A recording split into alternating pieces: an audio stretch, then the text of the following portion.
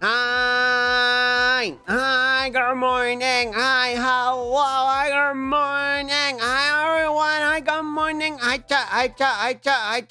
good morning. Hi, hello. Hi. I hope you had a good, what's today? Friday evening. I hope you had a good Friday night yesterday. For me, it's Saturday's morning. It's Saturday's morning. Hi, good morning, everybody. Hi, everybody. Hi. Let me say hi to everybody. Hi, Robert. Hello. Hi, Dizzy. Hi, Posh Cat. The gout has escaped and he's here to teach us about why we shouldn't kiss birds. True. Hi, Shiny. Hello. Hi, Ventrails. Hi, Hig. Hi, Diosu. Hi, Kirby. Hi, BC. Hi, Fishy Sticks. Hi, Glitter. Hi, everyone. Hi, good morning. Hi, hello. Hi. I'm here to yap for a bit. I'm here to yap for a bit before the homo comes. Before the homo comes. Though I don't really particularly have much to yap about. I don't have much to yap about.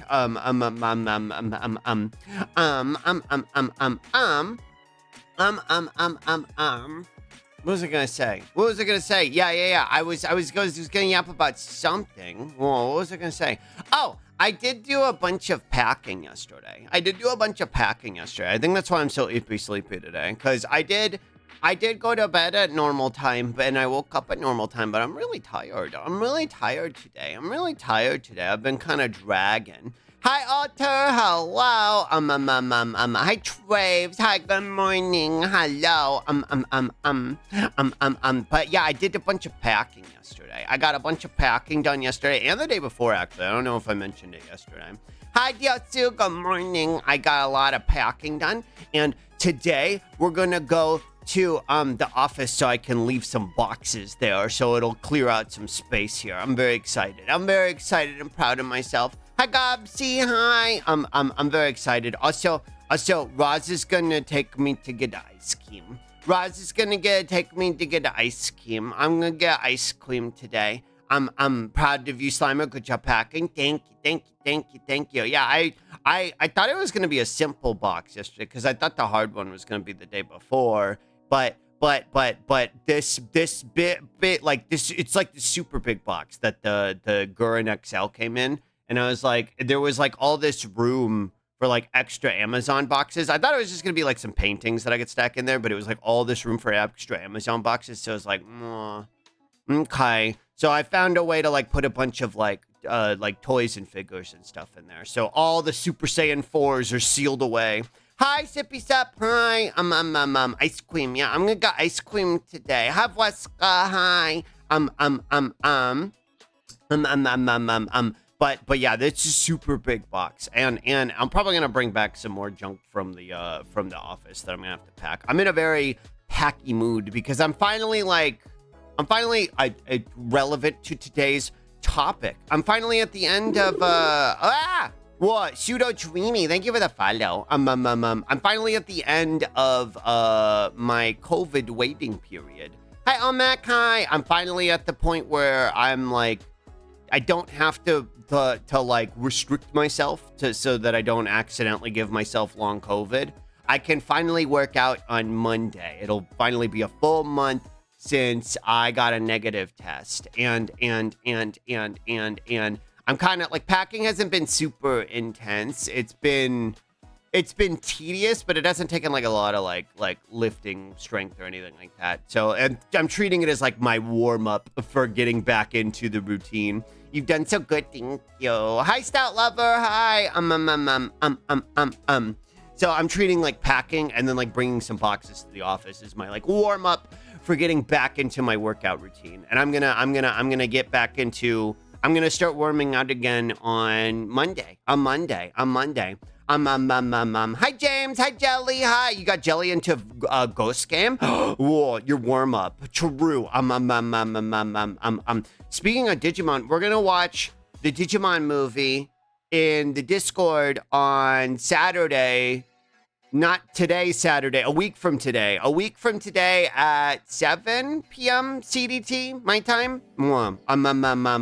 Chili in the freezer so I can't have ice cream at home, but a new fridge is inbound. I hope you get your new fridge soon. We're gonna go to like there's like a place that we drive to go get ice cream because it's pretty good. And I get a sundae.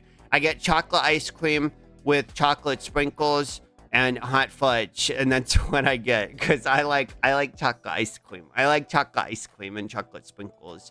Hi KJ, hi. I also like hot fudge. Factorial, hi, good morning, hello. I'm yapping for a bit before we bring in Marcus, but like I said, I don't really have a whole lot to yap about. I don't really have a whole lot to yap about today. I didn't really get to do much interesting stuff yesterday. I pretty much, I took a nap after stream. I was super tired. I kind of wanted to play more of the 40K game. I wanted to play more of the Warhammer game and like customize my funny little guy. But I was so tired. I took a nap and then I woke up and I was like, I need to finish bagging this box because I'm not gonna have time after stream tomorrow. And we're gonna go right to the office and I want to drop it off because I don't want it in my apartment anymore. So that's what I pretty much did for the rest of the night. Crunchy Sprinkles, also known as Jim. It's true. Played new Zelda so much already. Do you like it, Shiny? Is it fun? I know a lot of people are playing it. I haven't watched anybody play it though. I haven't really gotten to see anybody play it. Are you having fun with it? I was gonna say, do I have a new game coming up? But I don't think. Well, maybe. No, we're gonna go back to Yakuza on Fridays. Now that we beat Warhammer. Also, wait, next week is going to be busy. I have another collab next week with Harper and Boomba and Dolly. It's fun like Breath of the Wild, Tears of the Kingdom if it was top down. That sounds so odd. I don't see those things intersecting, but I do prefer the top down Zeldas. But I also get lost really easy. Which is why I didn't really play Breath of the Wild. I get lost and I get overwhelmed by open worlds. It looks cute though. I like the art style. It looks very cute. Hi, Watermelon. Hi, hello, good morning. Yeah. I don't think I have anything else to yap about. I thought I would go for like at least like 40 minutes or an hour. Wait! No, I do have something to yap about. I lied. I saw something when I opened up my browser this morning. And I don't know if there's gonna be more to look at in the browser, but hold on. Look. I saw this morning when I opened up my browser for stream. Where is it? Here. Alright, Pie Spoofy. Look! Sidney the animation. This is apparently a week ago this got announced, but Sidney the animation. So if the person who made Nichijou, after they finished Nichijou, they went and they made a new manga, which was I kept up with for like probably like 2 volumes, and then I kind of fell off of it just because, not because it was bad, but because I was busy. But I was like, I really hope they animate this someday, and they're finally animating it. So it's basically like a spiritual successor to Nichijou. What?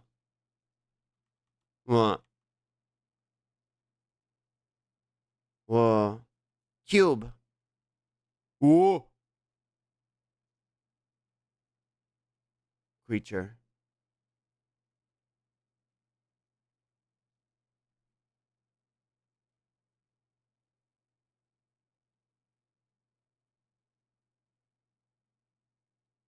Chippy chippy choppa choppa. Hi, dang nabbit.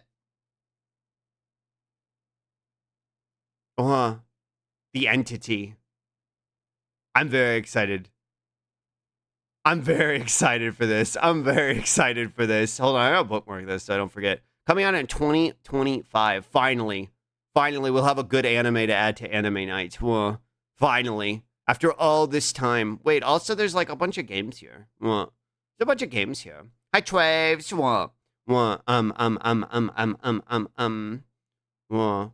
Wait, Maya is animating. This is the person who made the bois.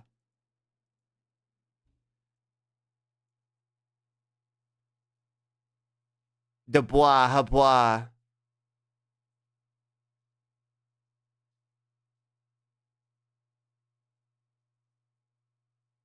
Here, I want to see the bois. Bridget. Is this gay? Oh, wait, there's so many of these.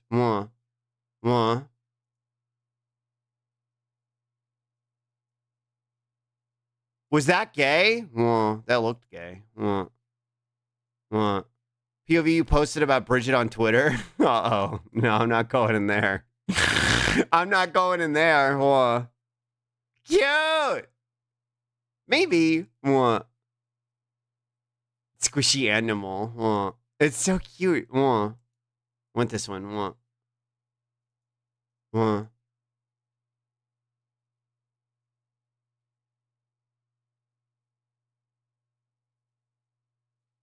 Whoa. Fuck it up, little man.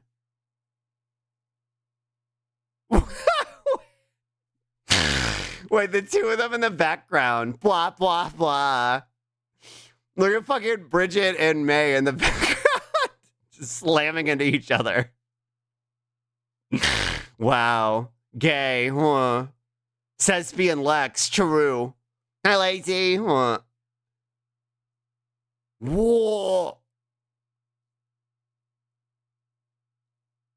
Smashing two dolls together. True. I'm gonna have to harvest this channel for Bitgotcha. Cute! They're so squishy. I liked how squishy they animate them. Blah. Blah. Roger has Riz. True. Hi, Archmage. Squash and stretch. Here it is. Blah. Blah. Blah. Blah. Goofing with Roger. Hi, Ramu. Hi. Goofy. Goofy. What's this?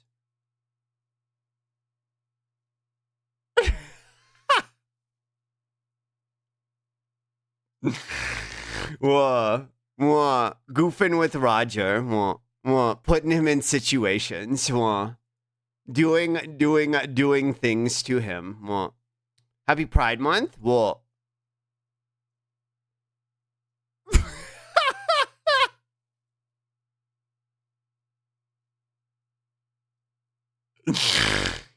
Dolphin. Totsugeki. Hi, Mama Hen. Hi, Totsugeki. Wait.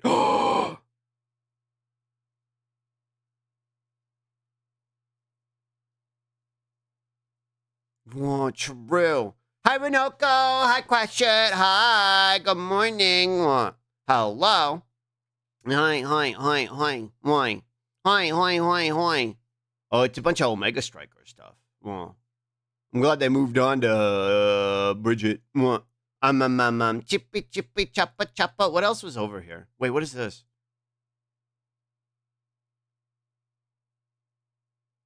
Whoa! They moved on to biscuits, true. Specifically Mayberry.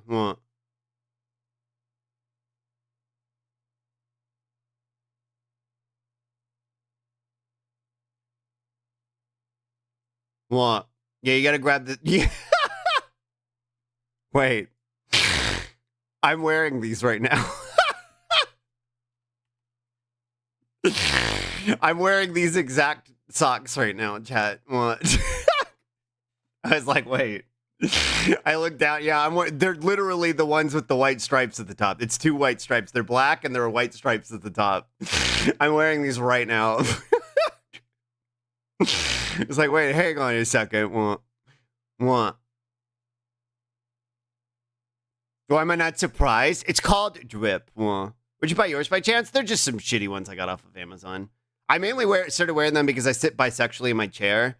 Like, I didn't used to really wear socks at home, but I would sit bisexually in my chair while I was streaming, and I would like scuff up my ankles, and they would get like really fucked up.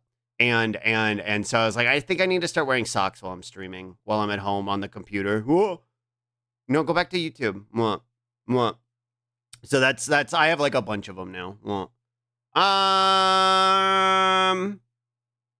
I don't want to watch any of these. I don't want to watch any of these. I wanted to look at games. I want to look at the videos games. There was videos games. Well, there was videos games that I want to look at. Well, that's Guilty Gear merch? True. Well, thank you for the Spippy Stramch. Oh, great heavens. True. Wear slippers at home to keep my feetsies soft. Yeah, like, it's mainly on my ankles because, like, here, I'll show you. I sit like this in my chair. Hold on. I sit like this. The game looker at her. I want to look at game trailers. I sit like this in my chair at my computer. Like that, and then like that, and then like that, and then here's my desk.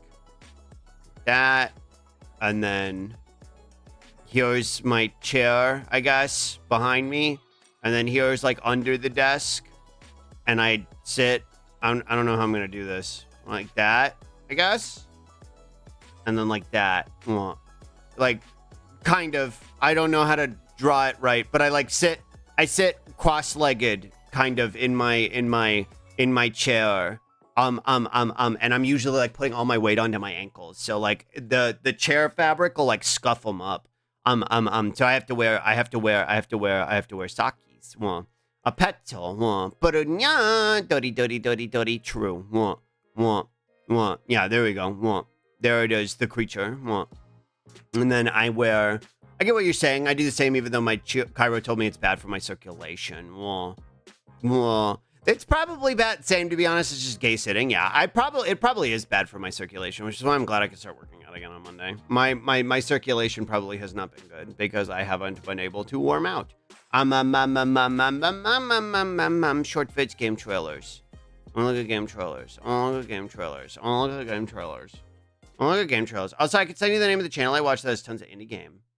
Oh, yeah. What channel do you watch? I usually go here. Grapple dogs. What? That dog looks cool. Skirt! So Amherst keeps telling people to unbisexual their legs all the time. Yeah, it's bad for you, but it's what I do.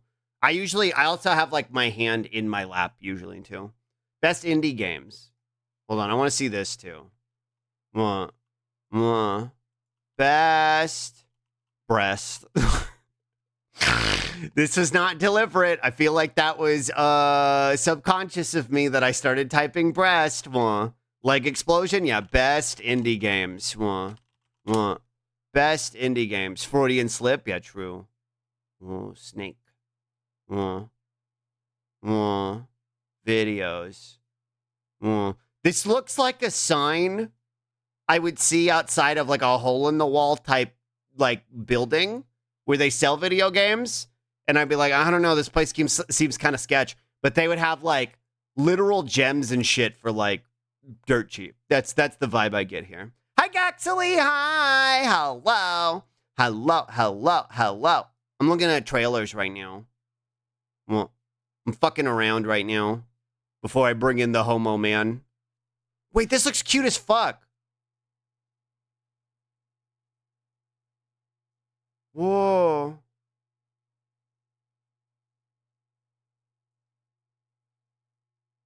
Grapple dogs. Whoa. Video game headquarters? I don't remember that one. Also, I like their bolt pistol from Warhammer 40K Space Marine 2. I like their bolt pistol they got. Wait, the gray dog is really cute. This dog is really, really cute. What are you boobling about? Weeble. Hi, Grippy. Hi. I'm looking at game trailers. Another game I've seen on my timeline. It's good to see them finally releasing. Have they been working on this one for a while? Well, I want to see what's over here. Best new indie game trailers. Pixel art indie games that you must play. This looks like Smolga. Type or Die. For years, if I recall. These ones are kind of like longer. I guess they're like wrap-ups. That's pretty good though. This will be good for like later. I'm gonna subscribe. Are we good? How are we today? Headspace good? I'm doing really good today. I packed up a bunch of boxes last night, and I'm gonna eat an ice cream today. Yeah, it's compilations. I'll save those for later. Wait, is this the gameplay trailer? All right, I'm gonna watch it. I'm gonna spoil myself. I don't care. I don't give a fuck. I'm so excited for this game. We have got to catch up, chat room. We have got to catch up. What? What? He gets to walk around with his little Hawaiian shirt. Oh my god. We got to start Yakuza maxing. We got to start Yakuza maxing, chat. No!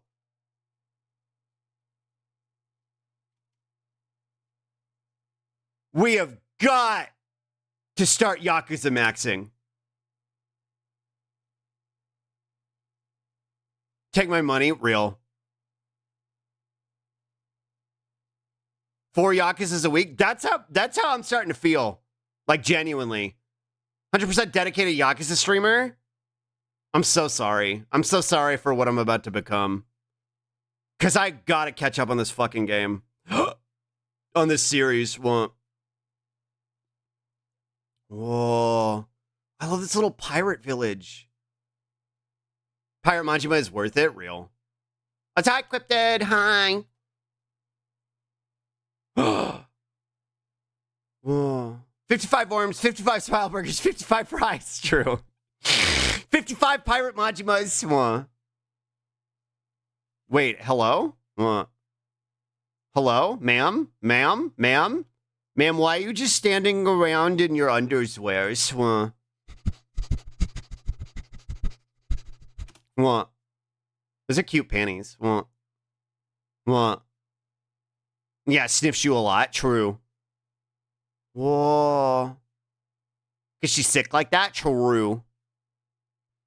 Pirate Yakuza in Hawaii. I love the title of this game. No questions about what it is. This game is like a dragon, pirate Yakuza in Hawaii. That's it. That's the game. There was a trailer for Combat. Was it this one? This is the announcement trailer. What? Pirate Yakuza in Hawaii Combat? Let me see. What? Well-known pirate location. True. Gameplay trailer? Is this it? What?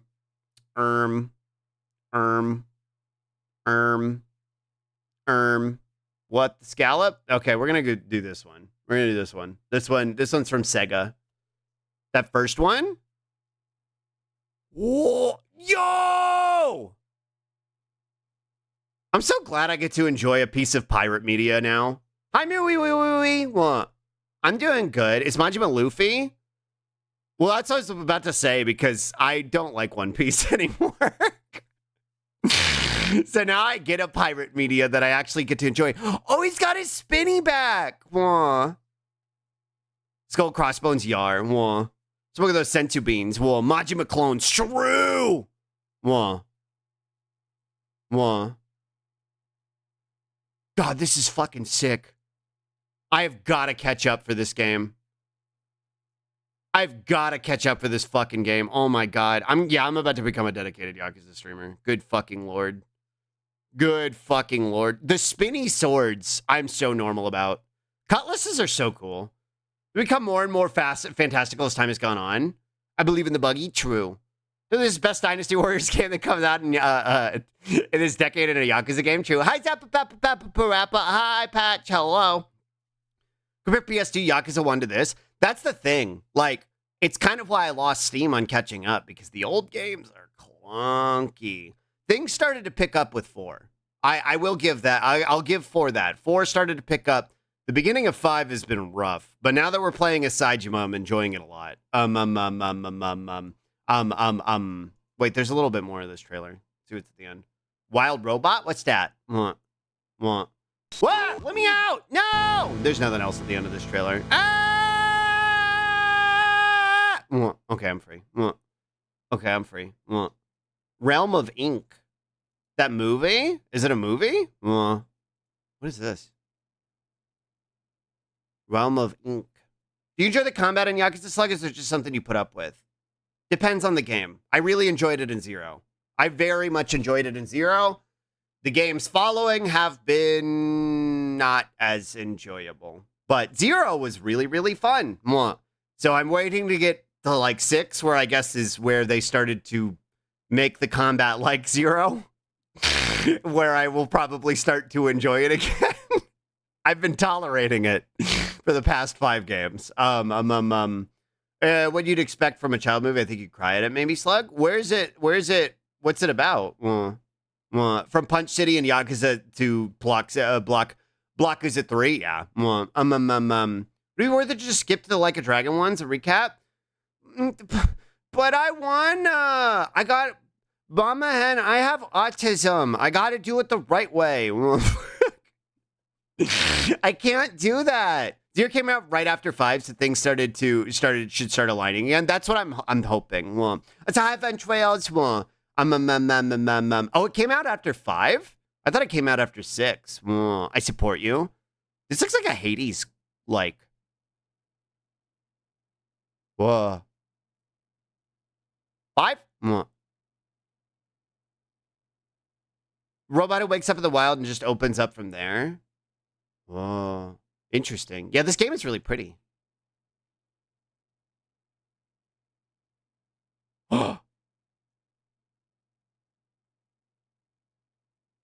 Whoa.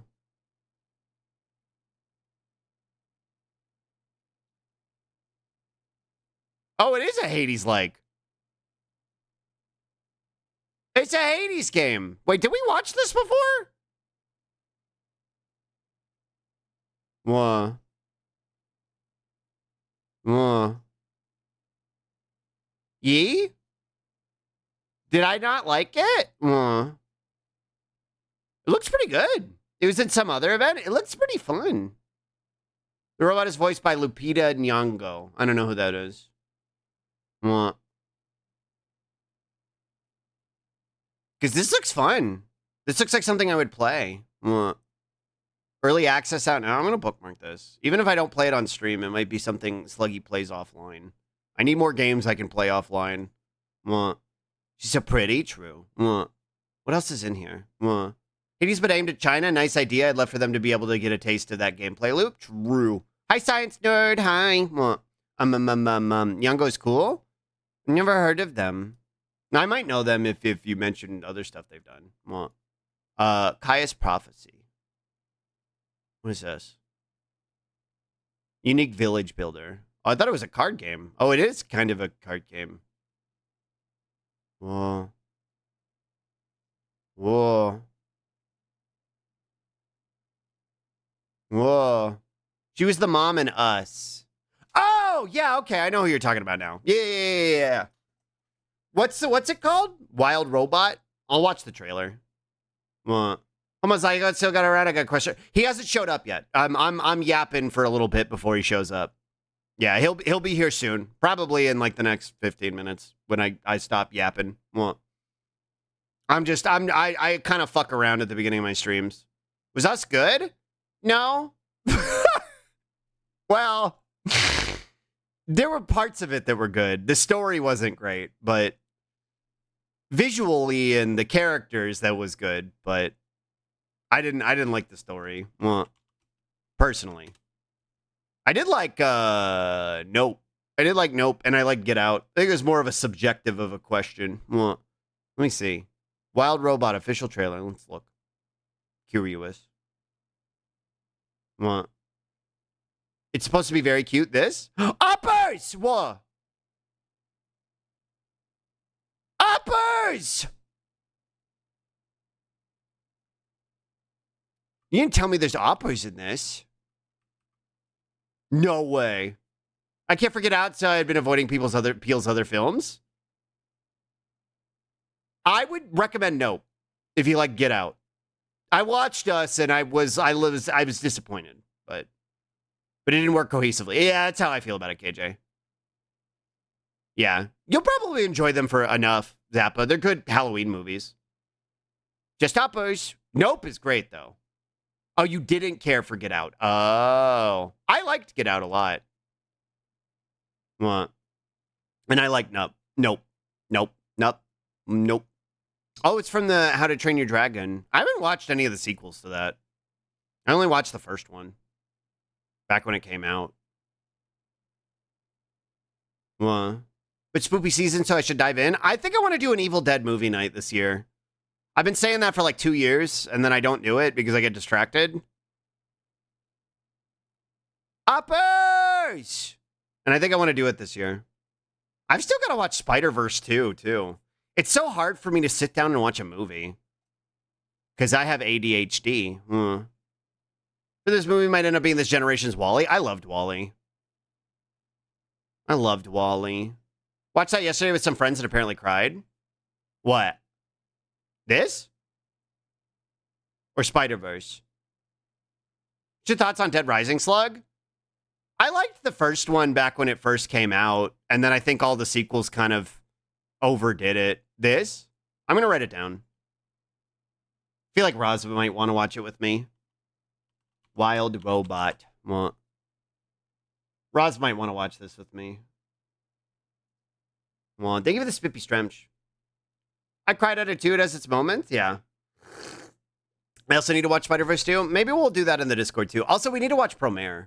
Inside Out 2, thanks for dethroning Lion King. Tony is highest gross animated Wild Robot is getting best animated picture at the Oscars. I mean, probably not, but I'm super excited for this movie.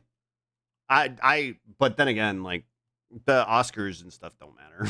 Like, those awards, that's all bullshit. I've been watching weird-ass kind of awful movies amazing, like a Czech opera from 1983, The Forbidden Zone, Oingo Boingo Sex Musical. I feel like, as obscure as that is, I feel like Roz has mentioned that to me before. Spider-Verse 2. Hold on. And even you should watch the show Them. What was the show Them about? See, a show is a lot of commitment. A show is a lot of commitment. A movie I can at least like tank, you know what I mean? A show is like a lot of commitment. What was the other movie I gotta watch? Spider-Verse 2. Promare. We gotta watch Promare, and I want to watch Evil Dead too. I want to watch Evil Dead. I haven't watched Evil Dead 2 in a really long time, and it's my favorite movie.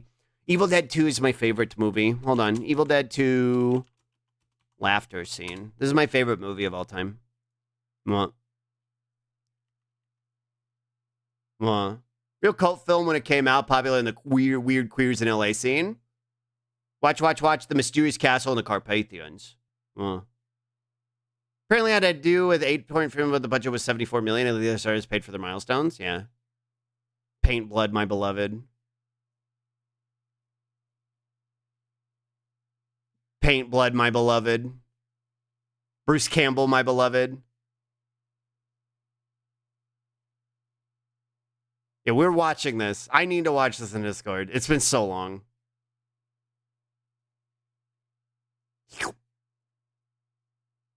Juice. I love the puppets in this movie so much. This whole movie is such a vibe. In the 80s? Yeah, this was 1980... 79? I want to say? So it's spoofed on regular show? Probably, yeah. There's three Evil Dead movies. Well, there's actually more than that now. But there's The Evil Dead, which is a little bit darker. I recommend Evil Dead 2 because it's a little bit goofier while still being kind of like unsettling. And it kind of retells the beginning of Evil Dead.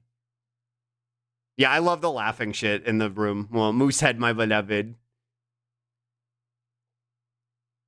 Mid-80s horror movies. This is the era that I love. Yeah, this really happened. Well, Paint Cannon NVIDIA advert. This is my favorite era of film. Like the 60s, 70s, 80s. That's the era of film that I like. Because then I get, like, it's got enough schlock and grime on it that, like, I don't know, it's not taking itself too seriously. I don't know how else to describe it. I feel like I can actually enjoy it. Because it's not bogged down by, like, this just relentless amount of CG. It's a musical as a little kid, which is max goofy, silly, and burned forever into my brain, yeah. My old botany professor is friends with Bruce Campbell. Worked with him on a movie as an entomologist on set, and then became friends afterwards. That's really cute. I like how silly it looks. Right. I like when like a movie is a little bit silly instead of like being like incredibly super like I don't know, like super CG, super polished. Practical effects are a forgotten art, and that's not a good thing. That's what that's what it is. Won't say my nightmares, but it'll provide a good kitty Halloween spook, not for kitties, of course. Yeah, true. Yeah, if you watched this when you were like 8, which is what like, a lot of people did, it'll fuck you up, but everything tries to be gritty now. Yeah, I'm trying to think of like a movie that I watched recently that annoyed me. I'm trying to think of like a more recent horror film that annoys me. I can't think of any of them. I can't think of any of them. Silly horror is the best. So what the hell is this? Limelight demo reel? What is this? Reboot?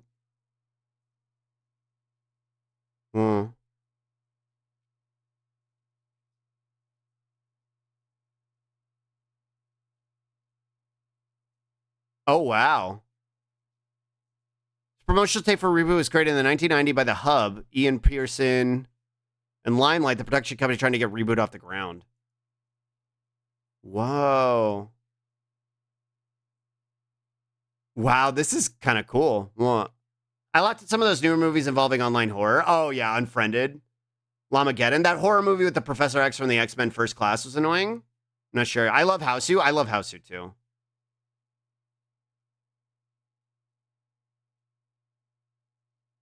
Let's see. This footage was transferred from D1 videotape originally and restored. Wait, that's awesome. That's incredible. It's cool that they found this.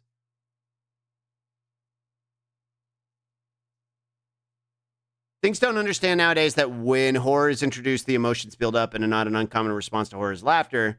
Let be there, the long legs. I couldn't help but laugh at times because the anxiety built up. I didn't watch Long Legs. Whoa. Oh.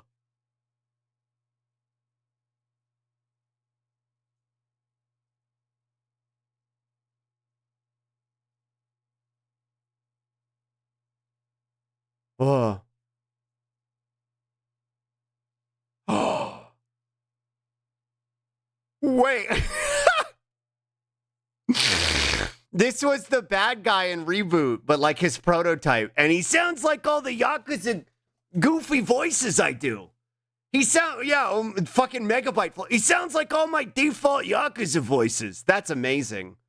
Them is a horror anthology series.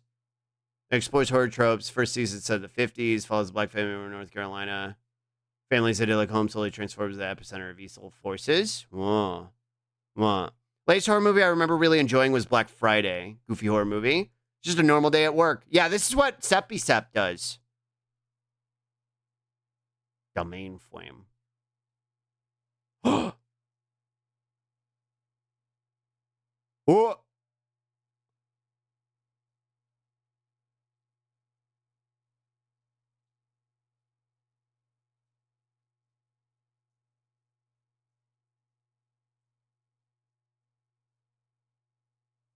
This is so cool that this exists still.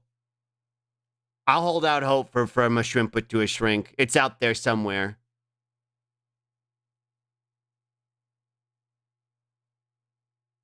I was thinking of it was called Split. Oh, yeah, I remember Split. Hello, lovely scientist. Thank you for the follow. Hi, Venetrix. Hi. What was I going to look up? I was going to look up something, and then I forgot. I got distracted. I got distracted by this. Well, I was going to look up something, and then I forgot. I think I was going to yap about movies I don't like. Well, I feel like Split didn't age well. Probably not. I would be willing to bet that Split did not age well. Yeah, whatever. I like older horror movies. Wait, that's what I wanted to watch. Houseu trailer. Houseu and like Evil Dead is like a good double feature. Even though Houseu is like actually like a genuine film about like coming of age and shit, where Evil Dead is just kind of a goofy schlock movie. But this movie kind of reads like goofy schlock, but it's not.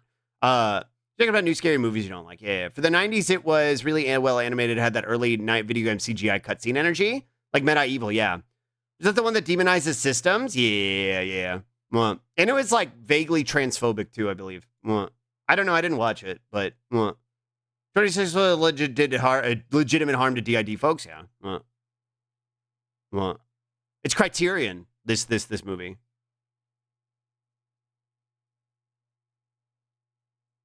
House. Some of you have probably seen the cat from this movie. Even if you've never seen this movie. True Mubot, that cat. Yeah, that one right there. That's who's probably legit one of my favorite. It's a gorgeous movie. It's genuinely a wonderful movie.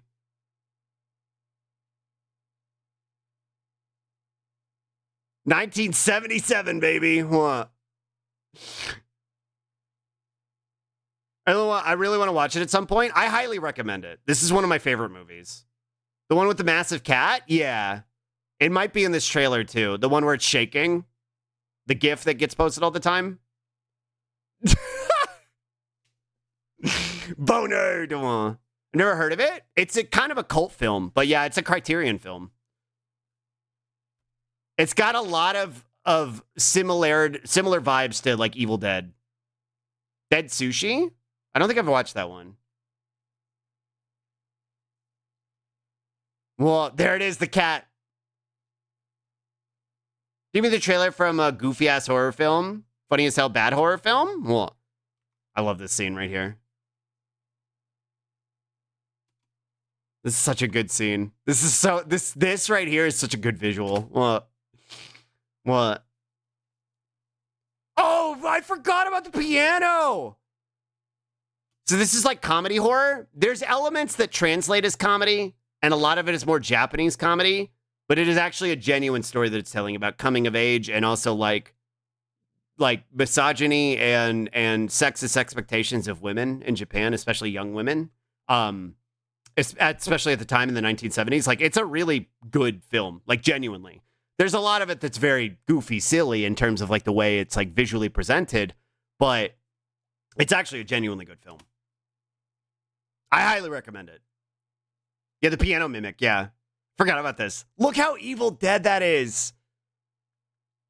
Look how Evil Dead that is. They play House in theaters like every Halloween time. It's a really fun group watch. Yeah, I highly recommend it. I didn't realize it went that deep. Yeah. It's one of those ones where like you need to have media literacy to understand the film, right? You need to have media literacy to be able to understand the film. But like otherwise you could watch it at a surface level and just be like, wow, these goofy visuals are fun. But like there's a lot of depth to it. Anyway, we're not doing media criticism today. Today, we're doing COVID criticism. Sure, that makes sense. Yeah, we're criticizing COVID. We're canceling COVID today. We're canceling it, chat room. Hold on, I gotta hide this. We should have a media literacy night in the server. Real. We're having one next week. We're watching, what do you call it? We're watching, Digimon the movie. We're watching Digimon the movie on Saturday, a week from today. So that's, yeah, it's bring your media literacy for Digimon the movie.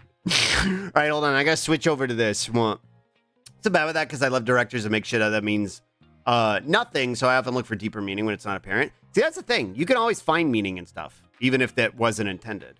Hold on. I gotta switch over. I gotta become small. Where am I? Hi, I'm little now. Let me see. Let me ping the gay. Let me ping the gay. Hello. Are you ready? Maid dress? Well, I was gonna put it on anyway. It's part of the outfit, but I'll put it on early. The gay. Do you know Pick all, thank you for getting us up to COVID-19 statistics. Thank you. Electric underscore pickle gifted a tier 1 sub to COVID-19 statistics. I'm about to bring in Mr. They have given Marcus. 1716 gift subs in the channel. Yeah, I'm mostly going to be handing this over to Marcus to yap, but I'll be here for levity. I just wanted to spend our points. Hey, let me go over here. Let me show you what I worked on the last few days. Show you what I worked on. before I bring in Marcus. Look at my little setup. Mwah. Mwah. So I see select stream on want them on to pause model swap redeems. Please, Glottal. I was just gonna ignore them or say to redeem them. But yeah, if you want to pause them, I appreciate it. Pickle! Thank you for getting a sub to Frobert. Nice setup. This isn't the real slice. This isn't the real gifted a slice. tier 1 sub to the Frosty. This one is stuffed. They have given 1717 gift subs in the channel. Hi. Mwah. Hi, Gil. Hi. I slug in everybody. You look very cute today. Pickle, thank you for gifting a sub to Frosty. Thank you.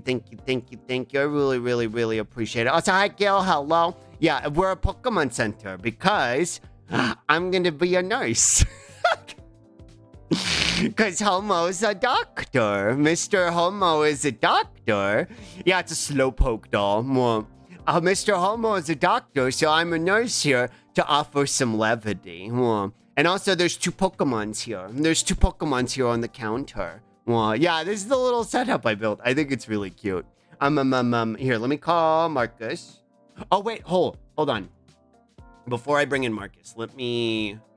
Hold on, let me move this over here.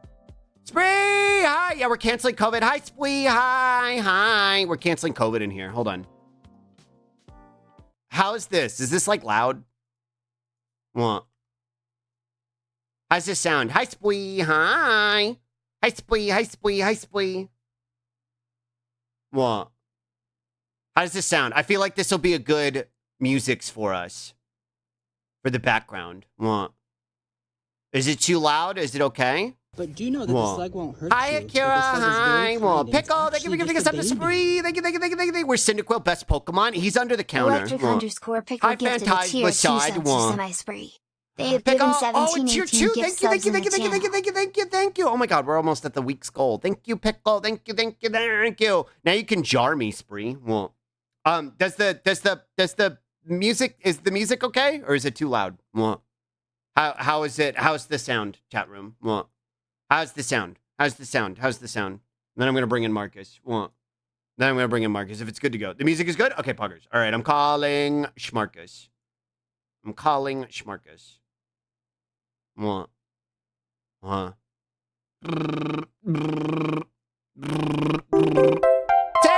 Hi, Sam! What? Hi, Marcus. What? Hi. What? There we go. Okay, hold on. I need to turn this down for me. What the? What? Camera? What happened? Hang on, let me restart the camera. What? You're quiet. I'm going to turn you up. What? Sam, thank you for the resub. Thank you for the 8 months. Thank you. Hi, Sam. Hi. I hope you're doing well. What? And he's like a Cyndaquil, small and something. Not true. Yeah. What? Homo is re-entering me or whatever. What? It's a little quiet. Yeah. I'll turn him up more if I need to. Heart Gold Soul Silver. What? Heart Gold Soul Silver is my favorite set of games. What? There we go. Are you good? Are we gaming? Yeah, I'm good. I had the privacy cover on the webcam still. Oh, why does Discord do this? It moved you over. Well, okay, that's fine. I'll fix it. I'm fixing it right now. Well, very fitting that as soon as you get here, the spooky music starts playing. It's an ambiance, it's ambiance. It's new. Yeah, well, by God, it's Homo's music. True. Here. That's probably fine. I don't want to like cover you up a whole bunch, but I've got to cover up the. Well, I got to cover up the disembodied or the beheaded Nurse Joy that's behind me. That I didn't feel like editing out of the image here. Hold on, look, see. Just pretend she's not there, chat. Don't worry about her. She's fine. She's okay. She's okay. Yeah, I gotta be over here. Well, I gotta don't worry about her. What? Listen, I threw this together in like one night, so it's functional. What? It's functional. What? It's really just feel like Marcus is Professor Oak calling the Pokemon Center. That's why I wanted to set it up like this. I think it's really cute. What? Implies terrible. Actually, here I could probably make myself a little bit smaller. There we go. And I just won't have to. I'll just have to not move around too much. Well, early day out. Hi, welcome in everybody. Hi. Hello. If you are not familiar with Marcus, this is Marcus. This is one of my friends. This is Homozygoat. He streams at Homozygoat on Twitch. And he is a PhD candidate who majored in. You're familiar with virology, but that wasn't your major, right? Well, why don't I let you do your intro instead of doing it yourself? Why don't I let you do it instead of doing it for you? Yeah, I have 2 degrees in microbiology, so that's germs. That's the things that are very small, like your model. Oh, true. Yeah, and my PhD is going to be in cellular and molecular biology. Going to be defending in the next like couple of months, like hopefully by the end of the year. So should be Dr. Homo by the end of 2024 if things go as they should. But yeah, no, I'm as I put in my Twitch bio, I'm a science knower. That's very, I think, sparse on this platform. True. I know earlier in COVID, it was me and like a CDC employee. Like we were the only people really actively trying to get people to like stop giving each other COVID and to try and help people keep up.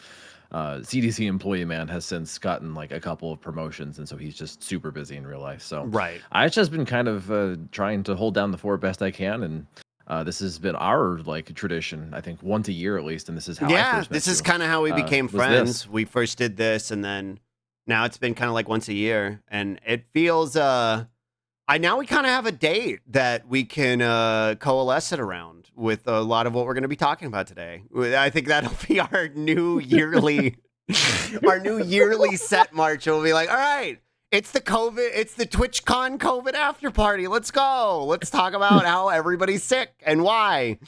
So hi, Anglo. Hello. Well, I've been calling it a post-mortem, and I'm hoping that doesn't become literal at the rate we're going.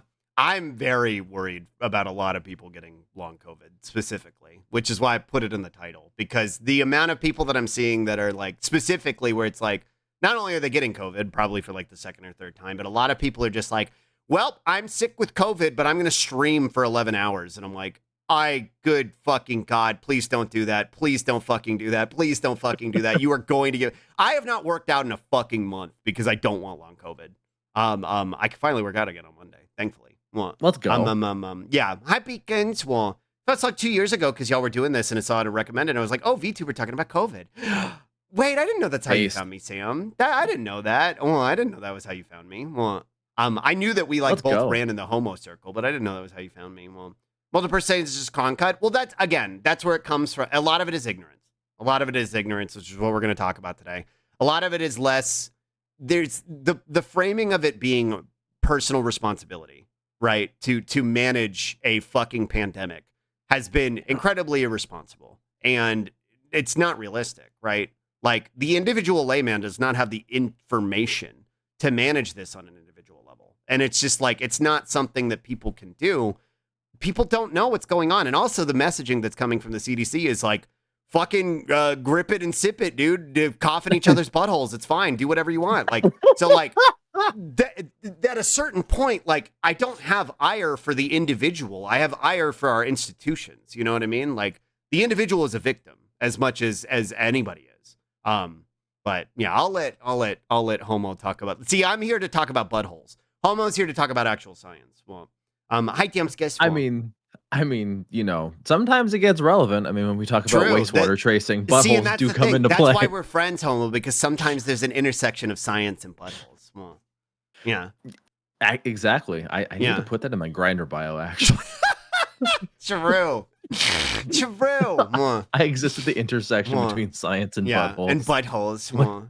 Let's go on a date. Yeah, Matt draws them real, and then posts them to jump scare his stream. That fucking gremlin. He didn't even spoiler tag it, dude. Everyone I saw with Concrud last year had COVID. Some of them dealt with long COVID as well, and it's just rough. And I feel like there have been, I'll let Marcus talk about it, but Marcus has been doing Twitch contact tracing, and it's a lot worse than last year. It's a lot worse than last year. The amount of people that are like posting on Twitter about like, oh, I'm sick with COVID. Like, I don't know if you have like a number, but it's got to be like double what it was last year, right? Oh yeah, I know. Compared to last year, like from what we could just track through Discord and public tweets. Right. We hit 100 a lot, like way faster than last year. I think currently we're probably over 200, but I Jesus know Christ. if we're, because I know Zach Busey, or as I call him, Mr. Zach Bussy. Bussy. Yeah, The Bussy man. Mr. Bussy. He was doing it himself actually last year, and he ostensibly has more access to, I don't know if it's like Twitch's back end or if he has the secret sauce with Twitch's terrible search feature, but he counted 600 himself, and he wouldn't give me the list last year because I tried to reach out and then he ignored me. So realistically, if we're trying to put like a number on it, last year the actual true case count when all was said and done was probably in 4 digits. So considering like last year's attendance was like 27,000 and change, I don't know if the numbers are out for this year, but considering the click at which COVID's spreading this year, it's probably going to be significantly worse than last year, and it's going to be well into the 4 digits. I mean, we're probably talking 1,000 plus, maybe even 2K. We've seen a lot of people, pretty much this week, I would say, are the majority we've seen have been like the manifestation of probably like Thursday's infections, right? Like pre TwitchCon, people showing up on like the plane who got sick prior, people who got sick on the planes. I don't even think have seen the manifestation of like sickness from TwitchCon itself, right? Yeah, so to the full extent, right? Yeah, we're seeing some of it. Like what TwitchCon ended last Sunday, so 6 days ago. Hi, Birdie, welcome in. Thank you for masking, by the way. Thank you, and also hi, Zany. Well, yeah, thank you, Birdie. Thank you for masking. Genuinely. Tested every day for a week before my flight. Thank you. Thank you. Welcome in. More people should be like you. I'm just going to say that straight away. We're gonna try and not be super like woke, like finger waggy today, right? Because I don't think there's much to be gained in that. The best thing to offer is education, and that right there is a representation of being responsible and perpetuating that education, right? Doing it in the face of like I think a big part of what we're gonna have to talk about today is the social pressure to not mask.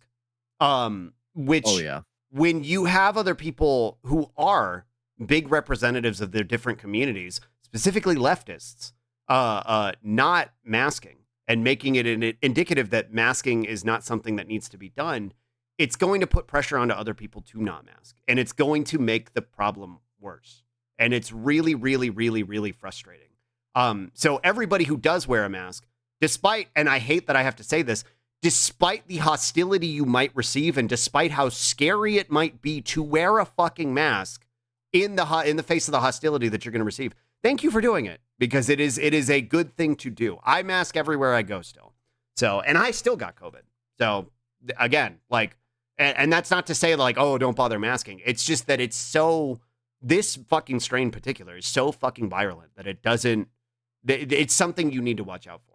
I bought a flow mask and a sip valve, and I really, really liked it. I haven't looked into those specifically, but I've heard a lot about them since this con. Yeah, I can juice you up with those if you want. Flow masks are pretty interesting. I always kind of stay away from masks where you need to change out the filters. I just kind of like too. I like the whole thing.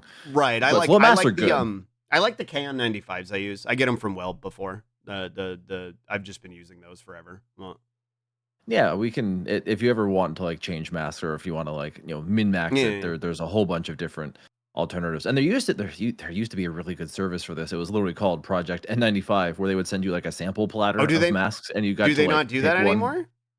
No, they couldn't sustain the operation. They just didn't have enough money to keep it going, which sucks. There's one that I use still, that I believe you can't get it for free, but you can get a sample platter.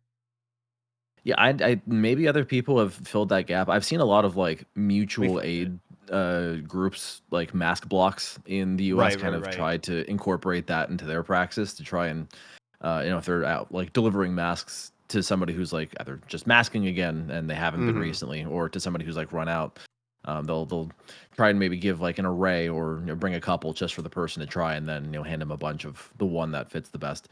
But as always, the best mask is the one that actually gives you a good seal and fits your face, and one that you're not going to be like constantly trying to readjust, because that's going to get you into trouble if you're constantly fiddling with it. I'm going to post it in chat right now, but you might want to grab it too. Do it. Sample pack, various sizes. Relatively cheap. I mean, it's not free, but it's relatively cheap. Yeah, absolutely.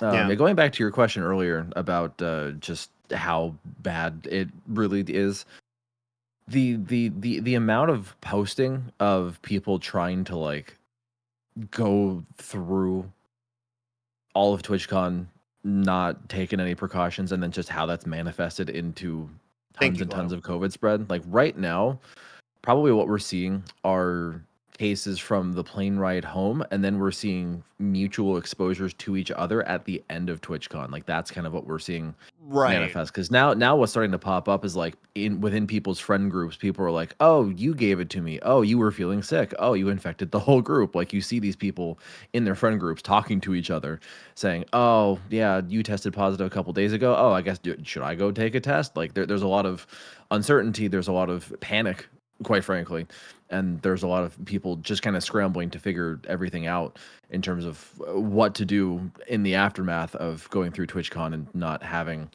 any sort of COVID praxis on board. Which and like I'm not going to be, I'm not going to be like, I'm not going to assume that most people are going to be able to watch the stream, but right. If we can make a dent in the misinformation and provide some semblance of information on what people should be doing, like it's worth doing, I think. Yeah, I mean, all it takes is one person to super spread. I'm always reminded of the one contact tracing study from China in like 2023, I think, where a family of 3 that were vaxxed had COVID, didn't realize it, and they went outside to a night market and infected 115 people. Jesus fucking Christ. All it takes is one to infect very large amounts of people. So even if we have one person maybe learn more than they knew before tuning in, or somebody stumbles across the VOD or something, that counts for something, right? Every little dent, every little bit of progress we can make is meaningful, because it will potentially break a link in the chain of transmission that could otherwise give COVID to 10, 20, however many other people, and start however many other chains, right? It's playing around with exponents if you can break imparting a chain of information on people here too, so that y'all can impart it onto others as well too. Right, and that's another cutesy little aphorism I say too, is the information is just as contagious as the virus itself. It's just lagging behind. It's Brandolini's law. Right. And that's the thing, like Damascus, you mentioned it. I don't want to be mad at people for not masking. I don't want to be mad at people for not masking. I don't want to be mad at people for being plague rats, for a lack of a better term. Because again, kind of what we were talking about at the beginning of this, it's ignorance, right? And it's ignorance that has been kind of manufactured by design by the institutions that are responsible for spreading this information. Like, my anger is for the CDC. My anger is for the government. My anger is for all of these, for fucking Twitch, for not having any sort of restrictions or expectations on how people should be masking, on how people should be testing. The individual is only going to operate within the parameters that they're given. And again, the majority of people don't know about this shit because it hasn't been told to them. And so that's why I think we have to be mindful about how we present this information. If you just get mad at people, they're not going to respond to it. That's just the reality. Like, if you just fucking, finger wag at somebody and be like, it's your fault for not masking, they're just going to be like, okay, well, if it's my fault anyway, I'm just going to not do it anyway. If the idea here is that we impart some level of information that can be beneficial for future incidences to potentially prevent it, and also hopefully prevent anybody who is currently sick right now from getting long COVID. And there's no surefire way to prevent that, obviously, but there are things you can do to avoid it. Also, hi, Roshan, enjoy your schlurk. Yeah, I mean, I'll say, like, the lion's share of it is ignorance. Like, I'll totally agree on that. And like there you said, is some belligerence. I will agree. The belligerents I'll have to probably address later in the discussion, because there are some noteworthy examples where it's, we kind of have to. I've seen them. Have an internal conversation about like why are we this belligerent when the idea of like helping others not get sick is presented, but the lion's share of it is people who just don't know. Like there's so many COVID positives that I've seen where it's like people don't know what the incubation period is. People don't know how many rapid tests to take. People don't know what kind of test to take. People don't know if PCR tests are even still offered. Like there's been just a lot of genuine like, wait, COVID's still a thing? Wait, what do I do? Like we're 5 years into this and there's still the set of basics that have gotten those of us who've really paid attention through a lot of trepidatious situations. A lot of this knowledge is not commonplace, right? The virus is more common than the knowledge on how to Well, and deal with it. actively suppressed, I would argue. I think a lot of the Oh, people yeah. have this mindset because I would say around 2022, fucking Brandon was like, "Oh yeah, COVID's gone.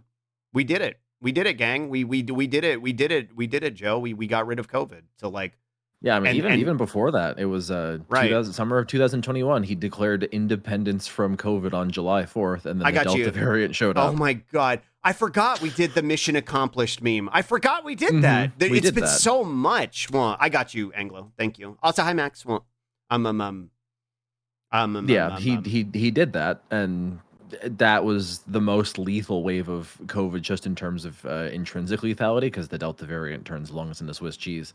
right. But then after that, we got Omicron, which was the most lethal, just in terms of total numbers, because it was the most contagious, and it's gotten only more contagious since then. And every single year, every single wave, it's been iteration after iteration of, we declared independence from COVID, Jack, we beat COVID. And Kamala's been doing the same thing after Biden dropped out, just repeating the same rhetoric of, Right.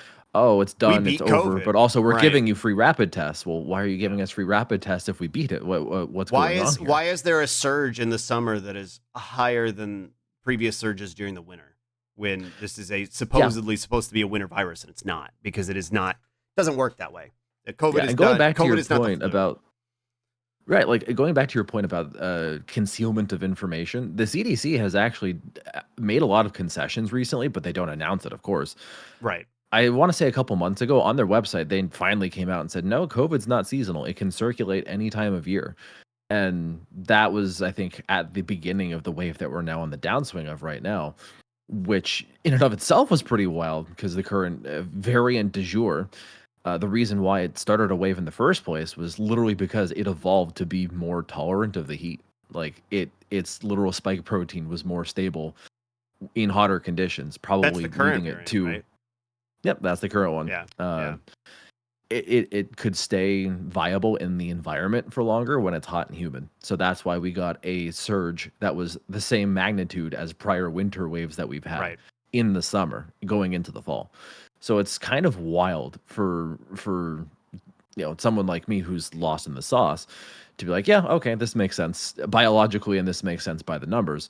But then other people are like, oh, it's just the flu. Like, dude, it's like June. Like, what? Yeah, what do you mean it's the flu? It's the flu. July. It's not What's flu happening? season. Like, it's not how it works. Right. Like, yeah, and I think that's probably a good. But place that's a to communication issue. Yeah, right. That's probably a good place to start down. with, kind of passing it off to you from the science perspective. And I know there was somebody in here who peeked in right when I was still yapping, because I think they had a question for you, and I can't remember whose name it was. But if you're still here, it was a Sci Nerd. Oh, Sci Nerd. Okay, and specifically, I was going to say we could talk about the current variant and why that is probably why it's fucking incredibly rampant at TwitchCon, what the current variant is like, what to expect from it, that it, so on and so forth. I just got over being sick with it. I'm still technically recovering because I can't work out until Monday, but yeah. We've been locked in this cycle, I would say, since we entered the variant era in the summer of 2021. We've been locked in the cycle for a little over 3 years, where you have immunity that is acquired either through getting a vaccine or getting infected. You always want the vaccine immunity because that has very little risk associated with it compared to getting sick with it. But regardless of which one we're talking about, the immunity when it comes to getting protected against being infected, that wears off every 6 months. So ideally we'd be like vaccinating twice a year. We used to, but not anymore. People need to understand that, because say let's talk about the current wave. This started in like June, July, right? You rewind the clock 6 months, and that's like the prior winter. So that was when the last wave happened. 6 months passed, people's protection against infection wore off, and then the other half of the cycle is the virus will cook up some sort of set of mutations that will let it evade immunity from the last wave really, really well. And like the current variant, it got sort of a bonus modification with that increased stability in the heat. So that's why, the immunity wore off. It was more stable in the environment in the summer, and that's why we got a pretty big summer wave. And the people who were actively trying to track these things, uh, they didn't get the magnitude of the wave right because they couldn't really ascertain this until after the fact. They didn't realize it was just so contagious and so stable in the environment that their predictions were very much an undercount of what actually happened. So even for people actively trying to keep track of it, the fact that we've just let this rip continuously will lock us into this cycle where every 6 months the immunity will wear off against infection. People will still have some protection against death and the more severe outcomes, but if they're not keeping up with their vaccines, that protection doesn't really keep up with the times because it's out of date. So every 6 months we'll get a surge from some variant. It'll evolve somehow because society at large has let it just continuously spread. So there's like 3 or 4 different variants in competition for the winter. This winter, one we're seeing starting to manifest in a lot of Western countries. I think it originated in Germany, but there's like another 3 coming up behind that might pick up some mutations and outcompete it. So we're in this cycle of, we'll see a variant soup. One of them will rise to the top and then cause a big wave, and then people will get sick, and then it'll wear off, and then the same Do you thing will think this happen one 6 is months going to later. be? I mean, I guess there's no real way to know, but do you think this one is going to be the one that persists into the winter, or it's going to be one of the newer ones? The current one will probably get outcompeted eventually. Yeah. And that's just kind of been the trend, is like whatever rises to dominance will usually sort of lose its proverbial throne Right. within like a 6-month period. Right. And that But doesn't it's not account a for good Sorry, go thing ahead. because the reality is that typically it's getting beaten out by something that has more efficacy in terms of its Yeah, something that's virulence more and able to infect you. Yeah, right. it's more able to evade immunity from the last wave, Right. or it's got something else. It's got some other cyber grease. So, Right. Which is why if um, you haven't had the most recent vaccination, assuming you're not sick right now, you should because it's more protective oh, for against this sure. current variant. I can't get it until December, but Yeah, I'll be getting mine today actually around yeah. for your time. Oh, Um, okay. Well, but like besides that, like we're in this cycle where there's a lot of systemic things that need to happen to break the cycle. oh sure. We've had a very actually like impactful week in terms of data. Some of the most impactful studies I would say of the pandemic have just been like published and articulated just this past week. In particular, if you want to talk about vaccines, like obviously Yeah, the you current could. vaccines are I think good. Verdi gave you a good tee up there. So Yeah. People look at the current vaccines and say, "Oh, well, I can still get COVID even though I've been vaccinated." Right? That goes back to late 2020, early 2021, where the government said if you get these vaccines, you can't get COVID. And that was true for a time until the protection against infection wore off, and then we got the Delta variant. That was also true for a time until you started getting mutations that evaded the vaccine protection. So people will mm-hmm. look at that and be like, yeah, these vaccines are useless. I hate them. I'm not getting them. And Mm-hmm. then you add on the mis and disinformation of all the alleged side effects, the conspiracy theories about it, Yeah. making your junk fall off. There's all sorts of nonsense that people have made up about what vaccines could potentially do to harm you. The 99% of which is not true at all, and the Right. 1% of which that is true is very much stratified based on certain risk groups. And of course, the virus itself has a higher chance of doing And I all was of gonna that say to you. it's So still significantly lower and less harmful than what the virus itself can do to you. right. Yeah, people saying they're untested frostbite, like that's absurd. Like What the we've hell does had a that mean? clinical trial. We've been giving these Oh, vaccines the for 4 vaccines are years. untested. I thought you meant the individual is untested. I was like, what the fuck does that mean? Yeah, No, no. no, no. The The sense, vaccines, yeah, people still think, oh, it's an no, experiment. We're all it's guinea not. pigs. It's like, no, we had a clinical trial. That's the And unfortunately, the actual reality experiment is that period. the RNA is not as effective as we would have hoped it would be. Right. Is And that kind of dovetails into a very influential study that was published just this week. We have a very technical explanation now for why the protection I against watched that. infection doesn't last as long as we need it to.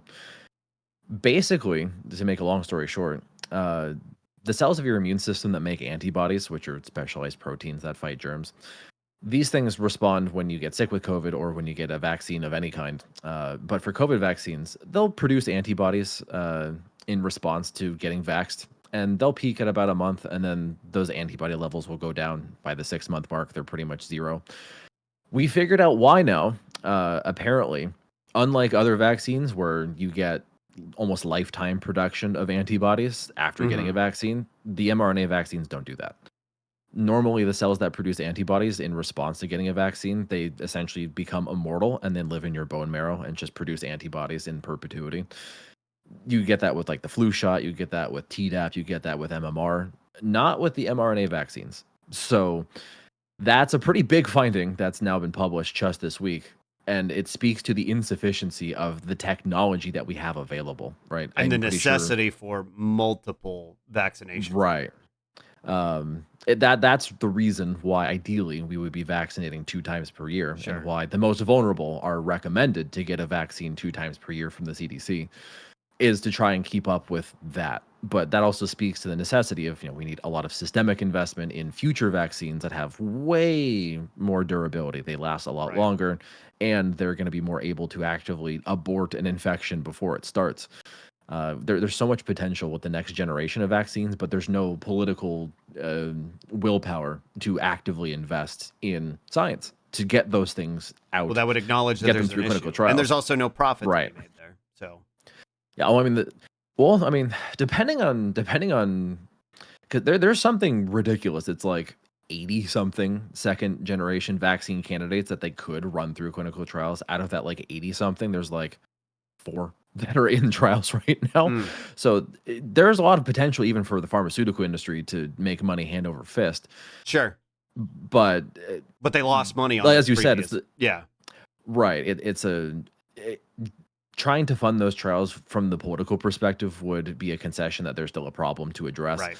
And from the pharmaceutical industry, they're losing money now because of the amount of vaccine they're producing versus the uptake, right? They're producing more than what's being given. So they're advertising for sports ball and they're advertising online. The pharmaceutical companies are just trying to recoup what they spent to make the vaccines, which is actually very little, for being honest.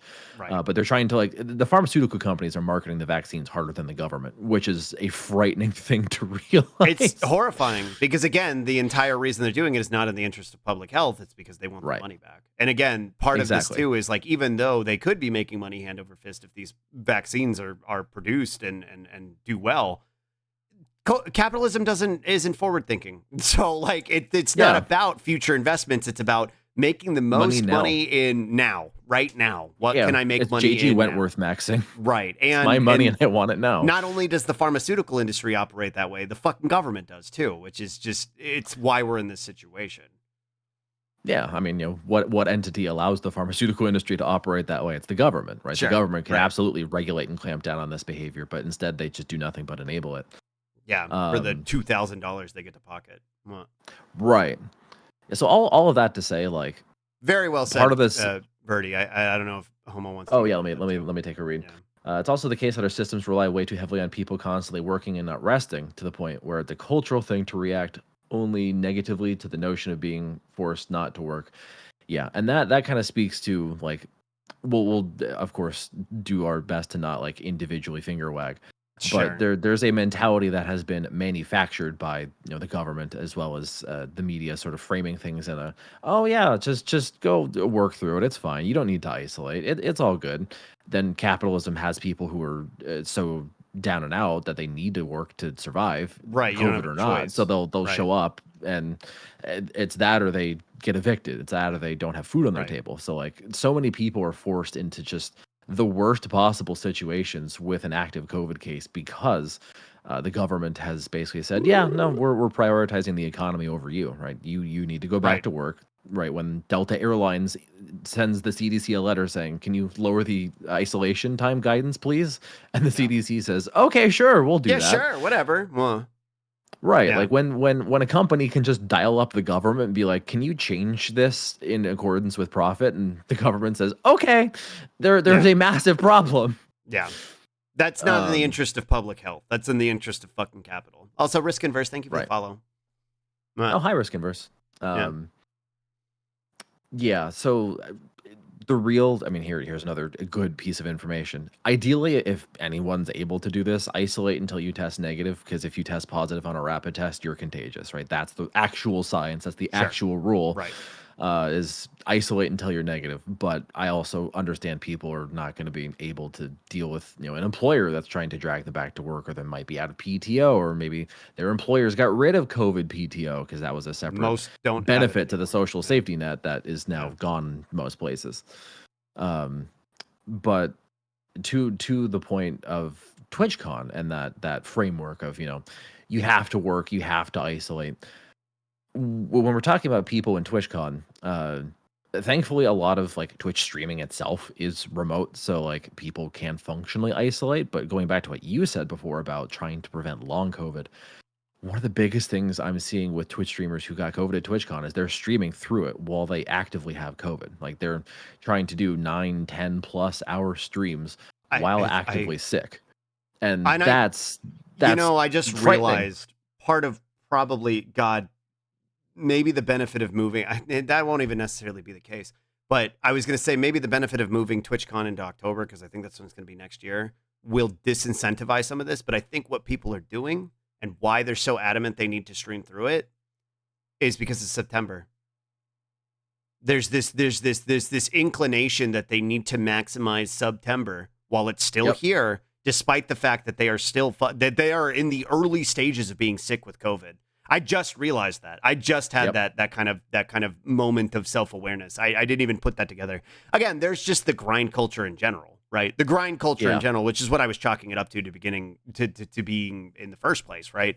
That whatever you work through it, you work through being sick. And the reality is not normally that's bad, right? Like you shouldn't work through being sick. When you're sick, you should rest. But like COVID is another beast entirely. You can't work through that shit. You can't work through that shit because I'll let Marcus handle this in terms of like talking about how it can affect you, but that's how you get long COVID.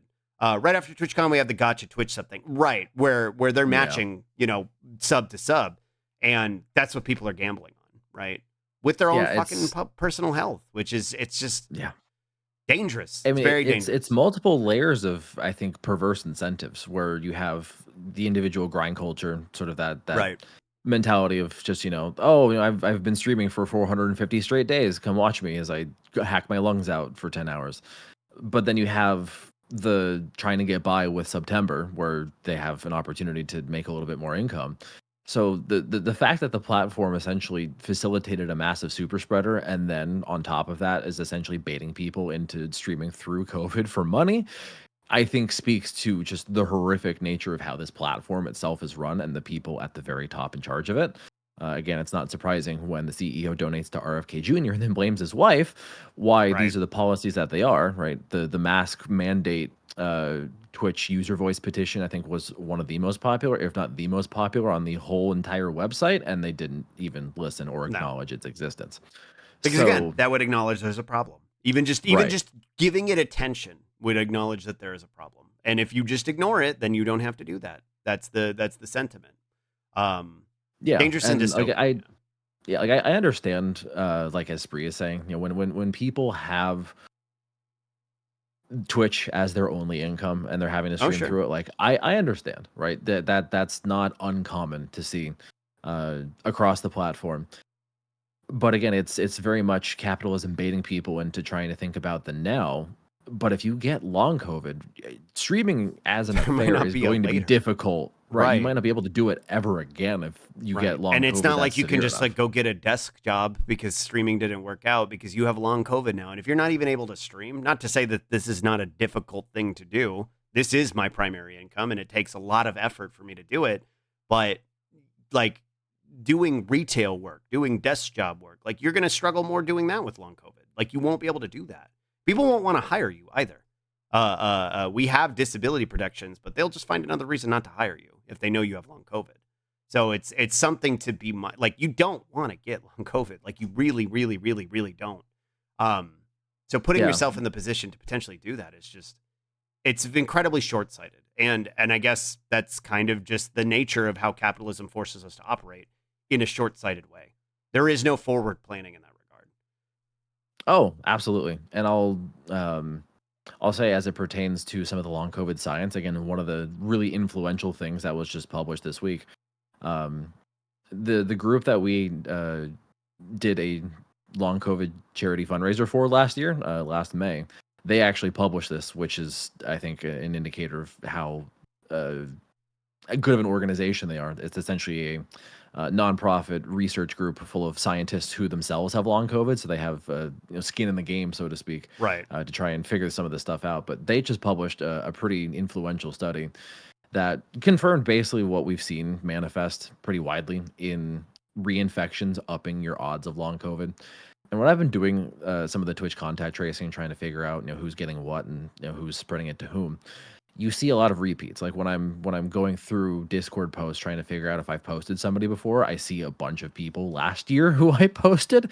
right. So I know that this is at least like their second infection, if not not more. their third, right? I found somebody this morning, like, maybe an hour or two before I came on here, who was like, yeah, this is my second or third time. I've lost count, haha. And I'm like, oh no. That's like not a good thing, man. It's not a good thing, but like just the amount of potential harm that awaits you if Right. you win the long COVID lottery is Right. something that people don't even peer into. Like people have sort of memory hold the concept of long COVID out, which is why And it's for important to really Anybody emphasize it for watching awareness this sake.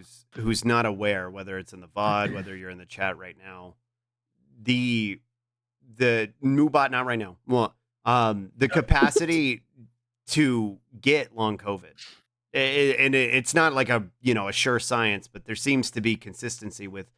There is second time, third time, you are getting more likely that you are going to end up with long COVID.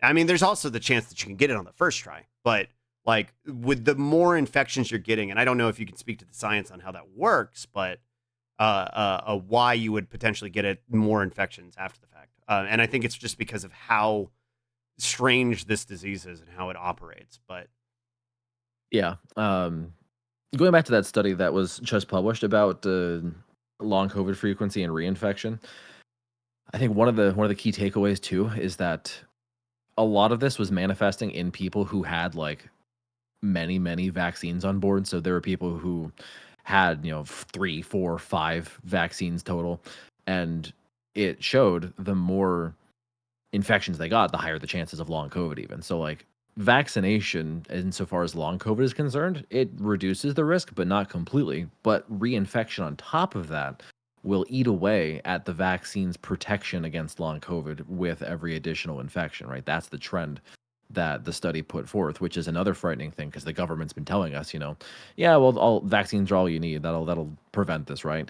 right. Well, not quite, because when you are, essentially expected to get COVID one time at least per year, and the government's kind of sanctioning that by sending you tests once a year, it sets us up for sort of death by 1,000 infections, proverbially. So in terms of like what is the virus itself actually doing, science has made a lot of headway trying to figure a lot of that out. The biggest thing that seems to be driving it so far, the biggest like subtype of long COVID, is viral persistence, aka the virus is still inside of your body and your immune system hasn't gotten rid of it yet. So essentially what that means is the virus kind of found like a place to hide indefinitely. And they've done biopsies of all sorts of different parts of the body, and they found active replicating virus in people for like months, if not years, after they've tested negative and have not been infected since. Like the virus is still actively multiplying inside of their body and kind of hiding out. And that has a whole litany of effects, right? It'll essentially stun lock a person's immune system. It'll tire it out. It'll essentially whittle it down to the point where the immune system can't find it. It's always trying to look for it, but it can't find it. It gets tired, and then it can't really do well and fight off other germs when those come into play. Viral persistence has the ability to potentially just chronically damage a certain tissue and cause symptoms. So like a lot of persistence is in people's GI tract and their gut. So there are lots of people who have GI symptoms as part of their long COVID over time. So maybe the virus is just still there hanging out, causing all sorts of literal damage. I think the next biggest subtype is autoimmune diseases. So COVID can screw with the immune system to the point where it starts attacking the healthy parts of the body instead of the virus. So there's a whole bevy of autoimmune issues that people have after COVID. That seems to be sort of the next most common subtype, where people have essentially their immune systems attacking themselves because COVID essentially accidentally tricked the immune system into attacking the body. that can go a whole litany of ways depending on what is exactly happening, and that's not as understood as it really should be. We're still kind of figuring a lot of stuff out on that one. There's like 4 other subtypes that I could really get into, but that would probably take a while, and a lot of those are a lot less common. The one like I think that's probably worth at least casually mentioning is the subtype. I don't know if they know molecularly what's going on, but this might have something to do with mitochondria in some capacity. It might be more inclusive than that, but it's essentially the physics girl subtype of long COVID, where you're bedridden, you have no energy, you essentially get horribly winded and tired after simple tasks like walking to the bathroom or trying to make a sandwich. Like you're essentially just bedridden indefinitely, and that is like it's the most severe manifestation of long COVID, and I think the numbers say about 25% of people who have long COVID have something in that ballpark, which is pretty profound, right? It kind of adds up to the amount of people who can't work now because they have Right. long COVID that's so severe, and the increase in disabled people that's been seen since COVID's began kind of tracks with those numbers. So, what it all speaks to is the more you get infected, the less up to date on vaccines you are,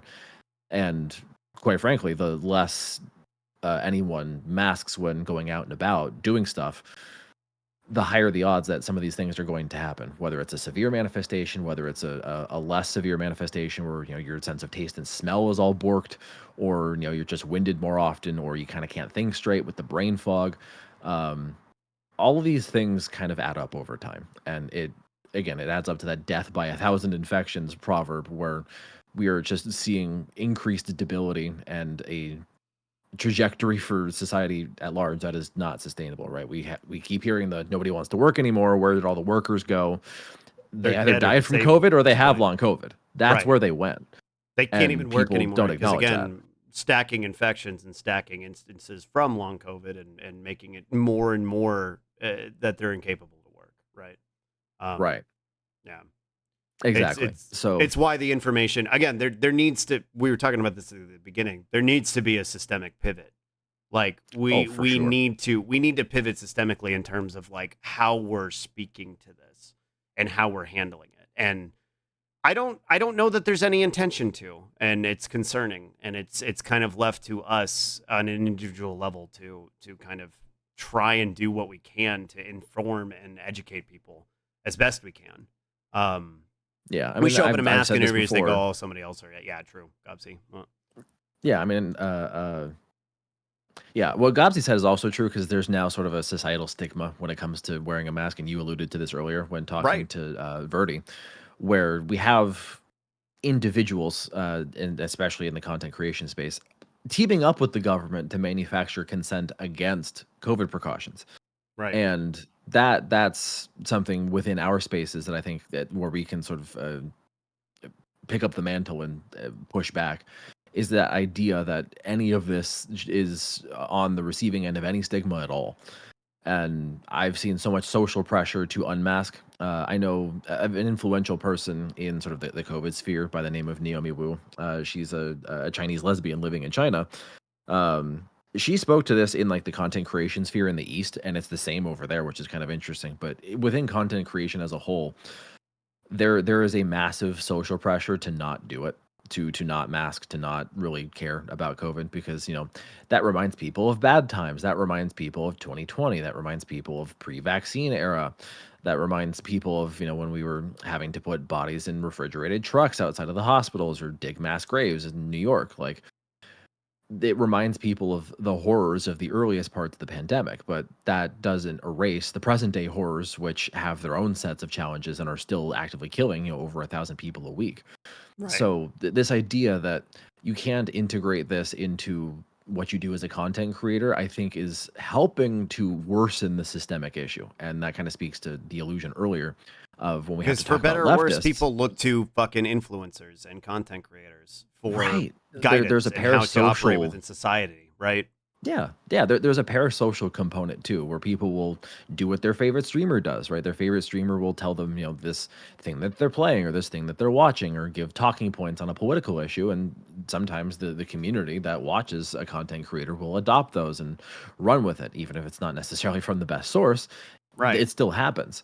So when we talk about masking or vaccination or air filtration, when content creators are either not talking about it at all or actively stigmatizing it, the people in their respective communities will follow, right? It's very much a domino effect where you just get in the social spheres a massive manufacturing of consent against things that are going to keep people safe. So that's why it's actually just as important as it really can be for people to openly talk about it, right? Don't shy away from saying, "Yeah, I Right. still mask. Yeah, I did have COVID test. Yeah, I got my vaccine." Like these things are important as reminders that it's still here, it's still hurting people, it still has the potential to hurt you. It's not gone, but also that safety is good. It's a Right. good thing. Trying to reduce the odds of you getting hurt or hurting somebody else, that's good. We want this for society. We want this for you. We want this for your friends, your family, the people you care about, your favorite streamer. Like nobody wants your favorite streamer to get sick. No, nobody wants that. Getting sick is Yeah. bad, and I think most people agree with that. It's just there's work that has to be done now that didn't have to be done before COVID began to lead to that outcome of let's not get sick. And so that's kind of where the issue lies, is just how much effort it takes because the government put us in this position. Right. It takes a lot of effort for communities to safeguard themselves and each other. Right. And I think it compounds with kind of like, the education when it comes to things like capitalism and how dangerous it is, and how there's an intersection here, and how people just Yes. don't want to acknowledge it. People don't want to look at it in its face, don't want to see what it is, don't want to talk about it. They want to disconnect and they want to disregard. And the reality is like, you can't, because it's happening to you. And it's more specifically with something like COVID, more than fucking capitalism, even though capitalism is fucking like the primary element of how COVID has been able to spread. It's much more of a existential threat right now, like that you have to acknowledge and that you have to take responsibility for with your community. Well, Tarun, thank you for the prime. Thank you. Hi, I Tarun. really appreciate that. Welcome in. Well, package handler for FedEx for a week and caught long COVID. Yeah, and that's all it takes to just kind of destroy your trajectory to be able to continue to participate in the workforce, right? Like it's I'll pass it off to you, Marcus, while I read this comment from Spree. Well, Yeah, totally.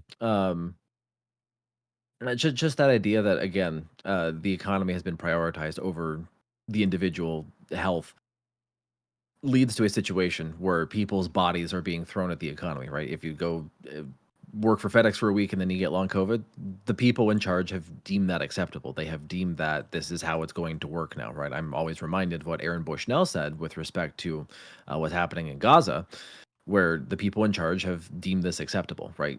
COVID is part of that too, right? COVID's been part of that since COVID began across two political administrations. Is they've deemed mass infection an acceptable outcome. One has embraced it wholly and didn't try to hide it with Republicans, and then Democrats tried to act like they cared and have still embraced it on a true, genuine policy basis, where we're acting like it's over, but we still have issues, right? When the former press secretary gets shamed so badly, they have to create a free rapid test program. It's a sign that they've actively been trying to move past it and help people memory hole it and forget about it. And when it got brought back up, we got a little component of the social safety net. Like we shamed the press secretary so hard. We got free rapid tests, which are also available now, by the way, covidtest.gov. I think that's still But that's still on my clipboard. Yep. all of that to say, we have in various Twitch communities, we have this systemic understanding on board, but in the lion's share of Twitch, it's not. So as you said, the education on this and trying to cross pollinate communities, and that's I think what's really been the backbone of our friendship slug. Right. Is I came to Matt a couple of years ago, and I'm like, I things aren't great, and I like this slug goober. Like I'm a silly little slut. yeah, I was like, this femboy is kind of fun. He's Yeah. he's right up our alley. Like, can you connect me with him?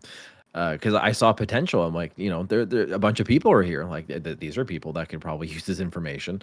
And here we are, a couple years later, and one like I'm incredibly grateful for our friendship because you have been such monumental example of how to go about this education process, to practice what you preach, and to place that emphasis again on the system, while trying to galvanize people to take this action, right? To be safe, to protect their communities and themselves, to imbue them with that understanding that the system has made this necessary, so we have to do this so we don't get ourselves or our friends hurt.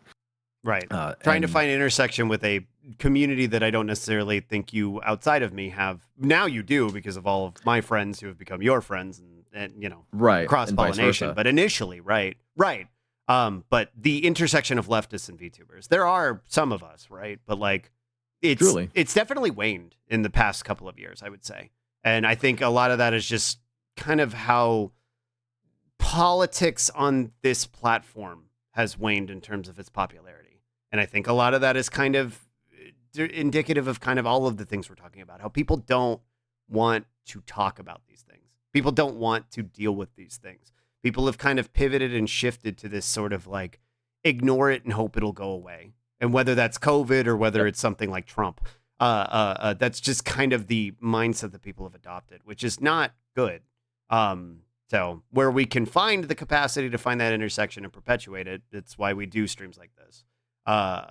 Absolutely. And you know, because we've done streams like this, you know, I've been in a position where other people within your community and sort of in the broader sort of VTuber sphere, I've had people come to me for all sorts of questions about, you know, what mask to wear and how to stay safe and when the vaccines come out. So it's made a genuine material difference. Like I'm always reminded of Glottal, who took some of the information that I was given out about when vaccines were still free for the uninsured, and got a bunch of his friends vaccinated because they didn't have insurance, because it's America. So like, as we had said earlier, you know, even just getting one person a little bit more protected might break a link in a chain of transmission or prevent a case of long COVID that wouldn't have otherwise been prevented. So any sort of cross-pollination like this, I think, is magnificently helpful for public health, because it will do the work that the government should have been doing since 2020. Right. And I've always said, you know, if the government was doing its job, I wouldn't be here. I shouldn't have any sort of platform at all if the government was on top of it. But they're not. Live under capitalism. I should be fucking playing Yakuza today. Like, I shouldn't be talking about this today. Like, that's the reality. I should be talking about how Kiryu needs to eat worms, right? Like, I shouldn't be doing this today. But the reality is that it's left to us to try and help facilitate some of these things. And I'm grateful that people are like responsive to it. I'm grateful that our communities, at the intersection of how our communities participate, and how we've got new faces in here that I've never seen before who are like, yeah, no, I want to be here for this conversation. I'm grateful for it. Right. Yeah, same. This isn't my normal type of content. And like you said, like, if we had it our way, you and I would just be fucking around on a regular basis. Like, we wouldn't be having to talk about these things, but because the government doesn't want to fucking do their job and actively try and facilitate these things, we'll do the best we can and try and offer, which I think is a good segue into, I mentioned it in chat, but if you're just listening along, if you have questions, feel free to drop them. I know we're not reading every chat message. I know I typically read every message in chat, but I want to give Marcus the capacity to talk, and I don't want to talk over him. But I will try and keep a queue of questions and try and kind of, when there's a lull in the conversation, I'll try and facilitate and transfer them to him, which here's one for you now. Earlier you mentioned long COVID can have effects on gastrointestinal. What kind of test would a doctor do for that, is one that Alter asked. Ooh, okay, that's a really good question. Okay, actually, let me go back to the last point before I answer that. I'll do this all in one broad stroke. I do just want to say, and this is just more to any content creator, y'all can dial me up anytime. Like, I'm here as a resource for you. Like, if you have questions or you just want me to, you know, sit here and yap to your community about COVID safety, dial me up anytime. That's why I'm here. Yeah, this is not just something that I'm happy to do, right? Like, we just kind of made this a yearly thing at this point, but he reached out to me initially to ask if he could do this the first time around, and I was like, yeah, sure, let's do it. But he's happy to do this. I just did the same thing with Brett, aka Cinemarxism, in the political commentary sphere. We actually just had a conversation after he got COVID, after going to the DNC. I wanted to do a check-in to see if we could fix anything for the future. But I'm willing to do that for literally anybody. So please don't hesitate to reach out to me or ping me in any capacity. I am a resource for you, and by extension, the people that exist in my community, academics included, are also a resource, right? We've helped people get vaccines they wouldn't have otherwise gotten. We've paid for masks, we've paid for tests. Like we're not like the government, but we can do what we can to try and help. Right. And if you're in my server and you are sick or you have questions about COVID, Marcus is available to ping. Like he has his own special you can ping role. me anytime. We have him as PhD Andy for that reason. That way he's like up at the top of the list and people see him. So if you get sick, like I know when I was sick with COVID, I was just asking Marcus all sorts of questions because I've never experienced an illness quite like COVID. Like when I've had the flu, I've been sick with lots of things, and they've been horrible. Nothing was quite like COVID, and there were days there that were genuinely fucking terrifying. Like there was a day where I genuinely was convinced I was dying. It is a uniquely miserable, terrifying disease. So exactly. Questions are understandable. That fear is understandable. And again, Marcus isn't, a doctor, but we also live in America. So you take your information where you can get it. You know what I mean? Right. I'm not a clinician. Yeah. Right. I am not an MD. I can't give you medical advice, but I can give you information to go take to an actual doctor to help facilitate the process. I'll write that down. That helps. That helps speed the dealing with American healthcare process along, because that way people know, like, okay, I need to get a prescription for Paxlovid, the antiviral drug, or I need to go get this kind of test or go get this information from a doctor. Right? People will be more informed when they go to the doctor to start trying to work some of the stuff out. To go back to Alternate's question, though, right? If somebody has long COVID with some GI manifestations, how do you test for that? This is not an official recommendation. This has been some virologists kind of theory crafting and speculating on this, but one of the things that they've suggested, which is gross but academically interesting, is for people to rapid test their poop, which is a wild fucking thing. But if the virus is persistent in their GI tract, in theory, after you test negative and you're having symptoms for months and months and months, some people have just taken a rapid test swab to their poop and put it in the little test cartridge, and sometimes it comes back positive. The actual formal clinical way to go about doing that would be a literal GI biopsy, which is a very invasive procedure. And it's also worth noting, too, like chronic infections can lead to recurrences from within, especially when it comes to like the immunocompromised, for example, right? If it's persisting in the GI tract of an immunocompromised person, they might start testing positive with, systemic symptoms again because of that, right? It might disseminate away from the GI tract and make its way back into the nose and into the lungs and into other parts of the body. So all of that to say, like, if someone has long COVID with GI symptoms, it's worth addressing because it might sort of make its way back outside of the GI tract again, if that's the thing. But the sort of at home, if you really want to try and do it yourself kind of thing, is in theory, you could rapid test your own poop. That's not a recommendation, but that's just something you can do. That's not been like clinically proven to be diagnostic in any way. But if you were to go to a doctor would consider, they would probably refer you to a gastroenterologist and then maybe consider a GI biopsy, or they might give you a course of Paxlovid to maybe try and see if taking an antiviral drug will knock down the symptoms, because that would confirm it's a viral persistence issue. But, we know so little about these processes that there's not all that much a doctor can really test for or do. And that's what sucks about the rate at which long COVID research is going, is when you memory hole the active infection, you also memory hole the long-term consequences. And as a consequence, there's no money to do the long COVID research that needs to be done to figure this stuff out. So, what research is being done kind of points to it being a viral persistence in the GI tract issue, and maybe people can rapid test their poop. But wastewater surveillance on a more systemic level has actually kind of picked up on some of this, because if it's in someone's GI tract and they're having GI symptoms, they'll still like shed virus into the wastewater. It's the famous case of the Ohio pooper. I promise this is not some Gen Z brain rot Ohio Rizzler type of meme.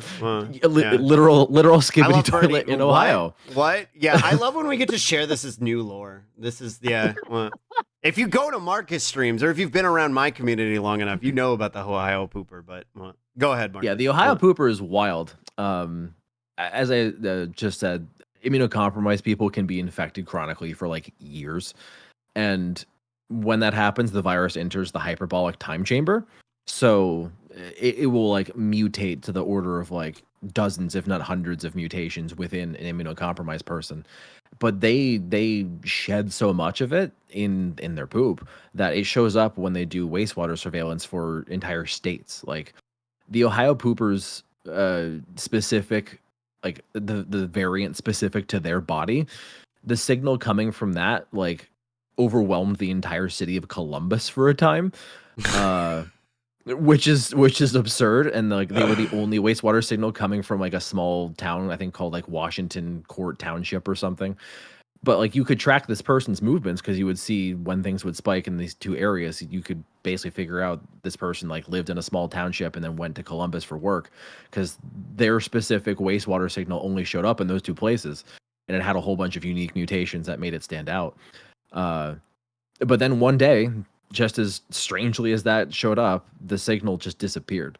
Like they couldn't find it anymore. So that means one of three things: either they died, they moved out of Ohio, or their immune system finally got rid of the virus and they're better now. And we have no idea which one of those is the answer because this person could not be identified. In a separate related case, they actually were able to track a Wisconsin pooper to a specific workplace in an office building by going down all of the sewer sheds from like the entire state to like a city to a county and then to like local areas and then specific buildings, right? They were sampling the wastewater all the way down the sewer lines, and they found the specific office building where a very heavily mutated variant was showing up in the wastewater. Kind of wild. It's kind of wild that that's a thing. But the last variant we got last November that's given rise to the current one we're dealing with now likely came from one of those chronically infected, immunocompromised people. Omicron in the first place likely came from one of those chronically infected, immunocompromised people from the continent of Africa, which, because of capitalism, has a lot of people living with HIV/AIDS because we've systemically neglected that entire continent and rendered them a lot worse off when it comes to dealing with that pandemic. So, we have the situation where any immunocompromised person is essentially a walking variant generator. But we might be able to clue in to who's got that potential if they have GI symptoms, if they have long COVID with a GI manifestation. We might be able to find these people and treat them before they exude some hypermutated variant that gives us another wave. Right? That's kind of how that connects back to Alternate's question. I know it's very long-winded and roundabout, but that's how we can sort of try and find these folks and treat them. But I know the virologist who works on this, I mean, there's probably like a triple digit amount of these people in the entire country where they have their own shiny, unique COVID variant that they're pooping out into the wastewater that's nowhere else. So you scale that up to the totality of infection across the globe, it's a lot. It's a lot. I think the numbers were 0.1% of all infections might lead to a chronic GI infection from some of the estimates. So scale that up to every single wave we have across the globe, and there's a lot of potential for this stuff to happen, whether it's a long COVID GI manifestation or somebody harboring COVID for a year and then creating a new variant within their body. Which is to say that the disregard for the disabled, right? Just this kind of let it rip, and then if somebody gets long COVID and they're disabled, we're going to bitch about how nobody wants to work anymore, but we're also not going to do anything. We're just going to let them get fucked. That's not a viable strategy, because even beyond the fact that they should be cared for, because, that's what the job of the government is, they're potentially creating a stronger variant that is going to reinfect the rest of the population, right? And potentially create a new resurgence of the pandemic. So, there needs to be something done about it. There won't be people who will have to work. That's the reality, right? We're not talking about in the, not that we really have a timeline on it, but the way we're handling things and the way we're just treating it and letting it rip, it's not sustainable this way. Capitalism is inherently unsustainable. Adding this feature to it of just playing a game of fucking pandemic and doing nothing, just being passive about it, it makes it even less sustainable, right? It is completely, and it's unconscionable too, right? To do this to people who are dependent on it. This is just acceleration, right? Slowly disabling the entire workforce, capitalism focusing on the short term and ignoring the long term as usual, right? Didn't Australia successfully cut off COVID with strict regulations during the first year of COVID, or maybe New Zealand? Yeah, both of those countries had more strict regulations to Then that buy them means time to get people vaccinated in like the first year or two of COVID. But since then, both of them have removed just about everything, and they're also in let it rip mode. right. What I will say is those restrictions were associated with saving a ton of lives earlier on in the pandemic. In especially in the pre-vaccine era, like those restrictions to buy time to get the vaccines to roll out and to Comparative to have what we were pretty wide doing uptake. here. Yeah, compared to what we did, which was fucking nothing and embracing mass Right. infection, Right. that was the way to go. And I think in America, if we had those policies, there's a study that I've just had in my pocket, and it's burning a hole in it. But there's a study that in America, if we had restrictions like that would have been maintained through like present day, it would have saved like an additional 250,000 people out of the like 1.2 million in America dead. We could have saved that 0.2 and then some if we had Right. policies like that we're still here. But again, capitalism doesn't value human life, and America is the champion of not valuing human life in favor of capitalism. So that's why we're where we're at. I do Precisely. have a couple of questions that came up. Let's do it. Both of them are related to vaccination. So Nice. Watermelon asks, so I got the initial shot and booster. From what I'm hearing, I need to get another booster, which I think is general. If you want to talk about vaccination, with how often you should be doing it. And also, I know Watermelon has long COVID, so if you want to add that facet to it as well. And I'm going to duck out for a second to go to the bathroom, but I will be right back. Okay. So ideally, again, as we mentioned earlier, the protection against infection with available vaccines wears off every 6 months. So in a perfect world, we would be vaccinating 2 times per year. If you have health insurance that will allow that to happen, then do it. Some insurance plans will only let you get 1 per calendar year. So you essentially have to, because we live in America in this hyper capitalist hellscape where insurance gets to dictate your medical care more so than your actual physician. You have to check with your insurance to make sure that they're okay with 2 per year. At the very least, the one that rolls out in the fall, the new vaccine formula, right when that rolls out, that's the one insurance should be paying for regardless. So if you have insurance, they should take care of that. If you don't have insurance, you'll have to go check with your local public health departments or a federally qualified health center near you, because those are the folks who are going to have free vaccines. But with that being said, ideally, if you have not had a vaccine in the last 6 months, you should go get one. And I will say, if you had a recent COVID case, this is just to anybody, just as a PSA, if you've recently had COVID, wait 3 months from the day you tested negative and then go get it. That allows your immune system to kind of reset and allow you to get the most benefit out of the vaccine that you otherwise could miss out on if you got it too quickly after being infected. Now, as it pertains to long COVID, there are some people who have long COVID where vaccination exacerbates their long COVID. Watermelon, I don't know if that's necessarily the case. I don't know if you've had a vaccine since having long COVID. So if you have and it hasn't like absolutely fucked you up, then I think that means it's copacetic, and I would recommend getting the vaccine pretty much at your earliest convenience. If you've had a vaccine since you've had long COVID and it's fucked you up, then that's probably like a talk to a doctor type of situation. But that would also underscore the virtue of layering on the other protections like masking and clean air. Because if a vaccine actively hurts you because of long COVID specifically, then you're kind of up a creek without a paddle, and that means you have to be more reliant on the other measures to keep yourself safe.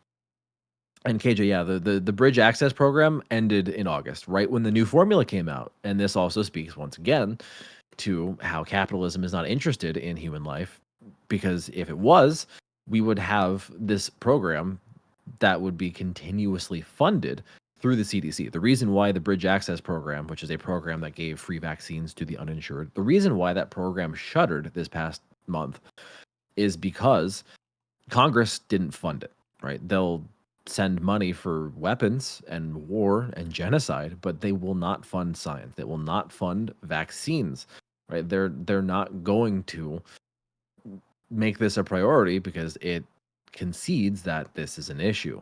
They're not going to draw any attention to it, right? The very little attention that's been drawn to it is Bernie introducing a long COVID research bill into the House, and Ilhan Omar into the Senate, and then Ilhan Omar just introduced the same bill into the House. So that's about as much as Congress has done. So it's very much a congressional problem as it pertains to that. But to basic bitch boy insurance, even basic bitch boy insurance should do it. Um, even watermelon basic bitch boy insurance should do that. I'll also say watermelon. If you want to get COVID and flu at the same time, if you're prone to vaccine side effects, right, you know your body best. If you're prone to side effects, I would stagger them. I would say it's still even a little too early for flu shots, anyways. And if I'm being quite honest, I don't know why the fuck the flu shot is offered before October even begins, because flu doesn't even start increasing in prevalence until like October, only lasts November. 3 months, right? Like yeah, the protection from the flu shot lasts a solid 4 months, which if you get it in October, that'll take you through flu season. Like that's the timing. But like, why the fuck are we getting it in August? Like, why is the government rolling this shit out in August? It makes no sense. Right. But the basic bitch boy insurance should take care of the new COVID formula, at least right now for this one. The issue with insurance is usually getting a second one in the spring. That's where the issue always shows up. Like my current insurance, which I will lose when I graduate, doesn't care. So I've been able to just vax max, which has been a very fortunate thing. But I also recognize that not every insurance plan is like that. It's hyper specific to what you're dealing with. Yeah, you should be good. Yeah, so if you're, I get body aches and shit, so like that's why I don't do both of them at the same time. Listening on the side, thank you so much for talking about this slug. Homozygoat. Hi, Code. I love you, Code. Hi. Welcome in. Hi, Code Channel. Hi. Thanks for listening in here. I'm gonna give you a shout out too. Chat. Yeah, we're happy to have you. They're very, very, very, very poggers. I don't even have access to the flu shot yet here in Canada. I know vaccinations in Canada are another issue entirely. The Canadian government's also fucked over Canadians because cooked in a unique way, right? Yeah, in a way that is unique to Canada because they didn't. Well, this goes back to Harper, actually, because basically a prior conservative PM destroyed all of Canada's domestic vaccine production capacity. And then when COVID hit under Trudeau, Trudeau was like, well, shit, we can't make our own. We have no factories because the prior administrations shuttered them. So Canada is reliant on America, basically. Like, America has to juice up Canada with vaccines. So America, in the spirit of vaccine nationalism, we hoard our vaccines first. We vaccinate our own people. And then, like, after a month has passed, then we start shipping vaccines out to our homies. So Pfizer and Moderna with the new formula just got approved in Canada. So, like, we've been vaccinating here for a month, and it just got approved in Canada. So Canada should be getting those vaccines in October. So if you're Canadian, please keep an eye out for vaccine rollouts starting in October. That might coincide with the flu shot too, because again, a lot of the flu shot vaccine producers are in America, right? That's just where they spawned, if you want to use that analogy. So Canada is probably over reliant on America for seasonal flu shots too. So next month is essentially vaccine month for Canadians. Which is cutting it close in terms of like benefit for efficacy as we move our way into winter, but you know. Yeah, like flu shot. Better than nothing. With the flu shot, it makes sense, but like as it pertains to COVID, like I think I looked at essentially the wastewater tracking for all the Canadian provinces yesterday, or Thursday, I think. Yeah, compared to this time last year, every single province in Canada has higher levels of COVID in the wastewater by like large magnitudes. Like COVID in Canada is actively worsening in terms of prevalence. And various provinces are not doing anything about it for the same reasons, nor is Trudeau and the Liberals. Right. Again, acknowledging it would, acknowledge that there's an issue that still needs to be contended with, and that doesn't serve capitalism. Canada's definitely getting worse here. Yeah, I know that it's been in a lot of ways worse than how it is here. They're like I said, cooked in a unique way, right? Who is Marcus? Is this a medical professional? Marcus, would you like to introduce yourself? Hi, Kaijana. Yeah, sure. Hi. For anybody who's coming in late, right? Yeah, sure. I'll do a re-intro. Right. Yeah, hi, I'm Marcus, the Twitch username Homozygoat. I'm a fifth-year PhD candidate here at the University of Vermont. I have a bachelor's and a master's in microbiology, which is all about germs and the immune system. And then my PhD is in cellular and molecular biology. I'll be defending it in the next month or two. But of course, I always welcome people to sort of ask if I have any credentials or meaningful background on this, because I think that's a good heuristic for trying to figure out if information is good.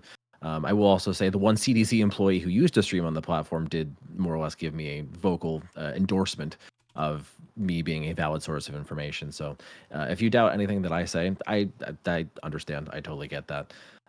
Especially trying to get information on a place like Twitch, like it's very, very trepidatious. But I can direct people to a CDC employee if they want to either verify anything I say, or to peer-reviewed published literature that will sort of back up the things that I'm saying as it pertains to some of the new studies and stuff that have come out recently. So I totally welcome people asking that. I don't take that personally at all, because I know as a academic, you have to be careful with where you get your information. Like, that's something we are actively taught in grad school, is to figure out how to dig through scientific literature and figure out what constitutes a good paper, what's a review paper, what's primary literature, right? We get things like that we are imbued with.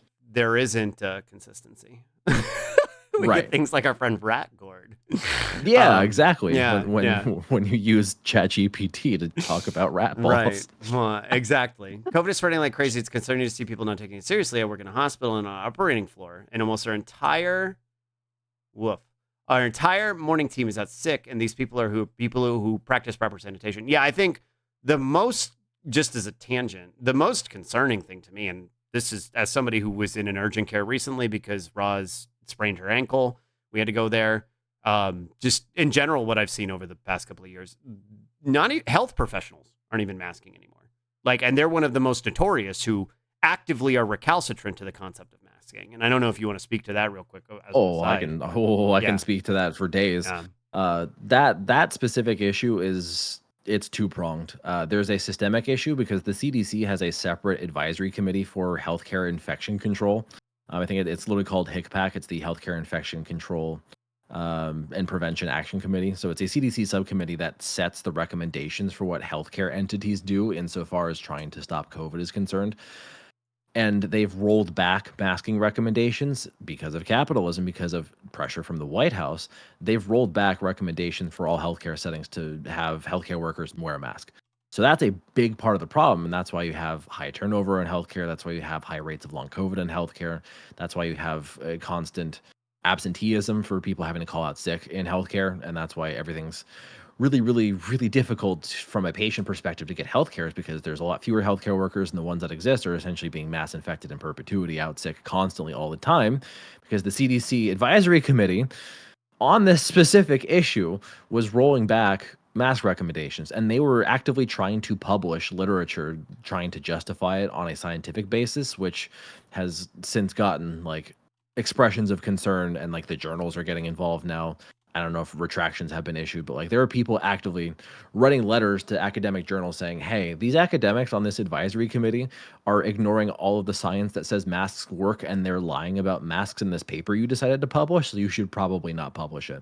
Right. So that's the massive systemic component of all of that, is the idea that you have an advisory committee of the CDC full of academics trying to manufacture consent against wearing a mask in healthcare settings. So that's the biggest driver of the issue. The second thing that is the minor driver, but it's still pretty ubiquitous, is, as you said, the recalcitrance from individual healthcare workers. And that goes back to the social pressure idea that, I don't want to think about the bad times when I had to be a healthcare worker at the start of COVID, where people were dying in droves, and I don't want the PTSD from that to come back, even though I haven't made any effort to process it at all, right? It's very much a re-traumatization of healthcare workers in some cases when they see themselves, patients, or other colleagues wearing a mask. So they have a wide variety of issues coming from within, depending on the individual healthcare worker, whether it's undealt with PTSD from the earlier parts of COVID, or they've got the political worldview of masks don't work, it's a freedom muzzle, right? You get very reactionary worldviews in a fair amount of healthcare workers on top of that, where they will just spread misinformation, conspiracy theory, and propaganda freely to patients and to each other. So it's a mess in healthcare settings specifically, and this is why disabled people are advocating so vociferously for masks in healthcare, because at the very least, disabled people and vulnerable people, they need healthcare. They need to be able to go to the doctor. They need to be able to go to the urgent care. They need to be able to go to the hospital when they need to get basic medical care, as should anybody, without COVID infecting them. When you're struggling with some sort of long-term illness, whatever it is, because you're disabled, right? And you need to go to the doctor to go with that, you should not have to have the added fucking expectation of fucking trying to convince whatever person you're engaging with, be it the nurse or the doctor themselves, to fucking wear a mask while you're actively trying to find information for whatever it is you're struggling with in that moment, right? Like that added hurdle is going to incentivize people to even go in the first place. It's cruel. Genuinely, it is cruel. Doctors have kicked people out of their practices for asking for being asked to mask, which is absurd. That's so. It's borderline eugenicist when somebody's healthcare that could genuinely keep them alive is being held over their heads for the convenience of the medical staff because they just don't feel like unbelievably evil. Yeah, right. Yeah, genuinely. Yeah, and having them pressure you to take off yours is wild. That's the one that. And again, that one I really think stems from that social pressure aspect, right? That sort of, I don't want to see it. I don't want to be reminded of it. You're making me uncomfortable. As the healthcare professional, you wearing a mask in a healthcare setting is making me uncomfortable because I think it also makes them conscious of the fact that they're not doing enough, right? They're not doing enough and they don't want to be reminded of that fact. It stems from this individualist mindset that Americans especially have, but everybody does. I think just operating in a capitalist society that you're making me uncomfortable by you wearing a mask is indicating that you're better than me. You're trying to say that you're better than me. It's that sort of like bizarre interpretation, which is not a realistic or fair interpretation. I'm trying to protect myself and I'm trying to protect you, and you should be doing the same, right? It's more often than not those people. Right. Yeah, those people virtue signal more often than not on this issue. So, people who are actively trying to not get hurt are being harassed and yelled at, and then subsequently the virtue of wearing one is being weaponized to make the harassers look better. It is a very disgusting sort of duplicity that manifests in social circles for sure. And it's a vicious cycle because it feeds back into itself and it spreads to the layman, right? Oh, well, I saw a healthcare professional advocating for a lack of mask wearing, a lack of vaccination. So why should I have to do it? Right. Yeah, exactly. Moobot. That's what I'm saying. Yeah, there you go, Moobot. Yeah. And K-John, I'll say this is another sort of social component because this is just ubiquitous. I hear constantly during COVID or past tense discussions about COVID. It's still happening. There is no past tense, right? We just had a surge in the middle of the summer with a peak magnitude of 1 million cases a day. Just recovered the 6th straight week of 1,000 people a week dying. Like we've had 6,000 people die in the last month and a half from COVID alone. It's still like the 9th or 10th cause of death in the entire country. And we're talking about it as it's like past tense. And like, I get the government is framing it that way because, again, Brandon's been saying this since 2021. But if we want to sort of do our part to sort of pick up the mantle, it's still happening, right? We wouldn't be talking about this if it was not happening anymore, right? If this was just a feature of the past and it wasn't hurting people in droves like it is now, we wouldn't be here. You'd be playing Yakuza, right? We'd be doing all sorts of other things differently. I would be barking at Saejima today. So that's just for anybody is, this is not a past tense issue. It's a current present day issue and will remain so indefinitely with the virus mutation waning immunity cycle that we've locked ourselves into. And that's another systemic thing. I'll say that this is something people, if they heard it on my stream, then they'll know. But if not, then they don't.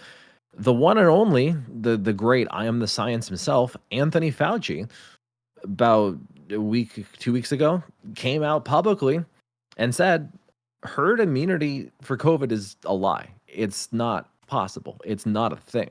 Because COVID mutates too quickly for that, right? If COVID didn't mutate at all, we would have herd immunity by now. But because it's been mutating nonstop since 2020, we're in a position where we get wave after wave after wave, and protection from current vaccines is not matched to the current variant and not doing what we need to do for us. Kai-John, I would argue it's already out of control, right? When we have somewhere between 5 to 10% of the adult population with long COVID, similar numbers for the pediatric populations who have long COVID, 1 million cases a day at the peak of a wave that's lasted the better part of 3 months, at least 1, if not 2 waves per year with, thousands of deaths per week. Like in the winter, we probably expect the death toll to go back to 2,000 deaths a week at the peak of a hypothetical winter wave. and the morbidity and disability that comes from all of this and the general destabilization of society, like it is still simply out because of we're not seeing control. It's death just in the same the way numbers that that it's we out of control were. is different. Right, exactly. Right. We're not seeing Before it death was in the just same bodies numbers. are right. Yeah. Before it was Right. just bodies hitting the floor and mass graves. Like that's Right. where we were at before. Which is what made Now, it so fucking starkly bleak. But now it's yeah, bleak in a much more insidious way. right. It's much more below the surface where people have been Right. convinced that it's over, but what's lurking beneath the surface is still a shit ton of COVID and a shit ton of harm. Because It's the just disabled are easy to ignore. That's how American right. society functions, right? So when people are becoming disabled in mass, they are becoming ignored, ignorable. Not that Right. they are. And when you have long COVID, you can't, I mean, especially if you're bedridden because the manifestation is so Mhm. severe, you're ignored by default because you can't leave your place of residence. Like you can't go outside if you're bedridden. So it's very easy for society to just forget about you because you're not visually present, right? This is why I hear sometimes from people, I don't know anybody with long COVID. Why are we talking about long COVID? You Right. don't know them or you don't see them because either they're They're easy to bedridden, so ignore. you literally don't see them, or they don't feel like you're a safe person to talk to you about this issue with, so they're not going to talk about it, which goes back to the social stigma and component of minimizing that. Oh, you know, it's over. We're moving on. We're just going to ignore anybody who's still dealing with this. So in broad strokes, it's still an out of control issue. It's just the way it's out of control is different. And you'll hear public officials. This is the Bart Simpson say the line meme, is they'll all say, well, it's not going to be as bad as the first Omicron wave. Deaths are not as high as they used to be. It's like, well, yeah, but that doesn't mean everything's fine. Like that's what the government's been feeding us is, well, it couldn't get as bad as at the end of 2021 going into 2022. It'll never be that bad again. So let's just move on. Like, what the fuck? No, we've had like Right. 5-6 waves since then. So many people have died since then. Right. It's still bad. People are still dying in mass, right? It's not mass graves in New York, but like it's still fucking people dying in mass, like in a significant capacity. Yeah, and long COVID itself has a death toll. The CDC says Sure. 5,000 people have died from long COVID so far. Right. So it's like that number, and again, all of these are undercounts because there's a lot of anecdotes floating around. There's where not people enough say, fucking data being collected because there's no right, inclination to do it. Right. Yeah, right. And this is always a grim framework, but when you see the government limiting the ability of scientists to collect data, be alarmed, because if they're trying to render the scientists essentially wholly ignorant, that means they're trying to either overtly cover something up or they're trying to push something out of the public consciousness, right? When scientists can't collect data on an issue, that's arguably by design. Yeah, it's censorship. Yeah, it's functional censorship, right? Right. Because again, the machine needs to function, and the machine can't function with the concern that there is something that should hinder that machine. Marcus, I'm going to force you to do a spip and a stremch. You're going to do a spip and a stremch, and then I have a new questions for you. Also, if you're new here, if you mainly come from Marcus's streams, you're like, well, why is Slug here? What does Slug do?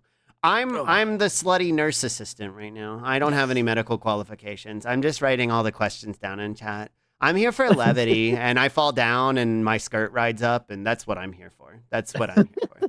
Oh wow, hi Factorial. Yeah, I'm a helper. Yeah. So with that said, next question.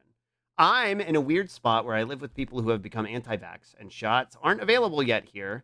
So I'm trying to plan how to stay safe going forwards and be sneaky. Do you have anything to offer to that? Well, yeah, I think that kind of goes back to part of the answer to Slow Watermelon's question from earlier. If vaccines aren't available in your area yet, you have to lean on masks and air filtration to keep yourself safe. You have to, I mean, ideally you layer those things on anyways, but that just underscores the importance of those other measures on top of a vaccine. Of course, if you're in an anti-vax area or people who surround you are a bunch of freedom-loving hogs, so to speak, you're gonna probably get a lot of grief, and that actually speaks to the perniciousness of mask bans, depending on the specific area in question, because there are multiple areas that have either passed or are trying to pass a literal mask ban where people can't go into public and wear a mask without the cops potentially now trying to flag them down and start asking about their health as if cops have medical training, which they don't. So to the specific question, masking, that's what you do until you can get the vaccine, and then you do that on top of the vaccine, of course. But Right. masking and then trying to make judicious choices about what stuff you attend, what activities you engage in. Like, obviously, you got to work, so that goes without saying. That's something you have to do. But if you work in person, then try to stay masked best you can. And if you're able to clean the air where you are at your work, depending on the nature of your job, that's another thing that can help reduce risk while you wait for a vaccine. But that's what I would say just straight away is while you're waiting for something, that just makes the masks all that more important. Yeah, the Freedom Crowd banning pieces of cloth, real. Yeah. It's not just freedom. It's not just the Freedom Crowd. We've got it's liberals passed too. It's liberals. Yeah. The mayor of LA proposed a mask ban, then caught COVID the week after. Then because Eric again, Adams it's all in service of capitalism. Caught COVID 2 weeks after, and then got indicted. It's never been about freedom, personal freedom. It's never been about any of this shit. It's always been in favor of capitalism and imperialism and how it serves white supremacy. That's genuinely what it's always been and what it always will be, which is why having cops in charge of it is very, very on the nose, because that's what cops do. They serve capitalism and white supremacy. And they enforce what it is trying to mandate in society. They are the executors of capitalism's will. Yep. There's a kind of a plug-in question here. Spree, to that point, go ahead. Go ahead. No, go ahead. Yeah, you're good. There is actually published science on this. Wearing a mask does not conceal identity very well. The object that conceals identity well is sunglasses. So if the concern from cops was, if you put on a mask, you're going to do a crime, so we need to see your face. Right. No, you should be banning sunglasses, actually. So I assume most of it was derivative of the protests in regards to Palestine, but yeah, right. That's the real reason why the mask stuff has entered the foray in terms of the mask bans is because of the student intifada solidarity encampments on campuses and the police response. Yeah. Also, if you're new here, free Palestine. If you were curious where we stand, So I'm currently unsure of how much my roommate should be masking around me or I around her. I mask wherever I go, but I know sometimes she doesn't because she's eaten in public restaurants at times. This is a good one that we could kind of tie back into TwitchCon. If you want to talk about this, I'll let you ramble about this. Both of those. Oh yeah, so I can speak to this because the roommate that actually I don't know if current's the right word, but my most recent roommate just moved out last week as his anti-vaccine mother chased me around offering me sweet potatoes for my root chakra. That was a fun time. COVID potatoes, get away from me.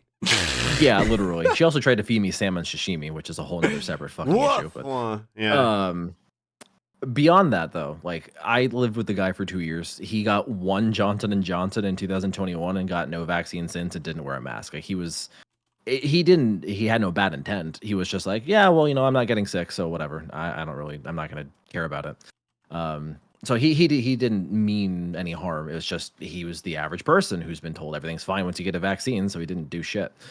But I lived with that for 2 years, right? And the roommate before that actively got COVID in, I think, the Omicron 2 wave of April 2022. So the roommate I had before that actively brought the virus home, but I didn't get sick from that. And I can attribute my safety in relation to that roommate and the one that just moved out the most, like a week ago.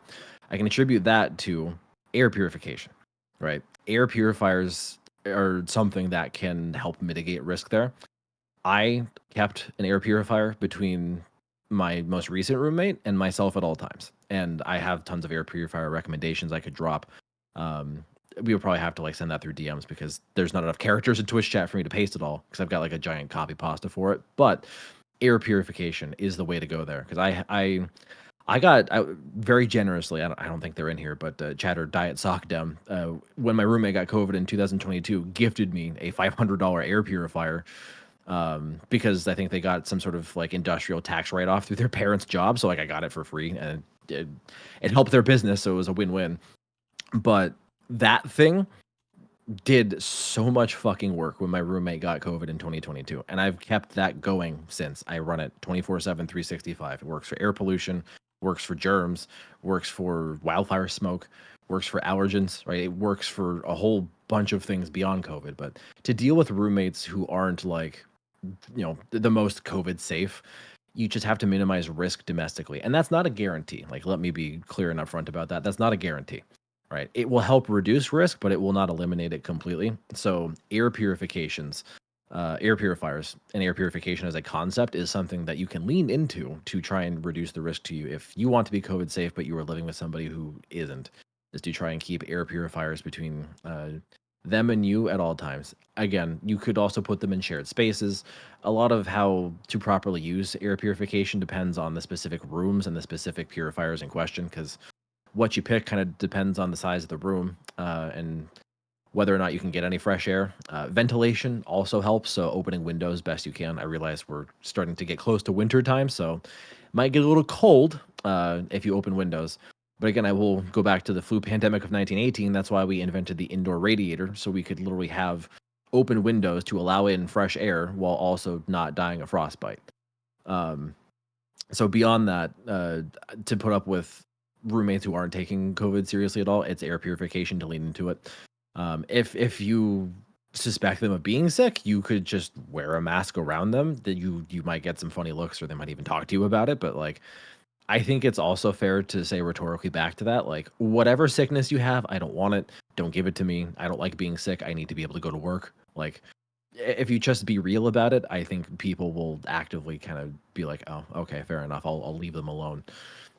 But that's how I would answer that question specifically to the roommate issue. But this has an intersection with TwitchCon, because something that I saw very, very widely was there were folks who like had the Airbnbs where all the streamer homies stayed, and then they would invite people not in sort of the COVID safe bubble into the Airbnb. Like, they would take people who are not masked and bring them into the all masking Airbnb, which invalidates all of that work if they happen to have COVID. Like, this praxis has to extend to everybody you affiliate or associate with, because otherwise it amounts to more of a performance rather than people actively trying to like do things by the book, right? You kind of have to treat it like it's a bubble, right? If people get to TwitchCon, they isolate for a couple days in an Airbnb just to make sure they didn't get it on the plane, and then they mask at TwitchCon, they do all of their stuff masked, and then they don't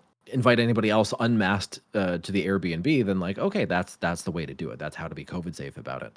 But seeing a lot of that for either inviting people who are maskless in or engaging in other activities where you have to be unmasked, like I've seen lots of people like do cookouts, go eating at restaurants. Like, I've seen people be safe with COVID as it pertains to the convention itself, but then do all sorts of risky stuff outside of the convention. And it's like, well, now you're invalidating your hard work that you're putting in. And essentially recreating that hypothetical roommate situation. But it could be the waiter at the restaurant. It could be some super spreader who just spewed into the air and then left an hour ago. It could be another streamer in the political commentary sphere who you invited into your Airbnb who doesn't mask at all, despite the entire Airbnb masking. Can you tell I'm talking about a specific incident? Yeah. But beyond that, like it regardless of what sphere of Twitch streamer, that was a ubiquitous feature of TwitchCon. There were more people trying to take it seriously than last year, because I think a lot of people are figuring out from last year, oh shit, this knocked me on my ass. I don't want to fuck with this.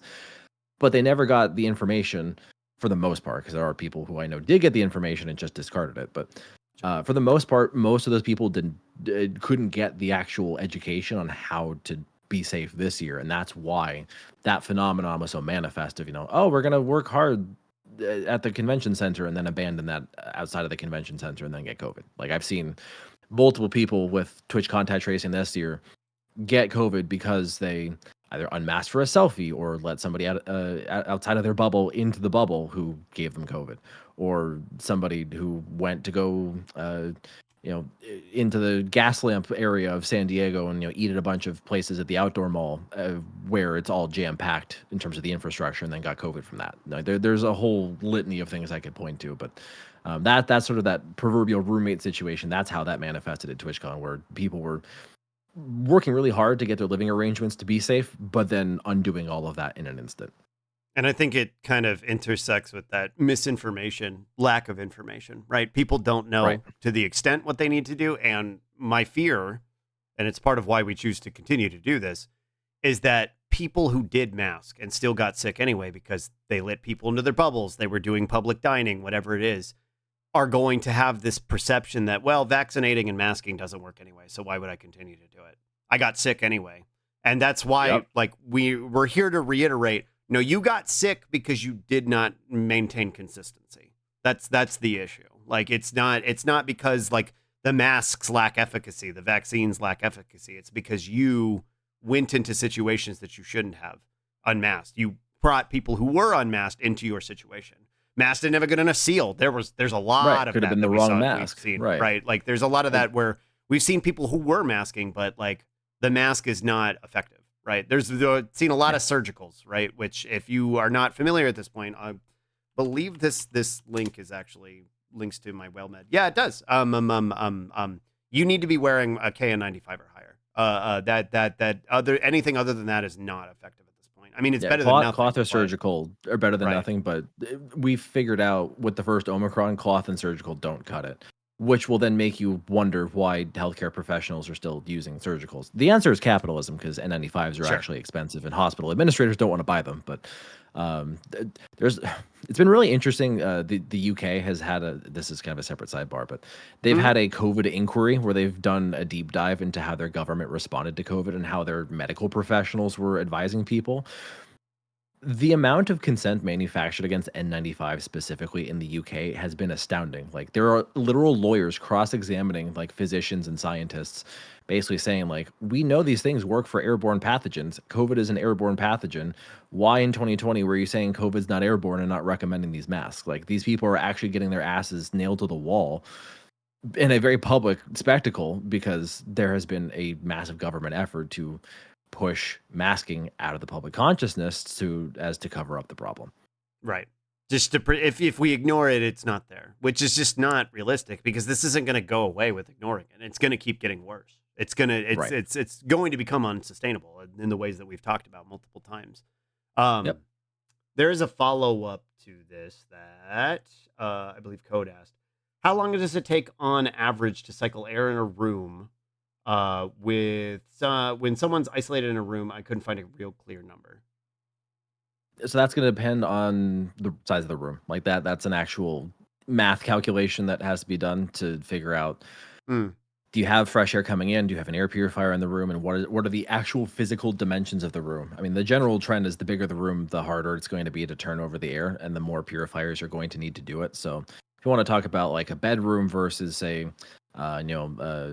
a living room in a house versus a classroom in a school versus a convention center floor, like those are all rooms with varying sizes, and to try and get air to properly turn over in those rooms, you need to have the appropriate systems. Something like a convention center, you're going to have to like make a large infrastructural change to include better ventilation that actively circulates air better, and then put some filtration capacity within the ventilation system itself to try and remove nasty stuff as the air is being recirculated, with fresh air from the outside actively being brought in. So for big places like that, it's a genuine like infrastructure issue that needs government investment to modify. If we're talking, say, an individual's bedroom or apartment, generally speaking, you might be able to actually find square footage, either like an apartment lease or measure it yourself and do a rough, napkin type of calculation. But there are air purifiers out there that are good for just like a room or the whole apartment, depending on the size and layout.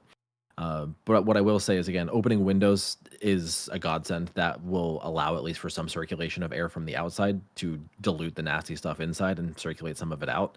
But then if it's a small room like a bedroom, adding one air purifier of say if it's like something that you can't, like, it's not portable, like a standalone on the ground room air purifier, most of those will work for your average room. But again, the actual number is just going to be a math calculation depending on what purifier and room you're dealing with. Spibbits Remschmarkish. I'm doing one too. Let's see. I've got a follow up on here too. We have a question that could kind of fall into the category of this, mainly less the air purification, but also the misinformation that's going to come from people thinking, well, I masked and I still got sick. What's going to happen? Is there any detriment to wearing a mask other than a very slight discomfort? And I think that's one that you could answer relatively easily. Yeah, actually, hang on, let me actually address what Code Channel said real quick. If you want, Sure. uh, uh, if for that kind of a situation like a bedroom, if you want like a DIY air purifier, there's instructions on how to make what's called a CR box. This is essentially literally like a clean air cube. You take a box fan and you strap it to a cube of air filters. I made one of these when my roommate got sick in 2022, and that also helped spare me from COVID. And these things are just as good, if not better, than actual industrial things you can purchase from a company. So the Code Channel, that's something if you want to like have on hand. The downside with those things is you have to disassemble the whole thing to change the filters, which you should do every 6 months because those things get gross after a while if you're running it a lot. But those things are nice to have on hand for like an exposure event, or it's something you can very quickly put together after an exposure event. Because that was my situation in April of 2022, where I had an exposure event and I didn't have an air purifier. I'm like, well, I guess it's time I just make one of these myself. So these things are also being put into like schools and stuff because they're when the filters go on sale, they can be cheaper to do in bulk. So it's just kind of an economic choice whether you buy a dedicated machine or you build it yourself. But if it's cheaper to build it yourself and you get good, if not better, efficacy, then sometimes this is the first option for many folks. So I would look into this Code Channel if a situation like that arises again. You put this outside of the bedroom where the sick person or exposed person is isolating, and that reduces risk really, really, really well. Okay, to go back to the other question about is there any true detriments, negative detriment to wearing a mask? Right. I mean, there's going to be discomfort. Like if I'm being for real, like nobody will wear a mask and be like, I am more comfortable than I was before. Like nobody really does that. Like there's going to be some non-zero amount of discomfort. Hi, Dolly. Hi, Dolly. Hi, uppers. I have your doppelganger here right now. Yeah, this stuffed version. True. Yeah. Nurse Opper. Yeah. But yeah, it's gonna be discomfort. Like whether it's the straps, whether it's mask acne or maskne,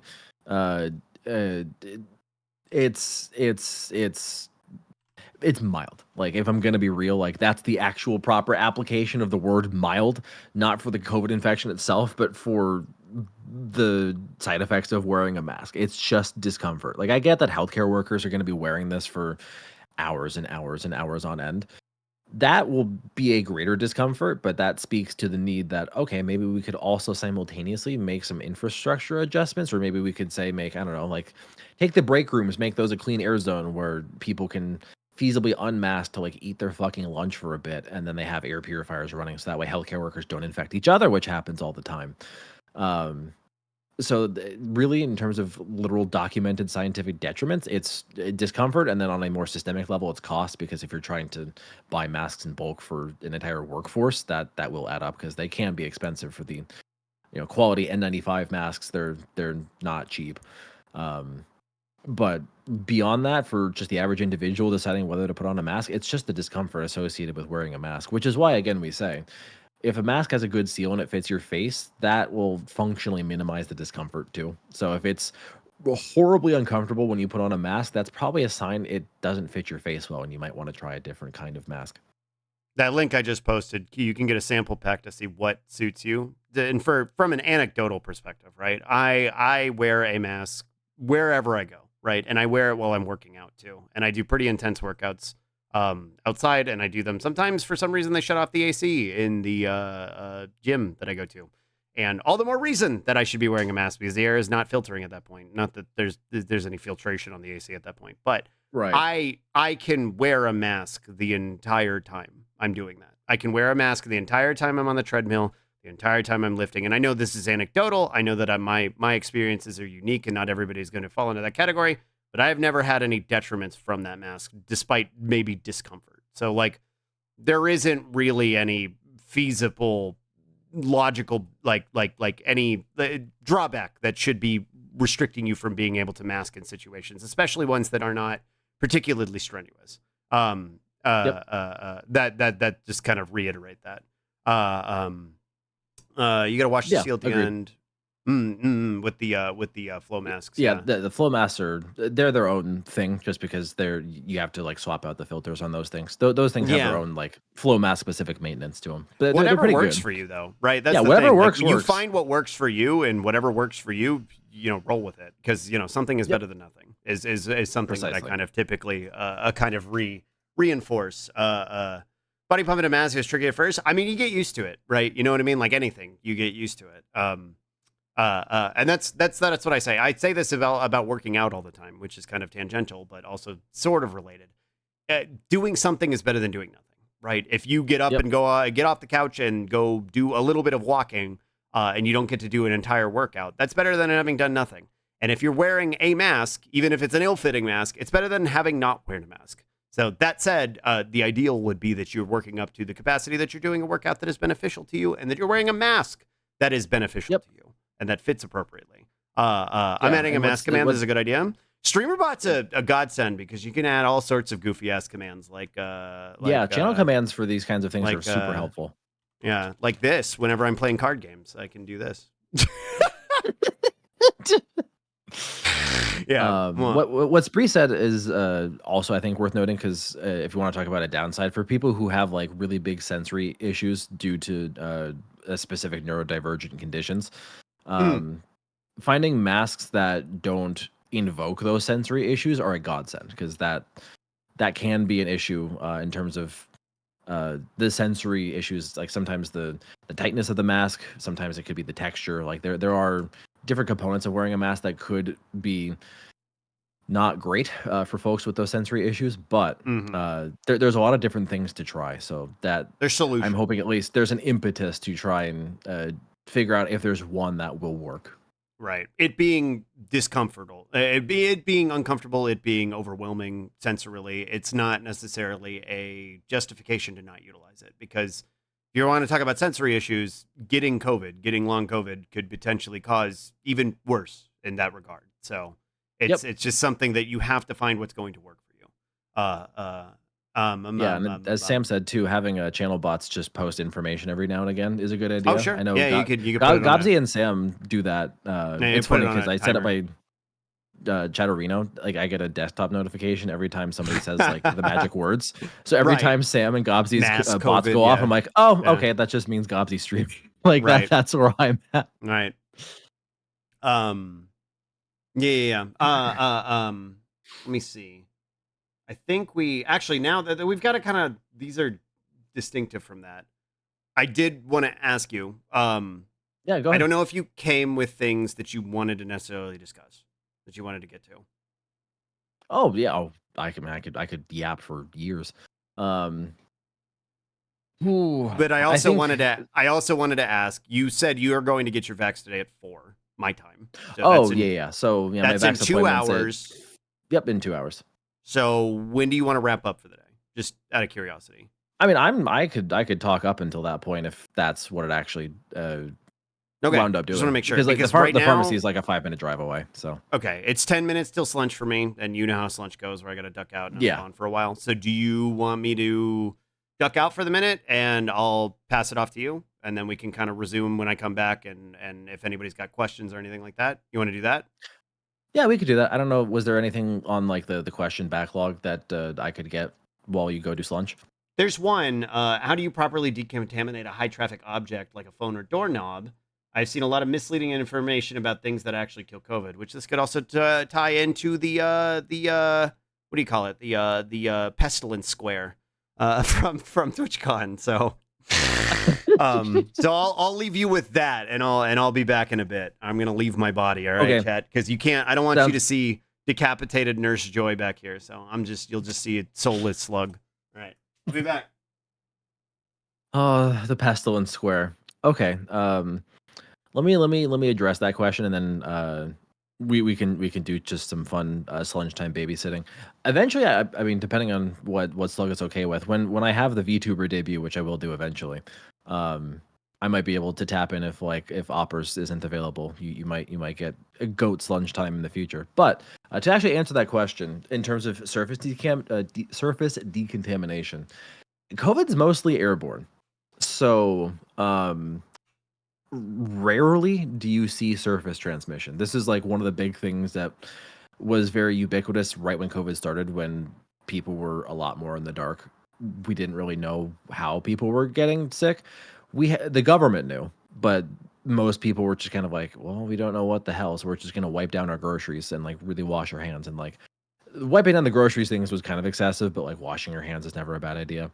Um, but beyond that, like what we know now, COVID's mostly airborne. Like if you want to decontaminate a surface, any typical household cleaner, like sanitation wipes, isopropyl alcohol, isopropanol spray, 70% alcohol will decon just about anything. That's what we use in research labs to keep things clean. Um, pretty much any household cleaner. Like obviously, if you're gonna start using like bleach or hypochlorous acid or whatever, like you don't necessarily need to get like super industrial about it. Most sanitary products you can buy at the store will take care of COVID on a surface. It's pretty easy to clean. Like that's the big thing with COVID on surfaces is it can persist on a surface for a long time, but it's not necessarily viable on a surface for a long time. But it's also very susceptible to just routine cleaning stuff. So if you want to clean a surface and try and decon an object, like say a phone or shared objects that are being held by people's hands, typical household cleaners will do the trick. I don't think there's necessarily any need to go fully industrial, pull out any big guns unless you're trying to like clean an entire building or something. Is there a point to wiping down things like a frequently used part of the office? I mean, there's other germs. Like we hyper focus on COVID because of its outsized impact, but like of course there's plenty of other germs that spread through the surface. Seasonal flu is an example of a germ that spreads really well by surfaces and that also infects a shit ton of people. So cleaning surfaces, washing hands, that's never a bad idea. Like let me just be frank about that. It's never a bad idea. There's going to be other germs. Even if you're talking about, say, your phone and stuff, like there's germs on your skin all the time. Doesn't mean they're necessarily going to hurt you immediately, but if you don't wash your hands for a bit, you're going to have germs on your hands. This is why people wash their hands, and especially why doctors scrub in for surgeries, because there's going to be germs on their skin. Like that's just how the body works. That's just how it goes. So there is virtue in cleaning surfaces. And to go back to the pestilence square, God, people who paid attention to TwitchCon last year will see this. The grass patch. That's what we are referring to when we talk about the pestilence square. Last year at TwitchCon, they introduced a feature, and when I say they, I mean Twitch specifically, the people putting on TwitchCon. They got this little like 3x3 square of grass, and they do the whole like, haha, you're at TwitchCon, time to touch grass meme. But last year, people were putting so many germs onto the grass patch that when people were actively walking up to the physical patch of grass at TwitchCon, they were getting sick from the grass patch. They actively got sick with a variety of things from the grass patch. So, of course, Twitch brought it back this year. So if you see the grass patch, yeah, throw it in the trash can, burn it. Like it shouldn't be there. People are actively congregating around the grass patch and getting each other sick. It's disgusting. It's genuinely disgusting. But for TwitchCon, it's not surprising. Yeah, what a Poshcat said is good. Like, there's other stuff besides COVID that can make you sick. So wearing a mask, cleaning your air, washing your hands, like that, and then of course getting whatever vaccines are available, like that will keep you a lot healthier than you otherwise would have been. Genuinely. Yeah, go touch grass. Nay, COVID is in those lands. True. I want to be sure, as I think it might be a good way to signal to your company that COVID and infection of other diseases is still a thing too. Right. If you're trying to go full capitalist in terms of trying to like, bait your employer into doing something good, crash it. Employees will be more productive if they're not out sick with anything, whether it's COVID, whether it's flu, whether it's a common cold, whether it's something else, right? Regardless of what it is, if people are healthy, they can show up to work. So that should be a no-brainer for a given employer. Lowski, hang on, let me read what you said. Will this ever end in a significant way, or is this just life now forever? Many countries have made an effort to normalize COVID on par with the flu and such. That's just kicking the can. Right. So the hope, I don't think this is necessarily hopium, but the hope is the second generation of vaccines. These are also called mucosal vaccines. These are vaccines that you would administer directly to your respiratory tract, whether you inhale it with your mouth, inhale it through your nose. I know China has what we call the dank sippy cup, because it's literally a milk tea cup where they nebulize a vaccine. So you just take a fat bong rip of vaccine out of a milk tea cup and hold your breath for 20 seconds and then exhale. There's again, as I said earlier, Lowski, there's like 80 different second generation vaccine candidates out there that like are documented, and only a handful of those are in clinical trials. So what would bring COVID more to heal is if we had vaccination that gave us longer lasting protection against infection, because the cycle that we're locked into, where we get wearing off immunity, waning immunity, and the virus continuously mutating, can be broken if we have vaccines whose protection against infection lasts longer. That way, you don't get the frequency of waves that we get, and the prevalence of the virus will be less, which reduces the amount of mutation that it will take on, which will then, if we're going to get waves, will at least make them farther apart in terms of the time.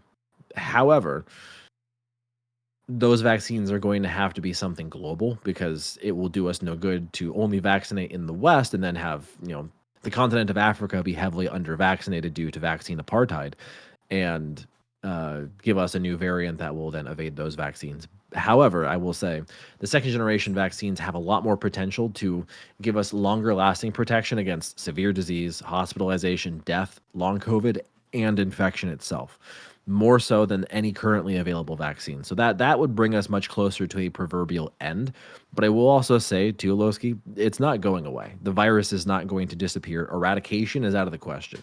This virus will be with us indefinitely, which is going to only further underscore the need to actively do something about it, both on the systemic level when it comes to investment in the solutions and not stigmatizing it and trying to cover it up for the sake of capitalism.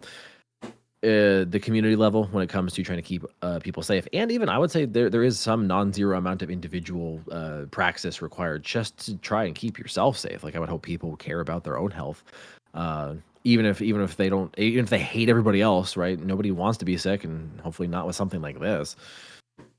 So I know that's probably a long-winded answer, but I hope that was a thorough one, Lowski.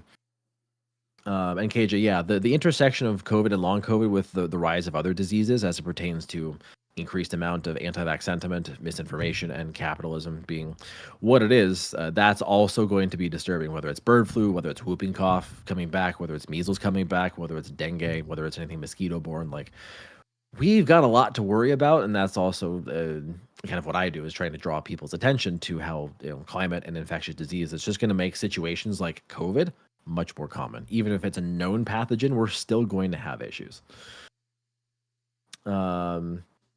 And Bucky, you said something that I missed. You'll have to tell me how your dad handled disinfecting our stuff in 2021. The lengths that man went through were just silly, honestly, especially for an airborne pathogen. Like, probably for other germs it would be helpful, but like, if he's doing it just for COVID, the maybe partially correct answer with incorrect math. Also, hi Rocks, hi, welcome in. Hi Apple, yeah, Slug is its lunch, so you got flesh tuber homo for right now. But soon our favorite slut will return. Is it weird to think it'll be a more convincing way to get apprehensive youth to vaccinate? Probably not. This is why I just say mandates. Like, I think that's a more systemic issue. We just need mandates, which is why vaccine mandates for schools for all of the childhood vaccines that we get growing up, like MMR, Tdap, things like that. Mandates are massively helpful to sort of try and say, look, we live in a society, we need to get along by vaccinating so we don't hurt each other all the time.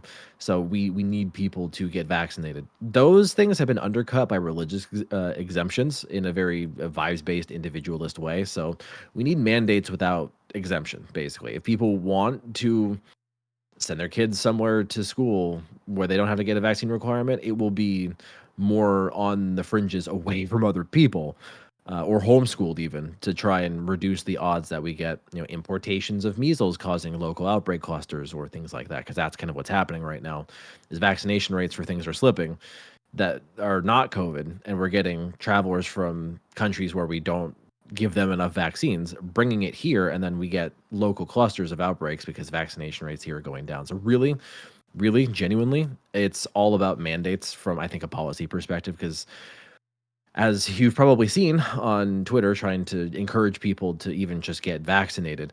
It's a rough affair. It's a rough affair. Parents getting all sorts of mis and disinformation being fed to them by the internet will negatively impact their kids. Because I remember there have been multiple times, Bucky, I will say, I've had literal minors in my chat basically saying my parents aren't letting me get a vaccine, and we've been trying to like direct them to the rules and regulations about lack of parental consent insofar as wanting a vaccine is concerned, as it pertains to COVID vaccines specifically, because that is still an ongoing issue. Vaccination rates for kids are in the tank. And that's, again, mis and disinformation, convenience, side effects, I think all play a role, but it's the mis and disinformation that are the lion's share of it. It's not anything intrinsic to the vaccine or the virus itself. It's the minimization of COVID as a problem that I think has led to that problem getting worse. And a Poshcat too. The second generation vaccines, a lot of those are needle free. So if you have a needle phobia, those ideally will be needle free. It'll be really cool. Hi, Nothing Worth. Welcome in. Hello. Yeah, Code Channel. I can feed along some of the air purifiers, but the one that I linked you, this one, the where is it? This one, the Corsi Rosenthal Cube. That one's a good DIY one, but I think after this segment, I'll especially if you're in Slug's Discord, or maybe I could get like a mod to send you the copy paste. But there's a bunch of different options that I could send you for recommendations for an air purifier. I'm sorry, I'm behind in chat, but I'm scrolling. The man took frozen and boxed chicken pot pies and put them in hot soapy water. My man's washing a chicken pot pie. Slap him, please. Slap him. And yeah, Venetrix, you're right. Like pathogen denialism it's not a new thing. It's been recently exacerbated, but it's not new. Like there were anti-maskers during the 1918 flu pandemic. Like none of this is new. It's just magnitudes worse. You almost got suspended from school because you're out sick during one of the vaccination days. Your parents immediately took you to the doctor to get it, and you didn't end up suspended. Right, like that's what I mean. Is having those mandates in place will actively get people vaxxed one way or another. Hi, Jin. Hello, welcome in. Hi. That's so unfortunate. Then people wonder why folks want to push the ability for minors to make decisions on their own. Sometimes it's dangerous, and sometimes it's life-saving. Right. There's almost overlap between like gender-affirming care and vaccination in that framework, where parents are being so vehemently oppressive to their own children that things that these people actually need to survive are being denied to them. Oh, the COVID doc in the command has the selection of air purifiers. Okay, that was taken from my thing, so that's actually really helpful, Bean, because it's the same information. He was so anxious about COVID and was early enough. He just thought he was doing his best. I mean, look, I give him. He wants to help, so like he's coming from a good place. He's got a big heart clearly if he wants to wash the chicken pot pies. But like my dude, it's in the air. Like redirect the energy and you're Gucci. You've heard about people using soap on their raw chicken. Yeah, even before COVID. I mean, I wouldn't phrase it as COVID anxiety, but yeah, you don't need to wash your chicken. You're just spreading salmonella all over the place. Unless you want to infection max yourself, don't wash your chicken. Cooking it will take care of it. Cook it as you need to. Don't wash your chicken. Yeah, the UK is luckier as far as minors getting vaxxed without parental consent is concerned. It's very piecemeal in the US because it's based on all 50 states. And so they all have their own different approaches to it. Is there a reason why on the COVID graph the disease seemed to surge more in the summer versus winter? Are you talking about this past year/wave crash? Is that what you're referring to? I'll answer that question once you clarify. Yeah, how many tomatoes do I have to get to eat enough vaccine? God, I hate the Tennessee state legislature, dude. Oh.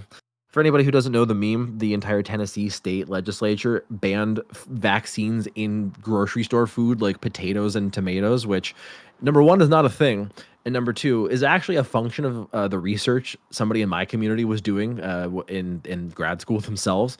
They had the idea to use plants as a bioreactor to produce the contents of a vaccine, which would then get purified in a laboratory and then put into a vial for you to get. But Republicans have conspiracy theorized over that specific research, and they now think that the liberals are putting vaccines in your tomatoes at the grocery store. So the entire state of Tennessee has banned that, which is absurd. What about NyQuil chicken? Oh. Yeah, you really shouldn't wash your meat. If you have to wash your meat, you have a different problem. when it comes to literal meat that you intend to consume, yes. I would also say maybe washing your penis is a good idea if you own one of those. Hey, Anglo, sorry, what did you... Am I aware of the... Wait.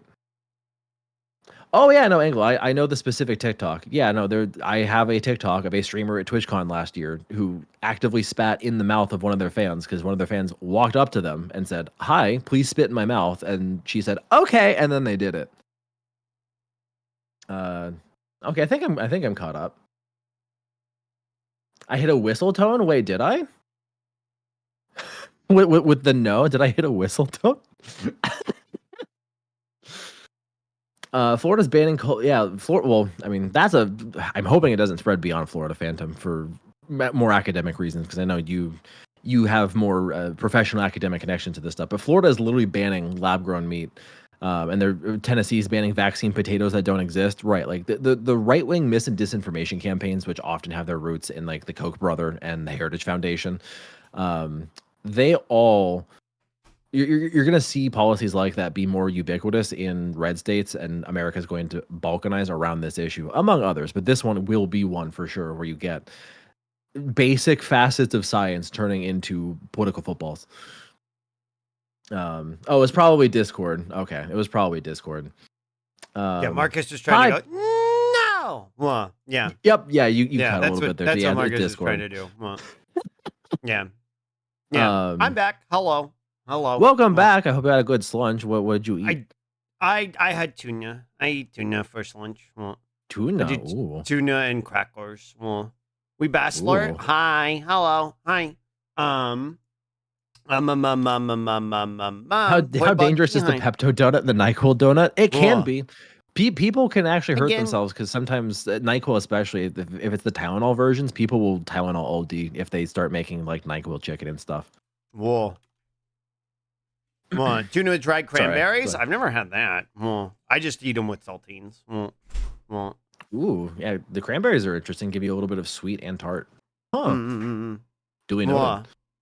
So, I don't know if you had... I've got a couple of things. Yeah. Okay. We could yap about a couple of things. Yeah, I'll keep an eye out for questions. Well, I mean, really, I have to pick the most high yield things here. Mm-hmm. I think. Okay. Another recent COVID study I want people to be aware of, with a couple of caveats, but this is the challenge trial. Those of you in my stream, you've heard me talk about this already, but for those of you who haven't heard about this is pretty profound, and I think it will also help illustrate some of the insidiousness of what we're dealing with. In the summer of 2020, some academics in the United Kingdom at University College London decided they wanted to do what's called a challenge trial. What that means, if you're not familiar with that phrase, is people who volunteer for this trial are deliberately infected with a pathogen. So whether it's COVID or something else, anytime the phrase challenge trial shows up, that means people are volunteering to be infected on purpose. Where it gets really unethical is this was right at the beginning of COVID, where we had no real indication about long-term effects, and people were just starting to talk about long COVID as being a thing because they were suffering it from the first wave. But they took like 30-something young, healthy people without any medical conditions at all and deliberately infected them with COVID. I think half were in the infected group, half were in the control group. First of all, I would say just on an ethical basis, that's fucking horrific, because informed consent is not possible with a brand new novel pathogen whose long-term consequences we don't know. No. So that, just on face value, academia did something fucked up again, which it seems like it's every other day at the rate we're going. But beyond the ethical conversation, which is worthwhile, the findings from that, I think, are disturbing. What they found when they gave these folks cognitive tests over the span of a year after being infected with COVID, right, like starting from the acute phase, like when they were actively sick, and while they were actively sick after being infected on purpose, they were also given an antiviral to try and keep them alive, because this is in the pre-vaccine era. There were no vaccines. So they were deliberately infected, given an antiviral, and then cognitive testing was performed on them from that point repeatedly throughout like a calendar year. From the moment they got infected, they had very big cognitive deficits in memory and executive function that did not go away.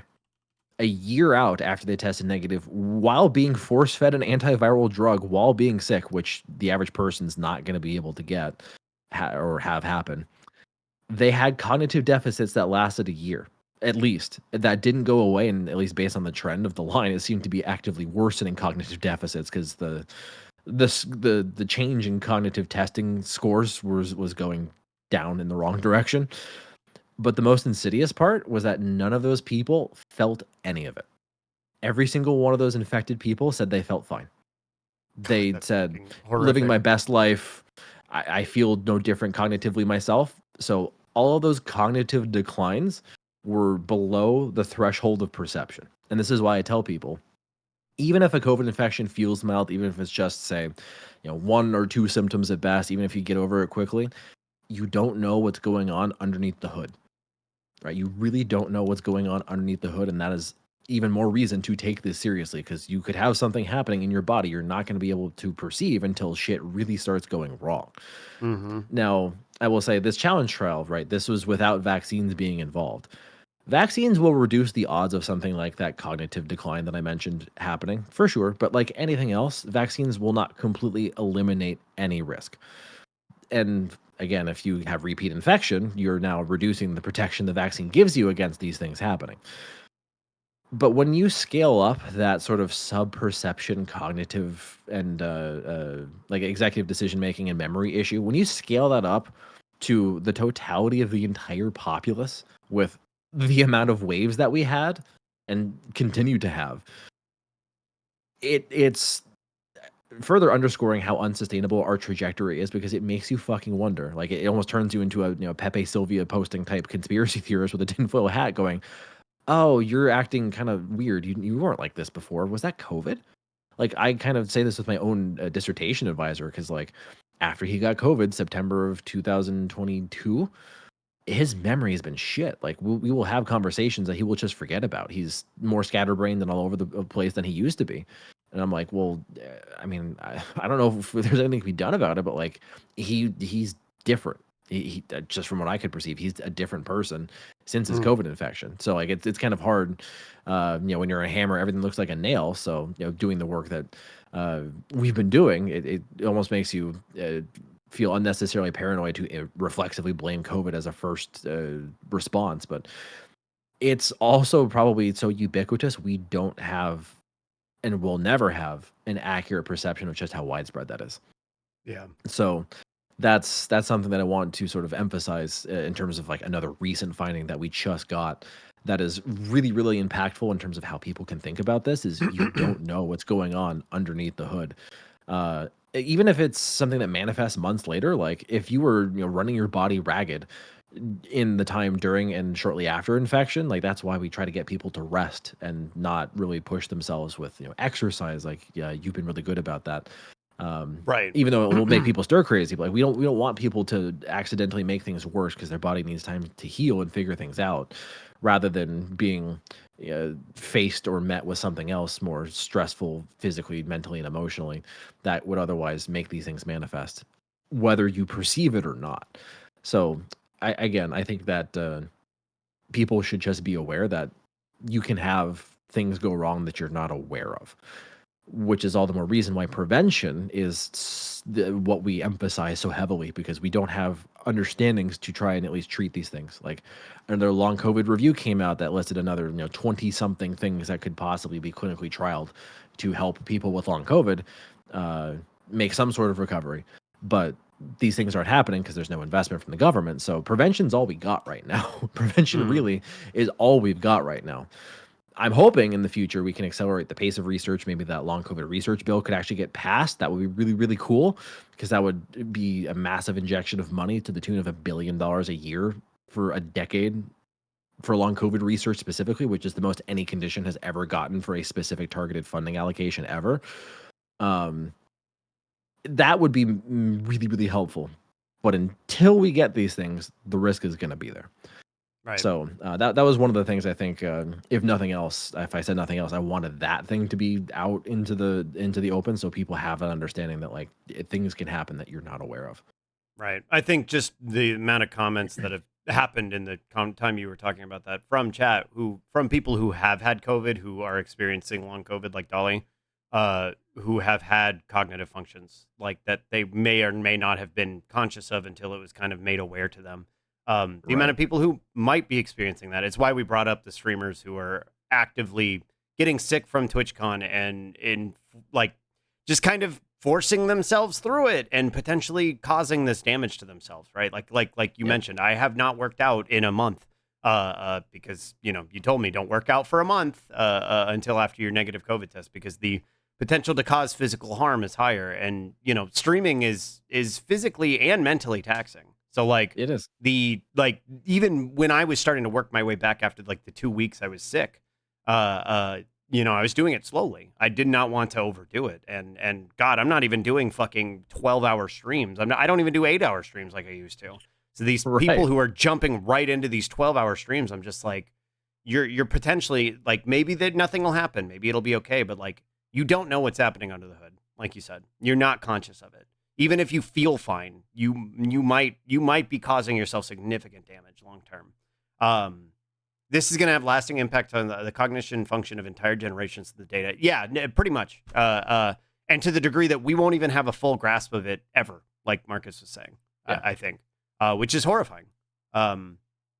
Genuinely. I know, like, there was a Reddit thread that was posted, like, I think a little less than a week ago, where it was like an Ask Reddit thread where the question was just like, did COVID like do anything to any of you guys in terms of like your physical health? Like, did COVID like hurt you?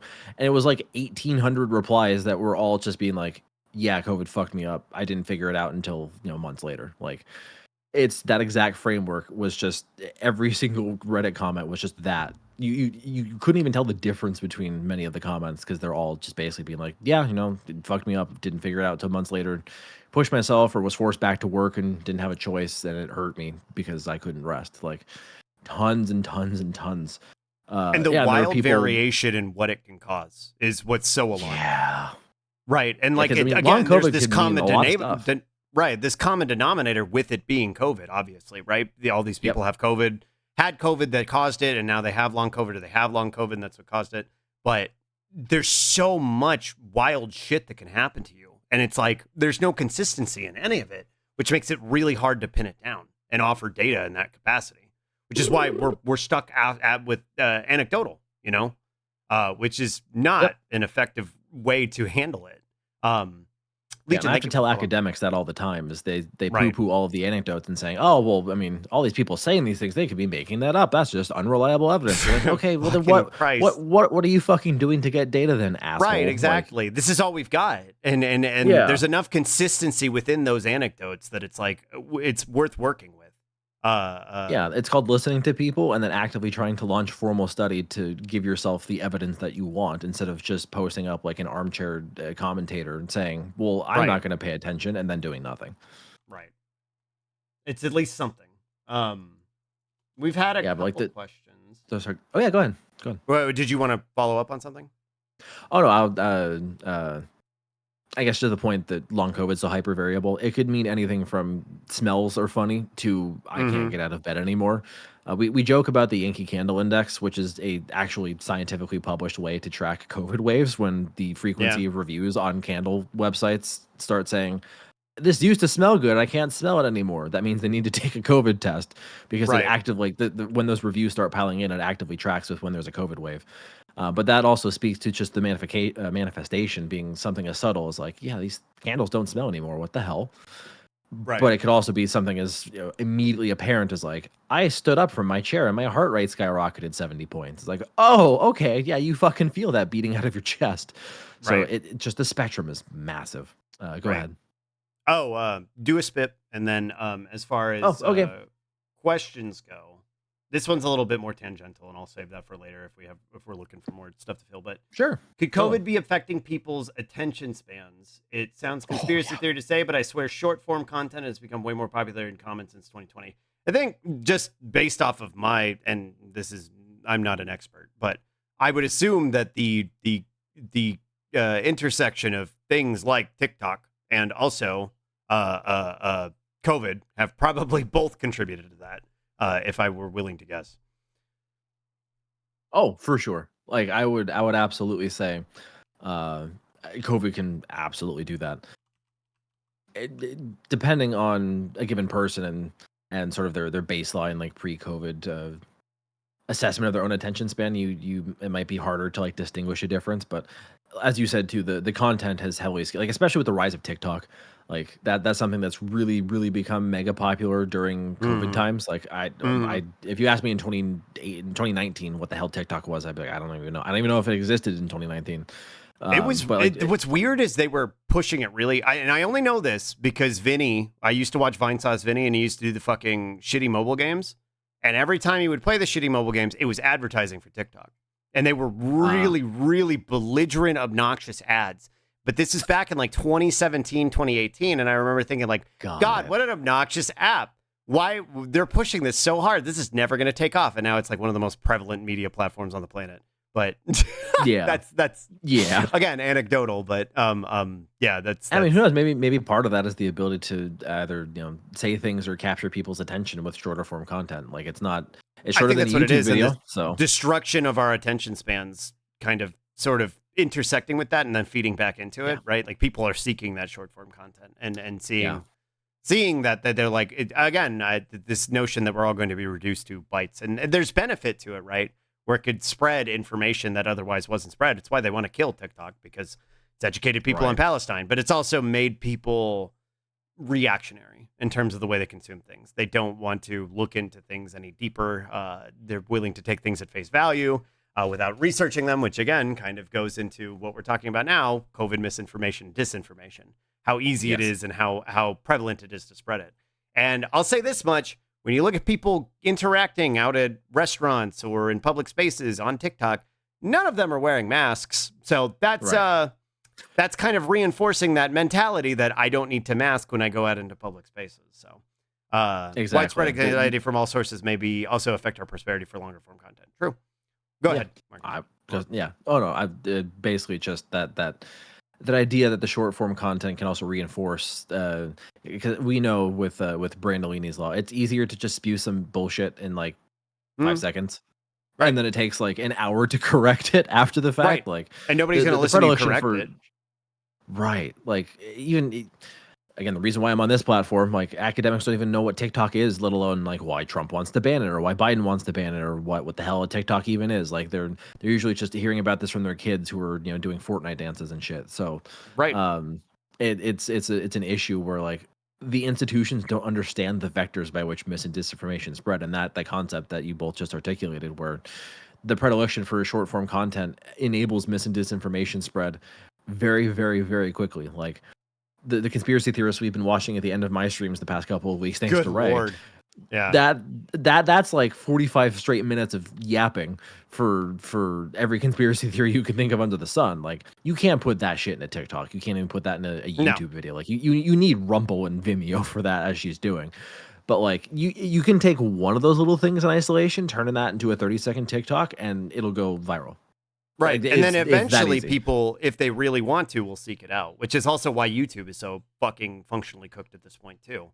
Like YouTube's algorithm and AI plays a huge role in this. But like you watch one video about politics and you're getting advertised to for fucking shit like Turning Point USA, which again is like peak misinformation and disinformation. So like it's incredibly insidious and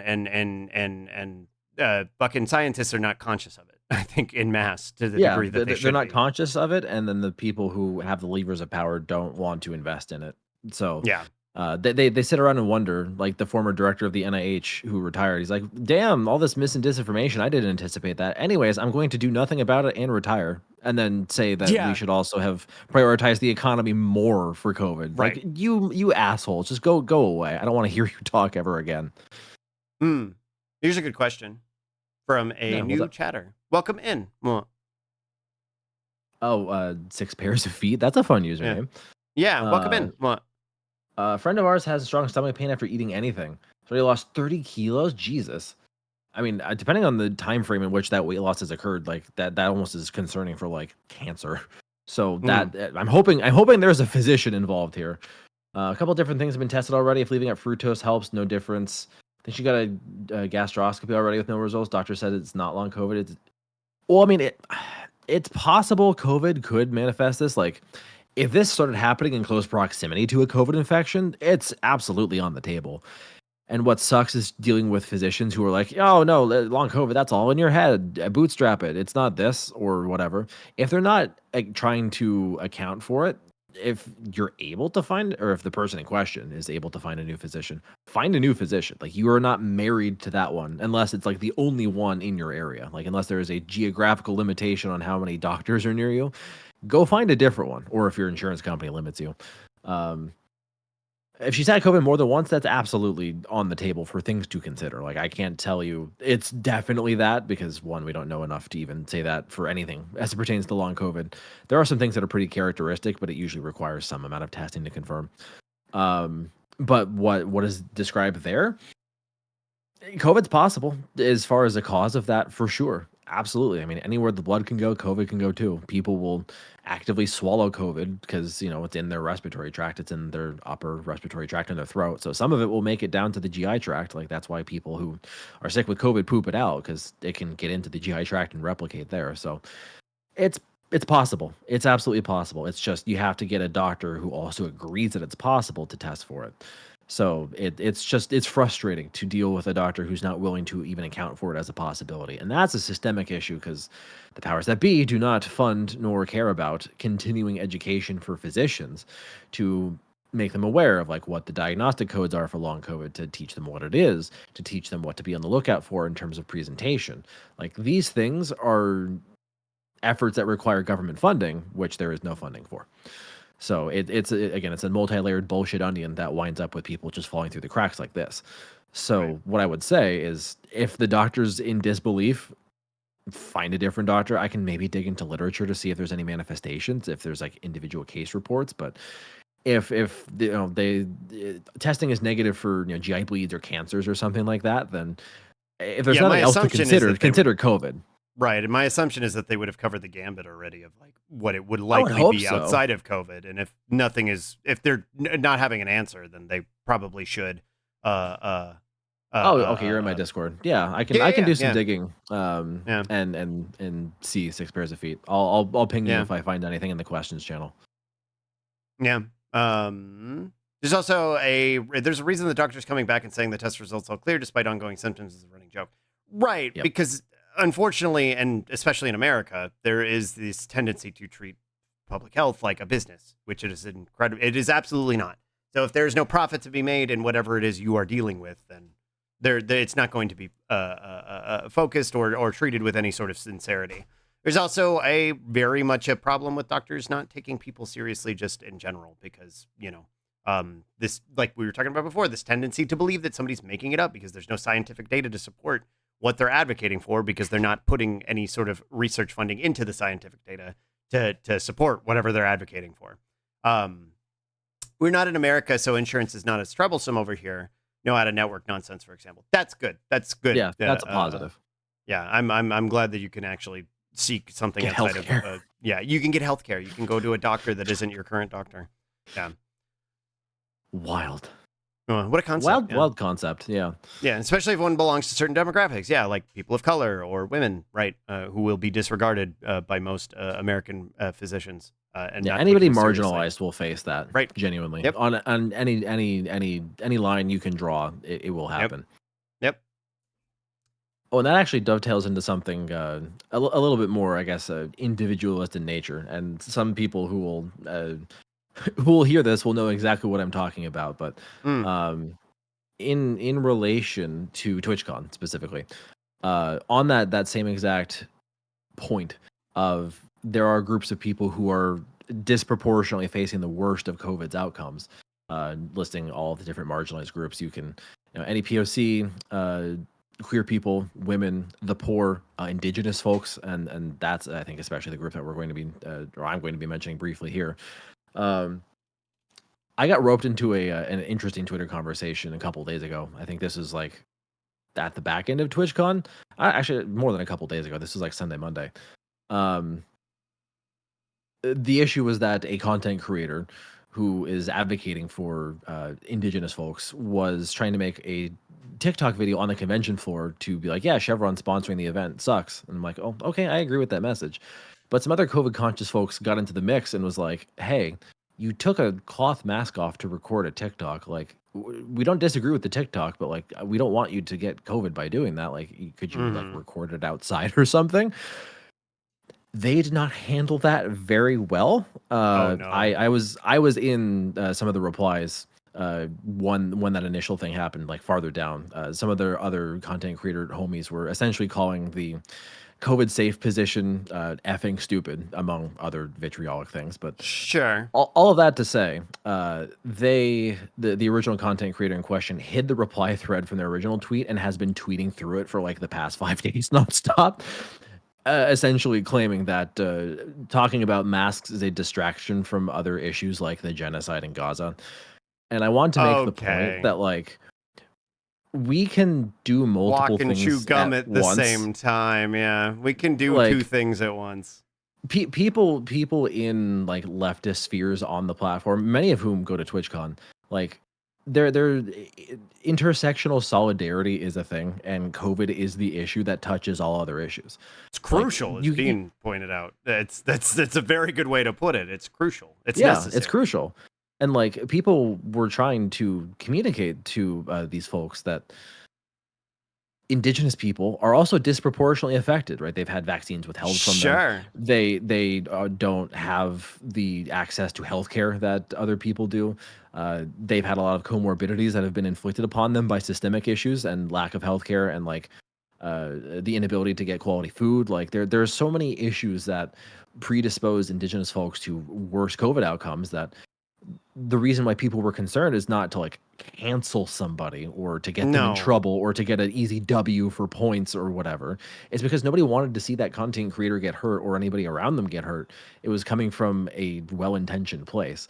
But the fact that I'm just using this as an example because this is a pretty common occurrence. I've started to document these as leftist infighting credits, but right. I was going to say this is less this individual specifically. Right. And I think it's symptomatic of leftism. It the leftist space and how people have this tendency to think that praxis is being right on the internet, and also how bad Twitter is at encouraging that mindset. Social media in general, but Twitter especially.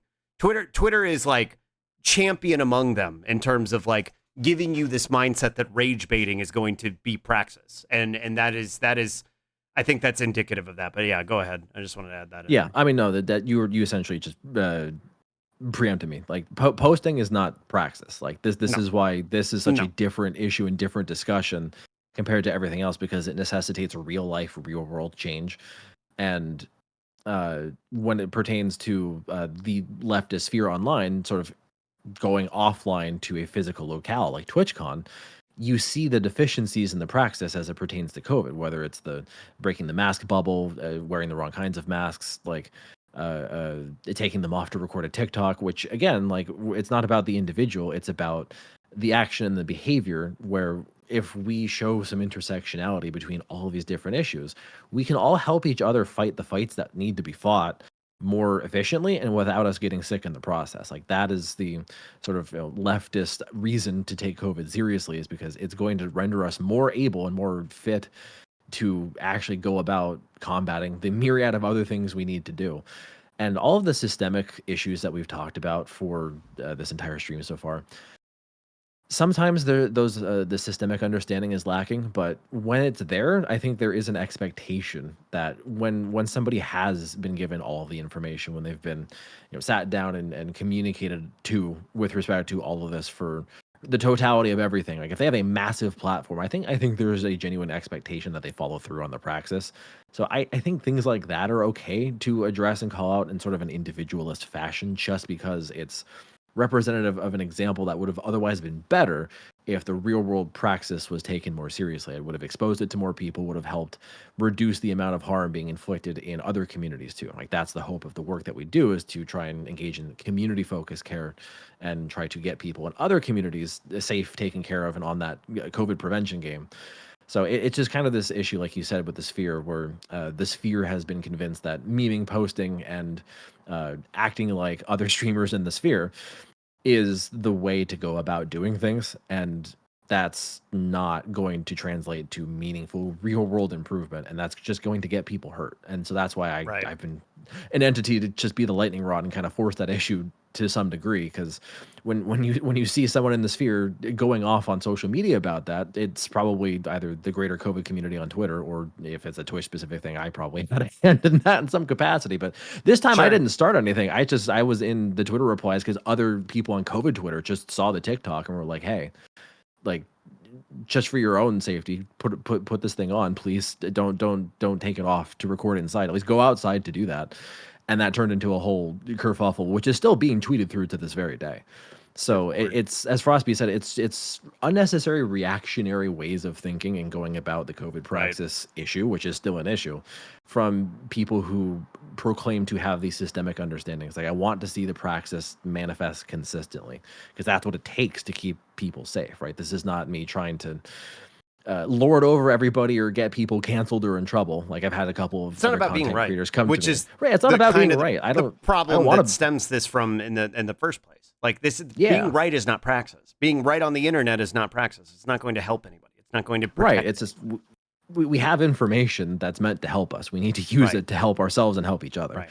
And to speak to what you're saying, I think when there is a public personality in this space who has a certain amount of traction, where they have people that are listening to the things they say, doing the things that they do, seeking information from them.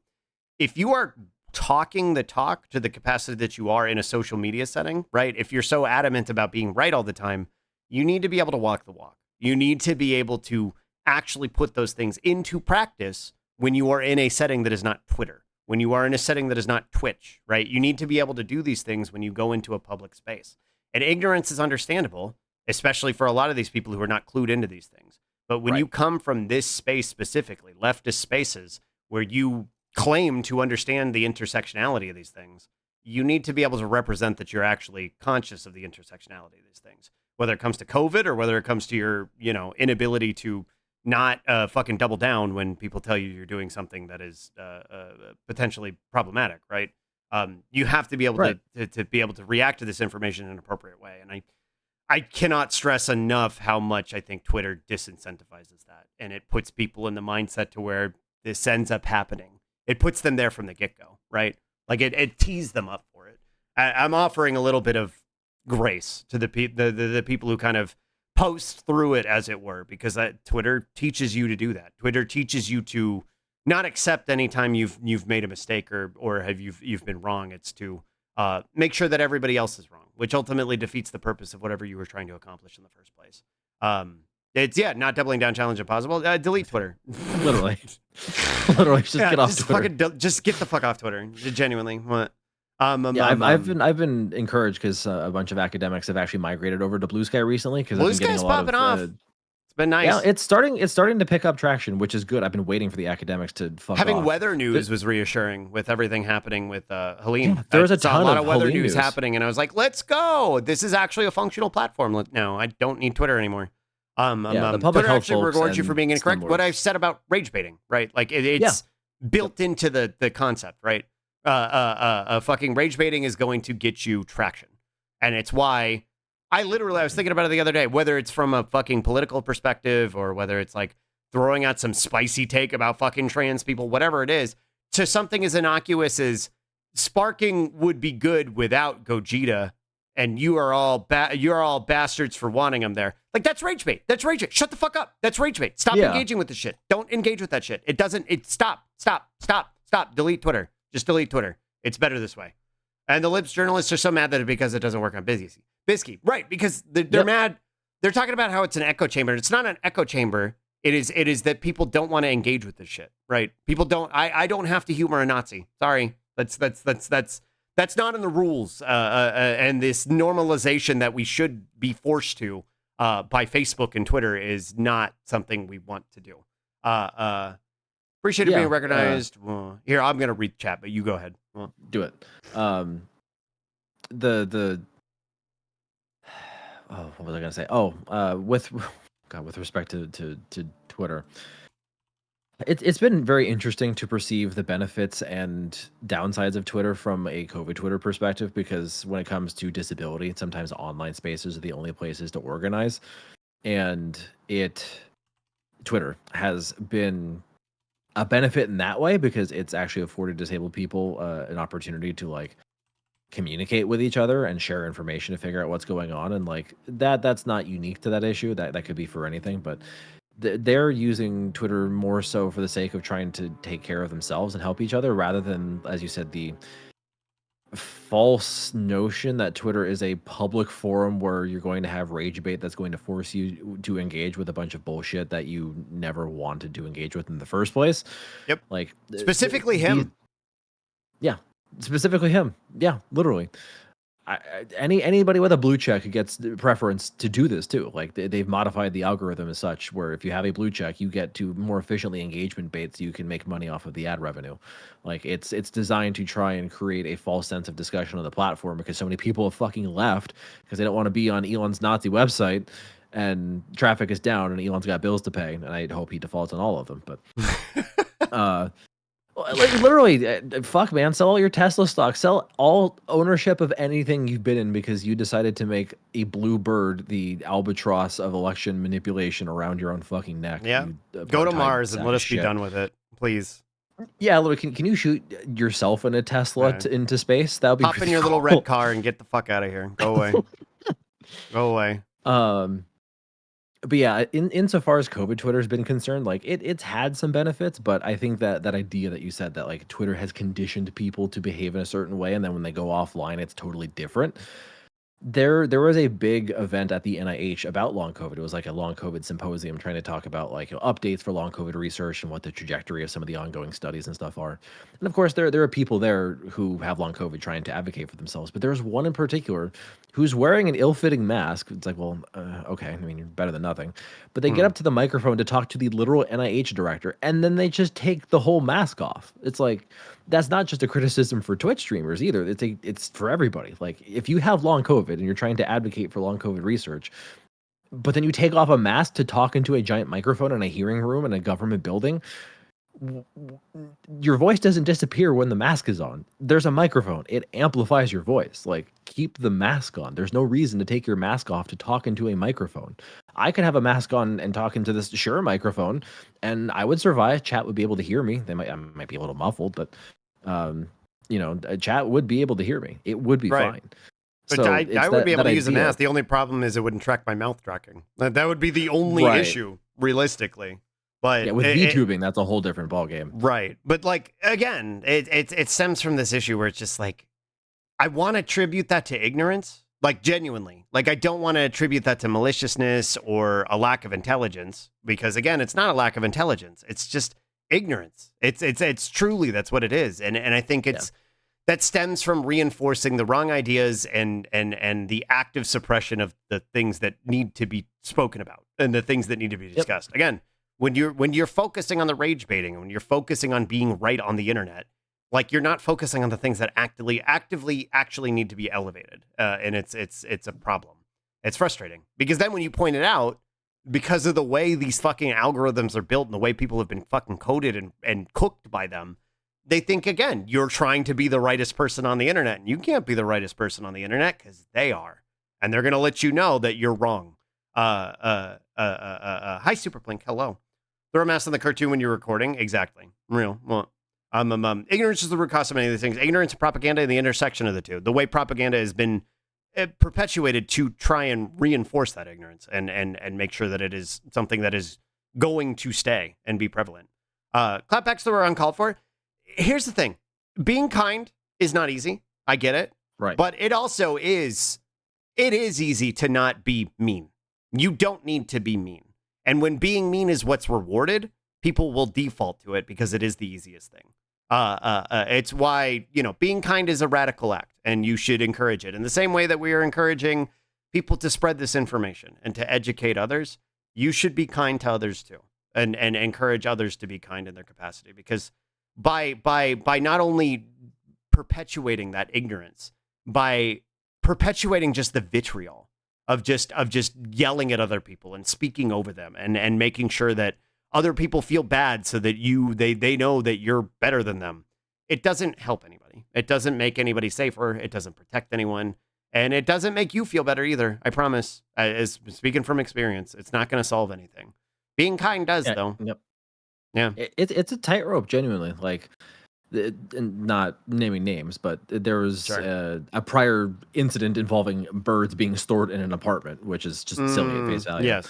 But some of the DMs from other content creators that I got surrounding that, where they were trying to defend the action, when it comes to trying to like get the actual scientific information to be the focus of the discussion and the praxis, it's very much a catch-22 type of situation. Like the prior example I mentioned with the mask and the TikTok. Like when I was in those Twitter replies, I made it a deliberate point to just be overly kind, not to the point of sarcasm, but to just be like, oh, well, we hope this person doesn't do that. Yeah, I was just trying to be just genuinely like non-confrontational. Just, here's what the issue is. Here's what people are advocating to be the solution.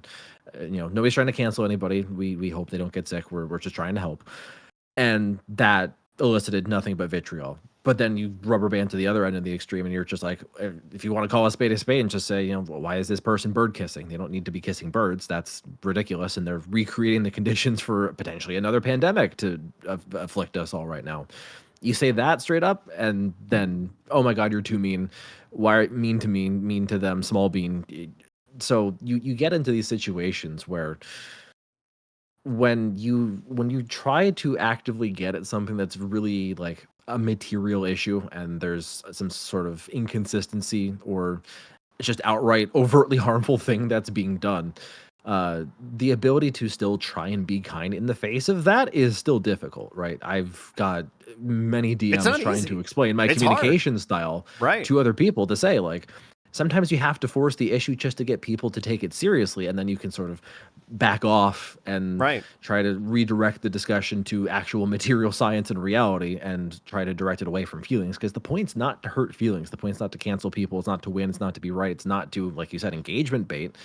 Is to try and say there's a material problem. We got to do something about it, and we can work together to solve this. But if you're actively recalcitrant and trying to get angry to escalate this, right? If there's an escalatory character to it, then that makes the praxis genuinely difficult, and we have to defend ourselves to whatever extent we need to. But issues that don't need to get mean are artificially made mean by that mentality, right? I guess that's the point that I'm building up to, is people could have otherwise more calm and rational discussions if it wasn't for that constant like content creator engagement rage bait mentality that are so ubiquitous. Because we're talking about a wholly different kind of set of issues that do not resemble the majority of the content coming from this platform. So it might be different. It might be a little foreign. It might be rooted in some folks' ignorance, but we can go about this in a way that is productive and civil without the Twitter mentality coming through. So just from a science communication perspective,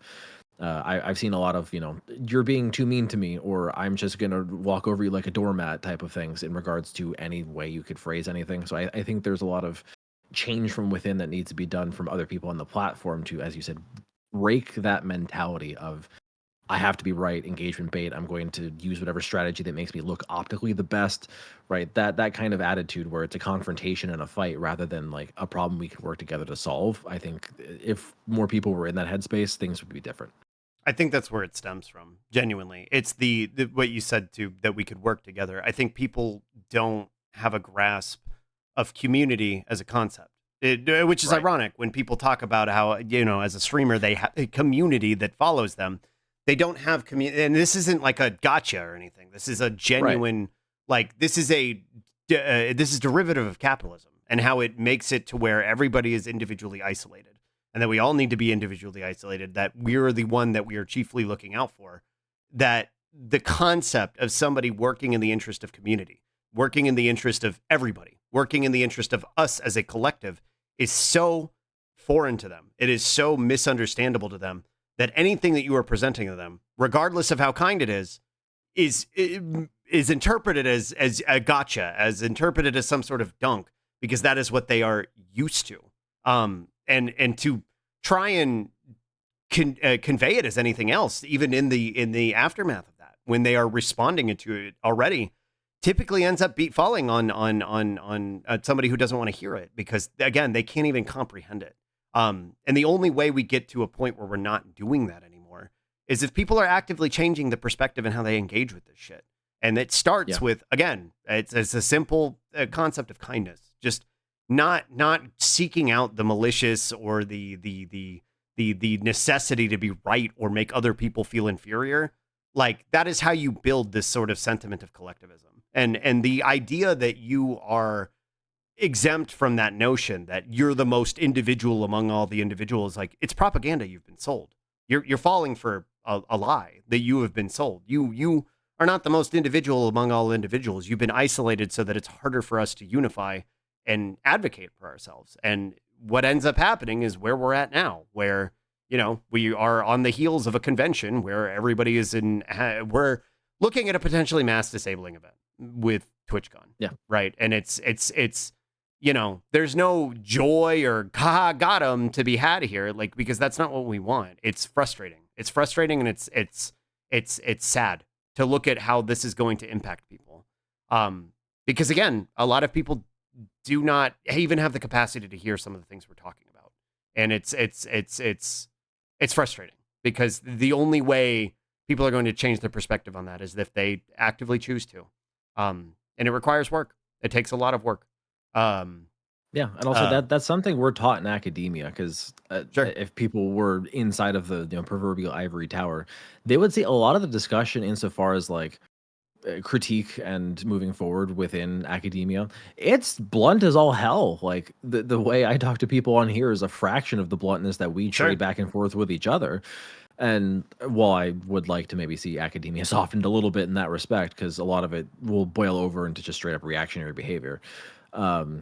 A lot of how, like, peer review, for example, will just be like, hey, that figure's done wrong. You should have done this instead of that. So do that, resubmit it. Like, it's just straightforward and to the point. Like, it's not personal. It's not, yeah, I'm gonna fucking take a shit on your manuscript and not publish it, and I'm gonna light it on fire. Like, it's not like that. Like, people aren't doing this for the sake of confrontation or trying to make themselves the biggest, best scientist around.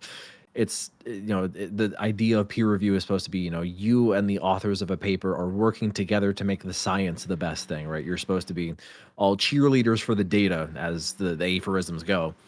And you're supposed to try to improve the way the data is collected or the actual results to make it the best thing that it can be, right? It's this iterative notion of improvement, and peer review will give you perspective or catch any like really massive errors that fall through the cracks. But again, within academia, it's sort of a very blunt approach to all of that. The idea that, yeah, we're just going to say things for what they are. Like, yeah, this material thing isn't happening, or you need to do this differently, or go run a different statistical test and get back to me. Like, it's not personal, it's just business. So that's kind of the framework that I think we could approach this as, is like, this is just community business. Like, we got to take care of this shit. We got to protect ourselves from it. We have to deal with it. It's just community business, right? We got to just get along to get along. We got to deal and work together to do something about this. But it's interesting to see, like, a global scientific community sort of hard codes that mentality in when it comes to something like the concept of peer review, where it's like, we're all supposed to be helping each other. People deviate all the time, and that creates issues. But at least what's supposed to happen is supposed to be that community working together to make the science good. So I would like to see that idea sort of be more prevalent on Twitch, is like, communities work together to keep themselves safe and healthy. And I see a lot of that when it comes to, say, organizing around Gaza. I see a lot of that when it comes to going on to the student encampments and stuff, and trying to interview folks and get an idea of what's going on the ground, and to fundraise. And like, great, awesome, I love to see that. It doesn't stop there, right? That's just one of many issues where it should extend to the platform itself too. Right. The problem is the way animosity has been rewarded on this platform. Like, the way this sort of, like, whether it's genuine or not, whether it's played for a bit or not, it's frustrating. The way people have made this vitriol exchanging between each other, whether it's with the streamer and another streamer, whether it's the chatters with themselves or with the streamer itself, communities having interpolated like fucking conflicts with one another. It's incentivized by this platform itself. It's incentivized by Twitch, and it's frustrating that it perpetuates in that way, because the only way you change it at that point is from an individual perspective. And that takes so much effort to try and convey. Because it's up to very, very small voices to try and change the course when, again, that course is not profitable, right? And that is why people are not engaging with it. The course of trying to be kind and collaborative is not one that generates a significant amount of profit, which is typically why it's not championed and put at the forefront. And that just extends beyond Twitch. It's why social media is run the way it is. It's why industries operate in the way that they do. And it's frustrating. Yeah, I mean, this is why I've kind of gotten a more extreme. It's like a half joke take on TwitchCon, just as a necessity. But when I look at, like you said before, what is potentially a mass disabling event full of harm due to COVID, on top of a litany of other issues, what the platform is incentivizing this for what? Like, what gain is coming from this? People feel like they're networking. Like, I don't even see any evidence to suggest that it's making a positive material difference for streamers who are, say, trying to do this as their one and only job, or they depend on Twitch for their income, and so they're sort of baited into, you know, saving up for TwitchCon to make all the travel arrangements to, you know, allegedly strike it big or make those connections that will allow their stream and their community to grow. And it's basically all it amounts to. I went to TwitchCon and all I got was this lousy COVID and a T-shirt. Like, that's what good is actually coming from this. And that speaks to what you were saying about the platform. Like, the platform is incentivizing people in all the wrong ways to engage, interact, and build a community in ways that are hurtful, in ways that are toxic, in ways that don't help Twitch profit, certainly, and in ways that just make the platform a worse place. And as you said, there should be a lot more organizing against the platform itself from people much larger than both of us, who have spoken to that notion but have never followed through. I think Anglo said it very well. Be ruthless against the systems, but be kind to each other. And by that's the old capitulating, to be capitulating to fucking Twitch in that regard is not productive. And this is not to say that I'm like, yeah, if you go to TwitchCon, you're part of the problem. Again, I'm not pointing out the individuals. No, we're not in this saying regard. that, right? What I'm saying is that if you're going to engage in these events, you should do them in a safe capacity, and you should encourage others to do them safely. But the social stigmatization behind masking, behind staying safe, that again stems from the organization behind itself, by Twitch itself. It becomes self-defeating, and it makes it to where this ends up becoming a mass disabling event. And we have to have a conversation like this to where we're trying to encourage this. So again, that's kind of what I'm getting at. Yeah, what you're getting at is that if this is how it's going to be, then try and do it in a more appropriate and kinder way, instead of just doing what's going to be ultimately just being fuck you, I got mine. And it's just this selfish, self-destructive thing. Because even if you are getting yours, like you said, all you got was this lousy COVID. So, like, what was the point? What was even the benefit at the end of the day? Yeah, I know, like the Chevron thing is another really good example of that, because like a lot of folks in the political commentary sphere like went to TwitchCon and found out, oh my God, Chevron's a sponsor. They're facilitating a genocide in Gaza, which they are. So you know, they were like, oh, okay, that's bad. Yes, agreed. That is a bad thing. And so they're, you know, we're vocally and vociferously opposed to that, which is a good thing. We should be.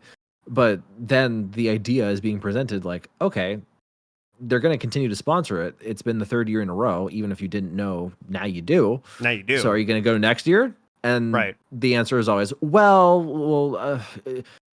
know, and then they're just fumbling and wavering. It's like, no, the answer should be no. That's what doing all of this in a kinder, more empathetic and compassionate way looks like. Is we're going to show solidarity. We are going to boycott the event. We are going to organize and educate around a boycott of the event because they are facilitating a genocide, right? If you are paying money to attend an event where the sponsors are facilitating a genocide, maybe we shouldn't do that again.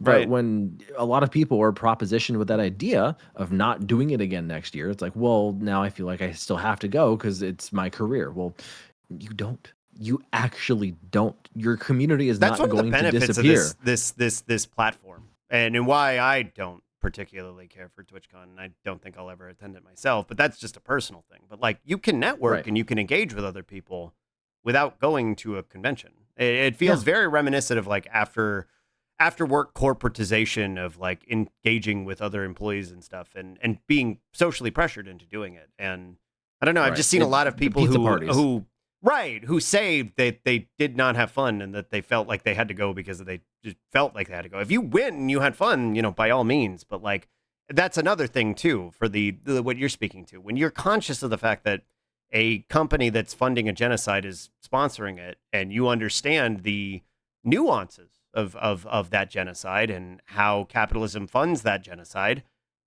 when you're a leftist content creator. This is speaking specifically to the leftist streamers. I have a little bit more grace for the other ones who aren't conscious of this and aren't, vocal about it. Granted, they should be educated about it, but the only way that education happens is if it's from the other leftist streamers. And when you're making concession for it, that's not praxis. You're contradicting whatever element of praxis you were doing in the first place.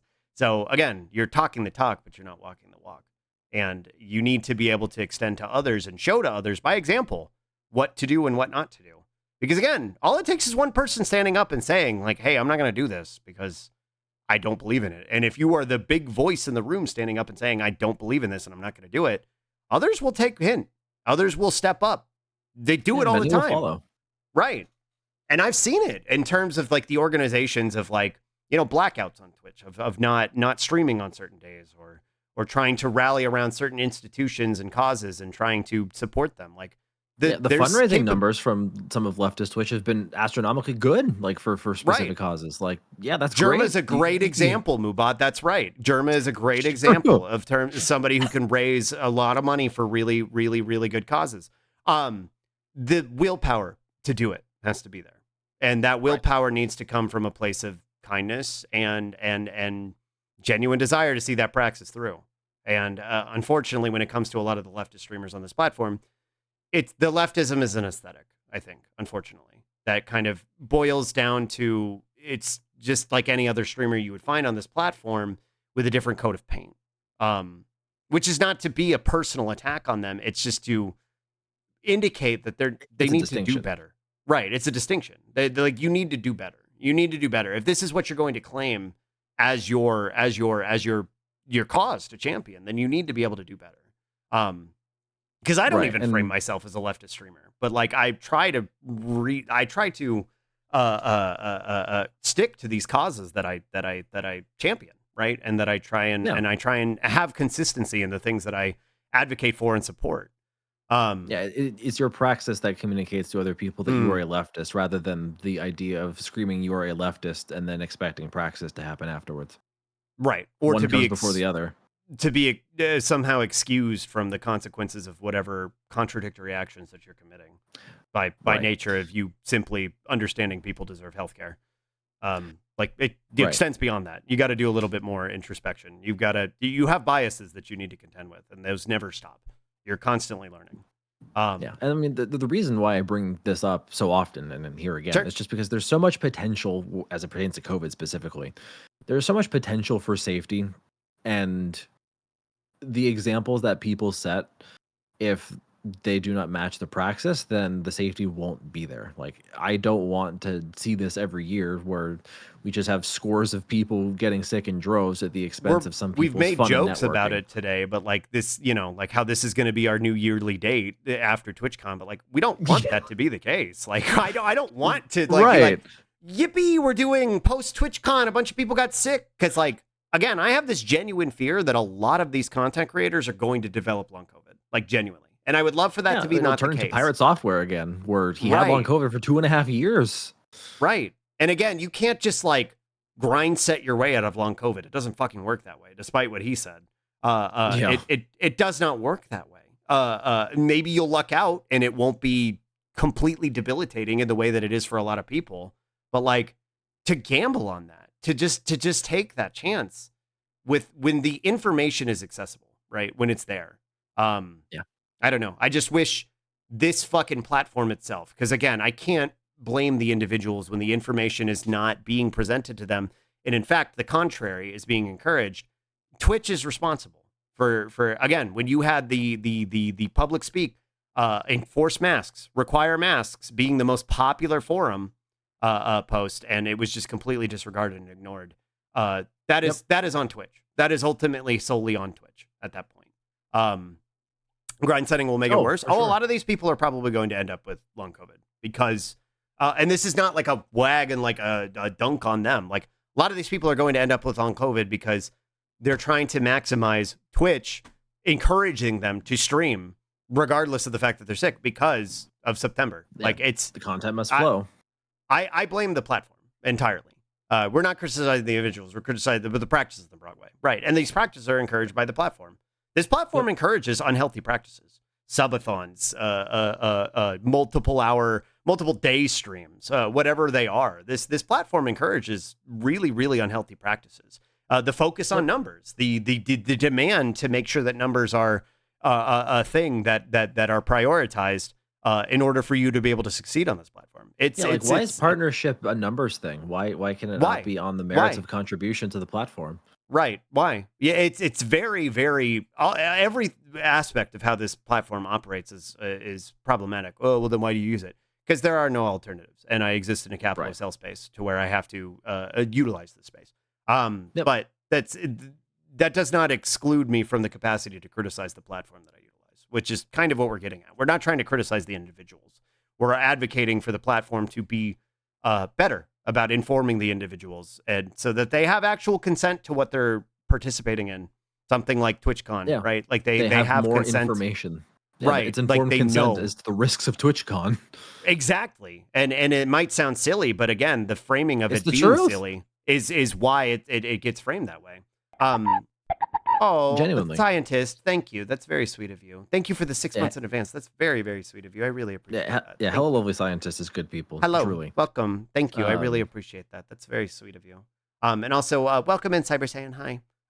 Sorry if I've missed any of your messages and if there's any, because I know I was kind of looking for questions earlier, but if anybody has questions that they want to reiterate, we can always answer questions. Please feel free to repost them. Thank you for the Spippy Strumspeen. Yeah, go ahead and do a Spippy Strump Homo. Okay. Entirely not do what they want to do with not paying people their due because they're people are why they come here. Twitch isn't. If anything, TwitchCon's money could be put into supporting. It should be. It should be a celebration rather than this money-making endeavor. And again, right. It could highlight communities that are doing good things, but that's not what happens. That's not what happens. It ends up becoming this sort of the networking high school party social event. Right. Yeah. Exactly. Which again, do whatever you want to do. I'm not here to finger wag at that. What I just want you to do it safely. That's my primary concern. Right. And Twitch holds a responsibility in making sure that you have all the information and how to do that safely. How anti-disabled systems metrics like that are. A former Warframe partner who was removed for their partner program after having been sent flowers and a supportive message and a little teddy, possibly because they were unable to stream regularly due to health reasons. That's very bleak and very disgusting. And yeah, that's just ableist as all hell. Yeah, that's truly upsetting. But again, it represents that this. I guess when Twitch does these things to try and represent like these marginalized communities, right? The disabled, people of color, queer folks. Whenever they're trying to do something to advocate for them, they're not really doing anything that actually advocates for them because they're not really protecting them. They're not doing anything to truly protect them. We see it in the way that hate raids and racism gets normalized on this platform. Ableism gets normalized on this platform. And then things like TwitchCon become these mass vectors for disease and disabling that they don't actually care about any of the people they're claiming to. They're utilizing them to try and make a quick buck off of because that is the way capitalism functions. Which I don't know if I have a point here. Otherwise, then I'm just complaining about how Twitch sucks. But well, no, I kind of want to go back to something Damascus said in chat. Go ahead. Because sure. There's sort of this notion that like nobody wants to see their favorite streamer get hurt, and like we don't want a platform in mourning when some titan of the platform either can't stream anymore due to health reasons or actively passes away. And to speak to that, one of the people that keeps coming up in the Twitch contact tracing is a literal Twitch ambassador who is like cryptically tweeting about how like they got back from TwitchCon, they weren't feeling good, and then by the way, I'm losing a lot of blood, and it's like, right, what? Yeah, like, is that what? COVID? What's that about? Yeah, we don't even. And I hope they're okay. Like that's scary. Like that's very, very, very, very scary. And as an ambassador, right, you would think that there would be more rallying behind them from this institution, right, from this fucking company, from the company that they're meant to be an ambassador for. But I think Like it that speaks is to the fact that Twitch genuinely does not give a shit. They yeah, don't. it is the distillation of the point you just made that Twitch Right. is using these people to make money. That Right. they will subject you to what is potentially a mass disabling event or something that could aggravate pre-existing conditions, puts you in a bind where either you're losing blood or you're having some sort of acute medical issue that needs to be dealt with.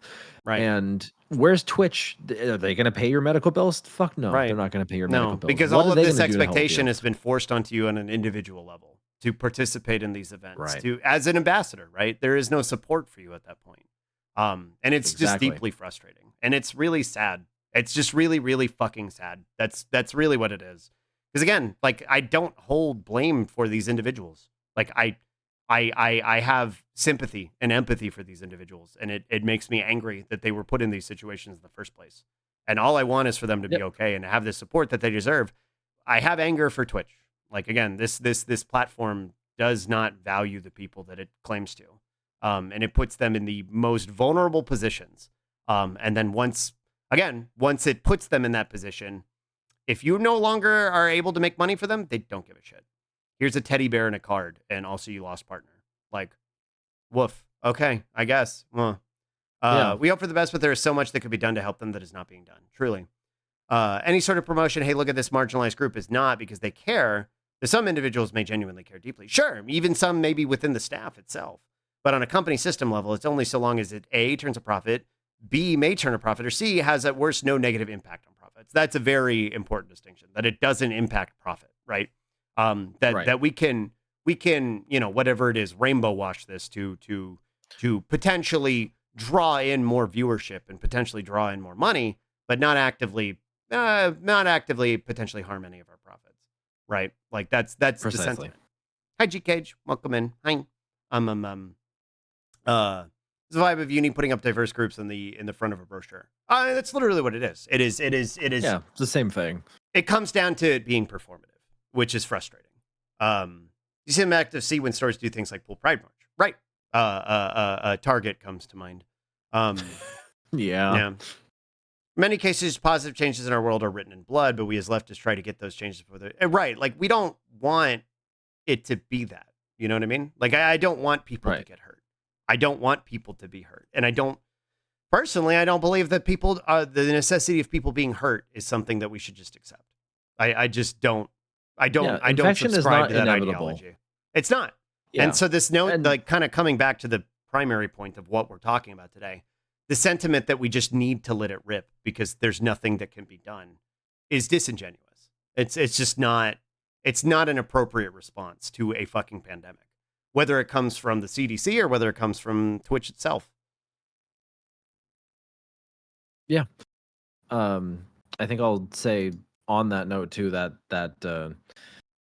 idea that this is one of the biggest, I think, if not the biggest thing that I've seen with the Twitch contact tracing is just the by default acceptance of it all. Like even if COVID wasn't a thing, like it's con crud, it's con flu, this happens all the time, it came for me. It doesn't have to be this way.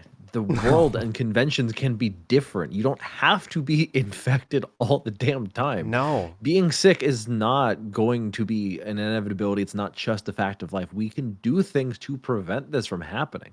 Like when we talk about things like ME/CFS, right? This is another long-term chronic illness that existed before COVID. Some people have ME/CFS, and it might have been a consequence of infection from some other pathogen, right?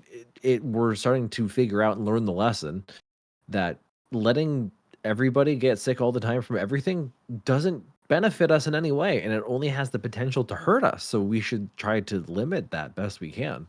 So for people who might stumble across this, or if they're in here now, if they went to TwitchCon, did get sick, didn't get sick, whether it's TwitchCon, whether it's anything you do, sickness is not an inevitability. It's not just a fact of life. Like, yes, it will happen for a variety of people, but we can change society to prevent this from happening as much as we can, right? We can't prevent literally every single case of everything ever. Nobody's saying that. But we can at least try to get as close to that as we can. We can and we should do that because the dividends for people's health, well-being, and ability to go to work, earn money, live a meaningful and Survive. dignified life, survive. Yeah, people's ability to survive will be magnitudes greater than what it otherwise would be if it were not for the constant barrage and menagerie of disease that is going to be facing us in the coming years and that currently faces us now. I mean, the fact that we've got bird flu as a spectator sport, all the mosquito-borne stuff because of climate change, like disease is only going to be more of an issue as time progresses and not Right. less. So we need to sort of hop onto that idea that like none of this is destined to happen. You're not destined to get sick. You can have a con-free experience without COVID. There are people in the Twitch contact tracing who did a good job, who masked the entire time and didn't do something silly as it pertains to that. And they're saying, yeah, well, damn, I'm really glad I wore my mask. I'm seeing all these, I'm sick with COVID from TwitchCon tweets. Right. This acceptance that's an inevitability harkens to previous generations, our parents, right?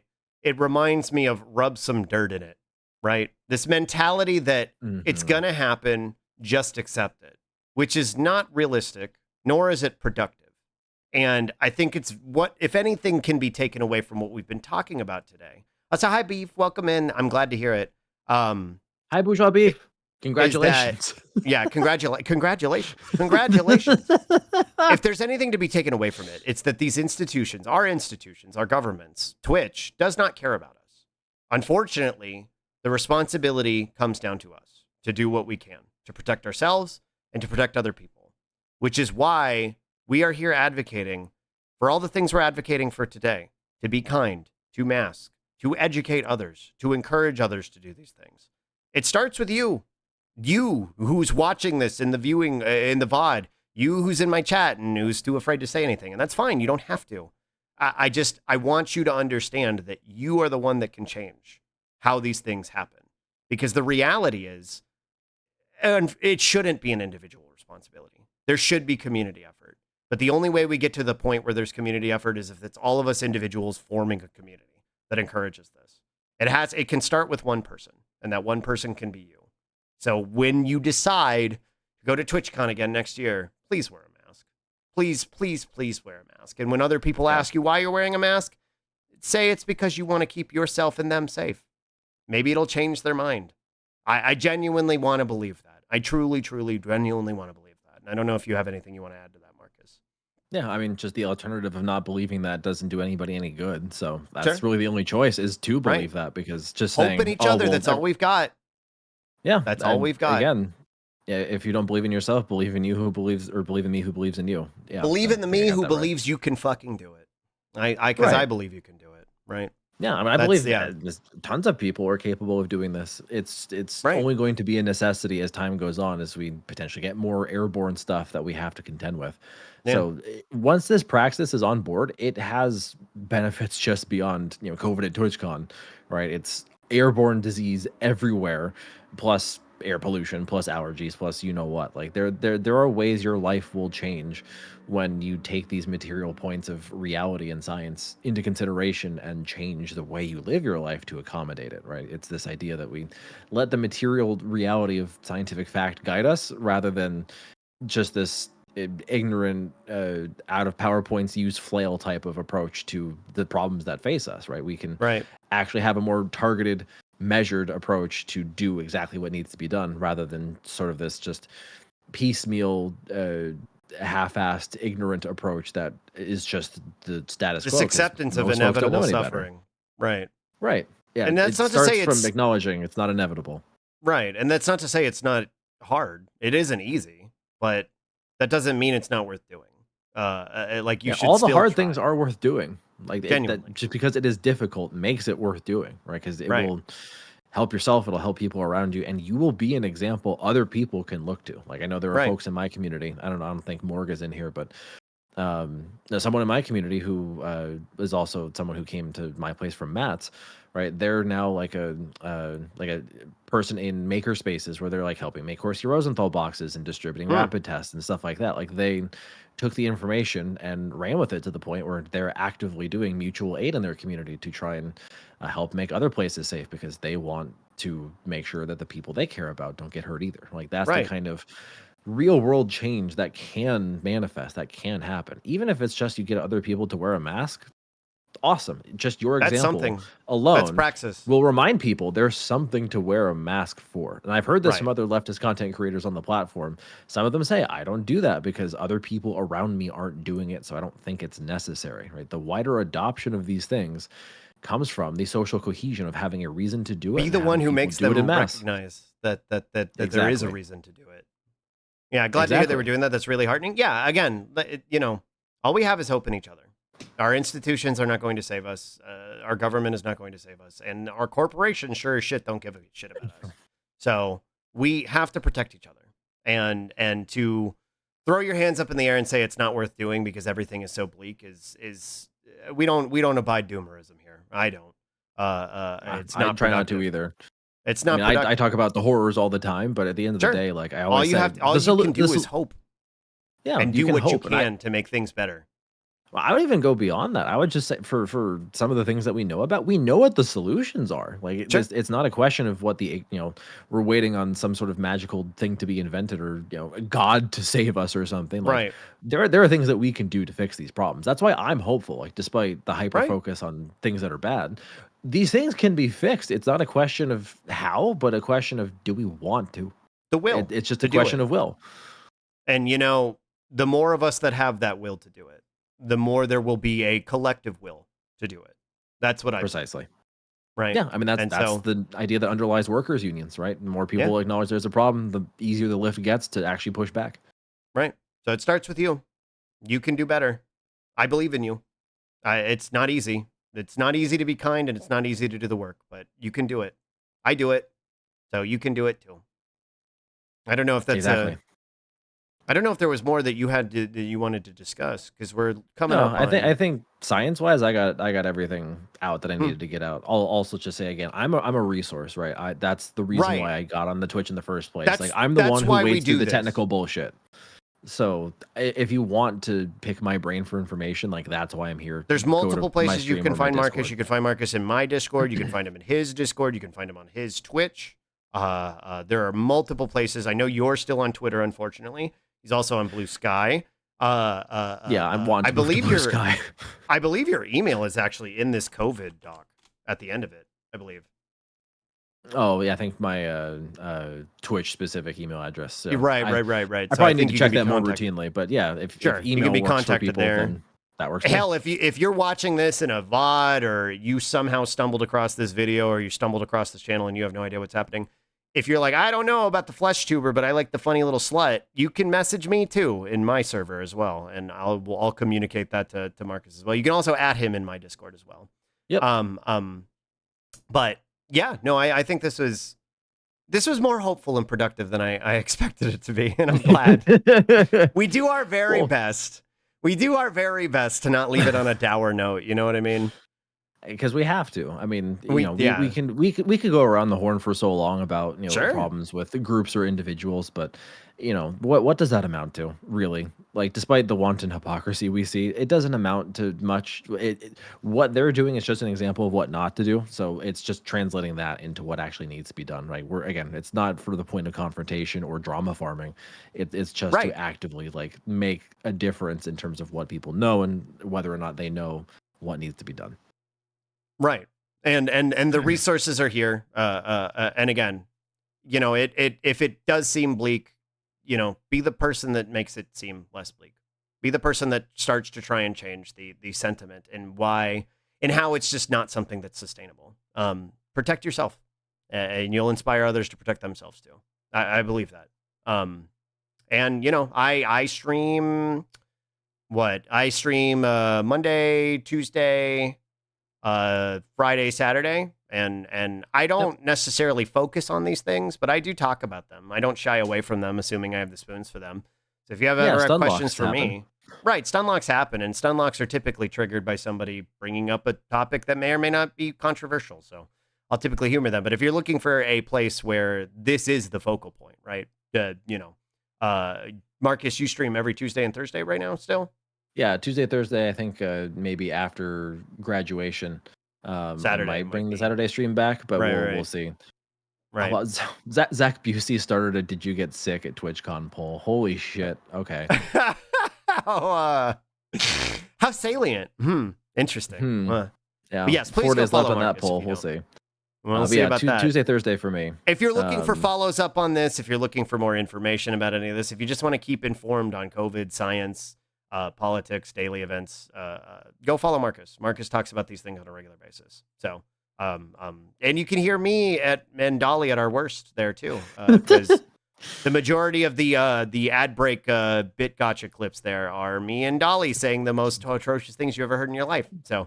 And I love every last one of them. Yeah, we're there for levity. So that's my streams are levity, so you can get a little piece of them there too. Yeah, so we gotta hang out more often. I know, like we can have our yearly thing, but we need to do in a way that's not this soon. We need to do the femboy analysis. Yeah, the femboy science segment. Yeah. Oh, I still have that paper. It's literally called. Oh, what is the paper called? Yeah, chat. We've been planning like a femboy science. It was the boy wifing. It was the boy wife science. That's what it was. Well, yeah, the little animation of Velopper and Slorb. I love it. It felt very fitting. I wanted to include the two of them because we're in a Pokemon Center, so the two of them there felt very fitting. Just that's wonderful ace art. Makes it good, informative, and fun. His streams can educate on many things, including the worst Johnny Cash stripteases you ever saw. True. Yeah, I'm asking Dolly if she's good to go, so we might read into Dolly.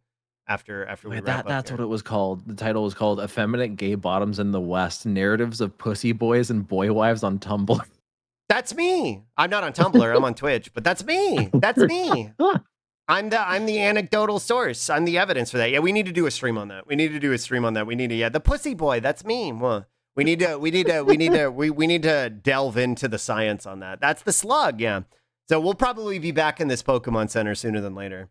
Yeah, and I know too. Whenever, probably sometime next year after the debut, we need to do a playthrough of Had If a Boyfriend. We absolutely need to do that. Oh, true. We do need to do Bird Kisser, a video game. Also, I do think there was a question that was related to bird kissing earlier, so that's why I saved it for later. But since we're on the way out, what's the temperature to cook chicken to make it safe in regards to bird flu?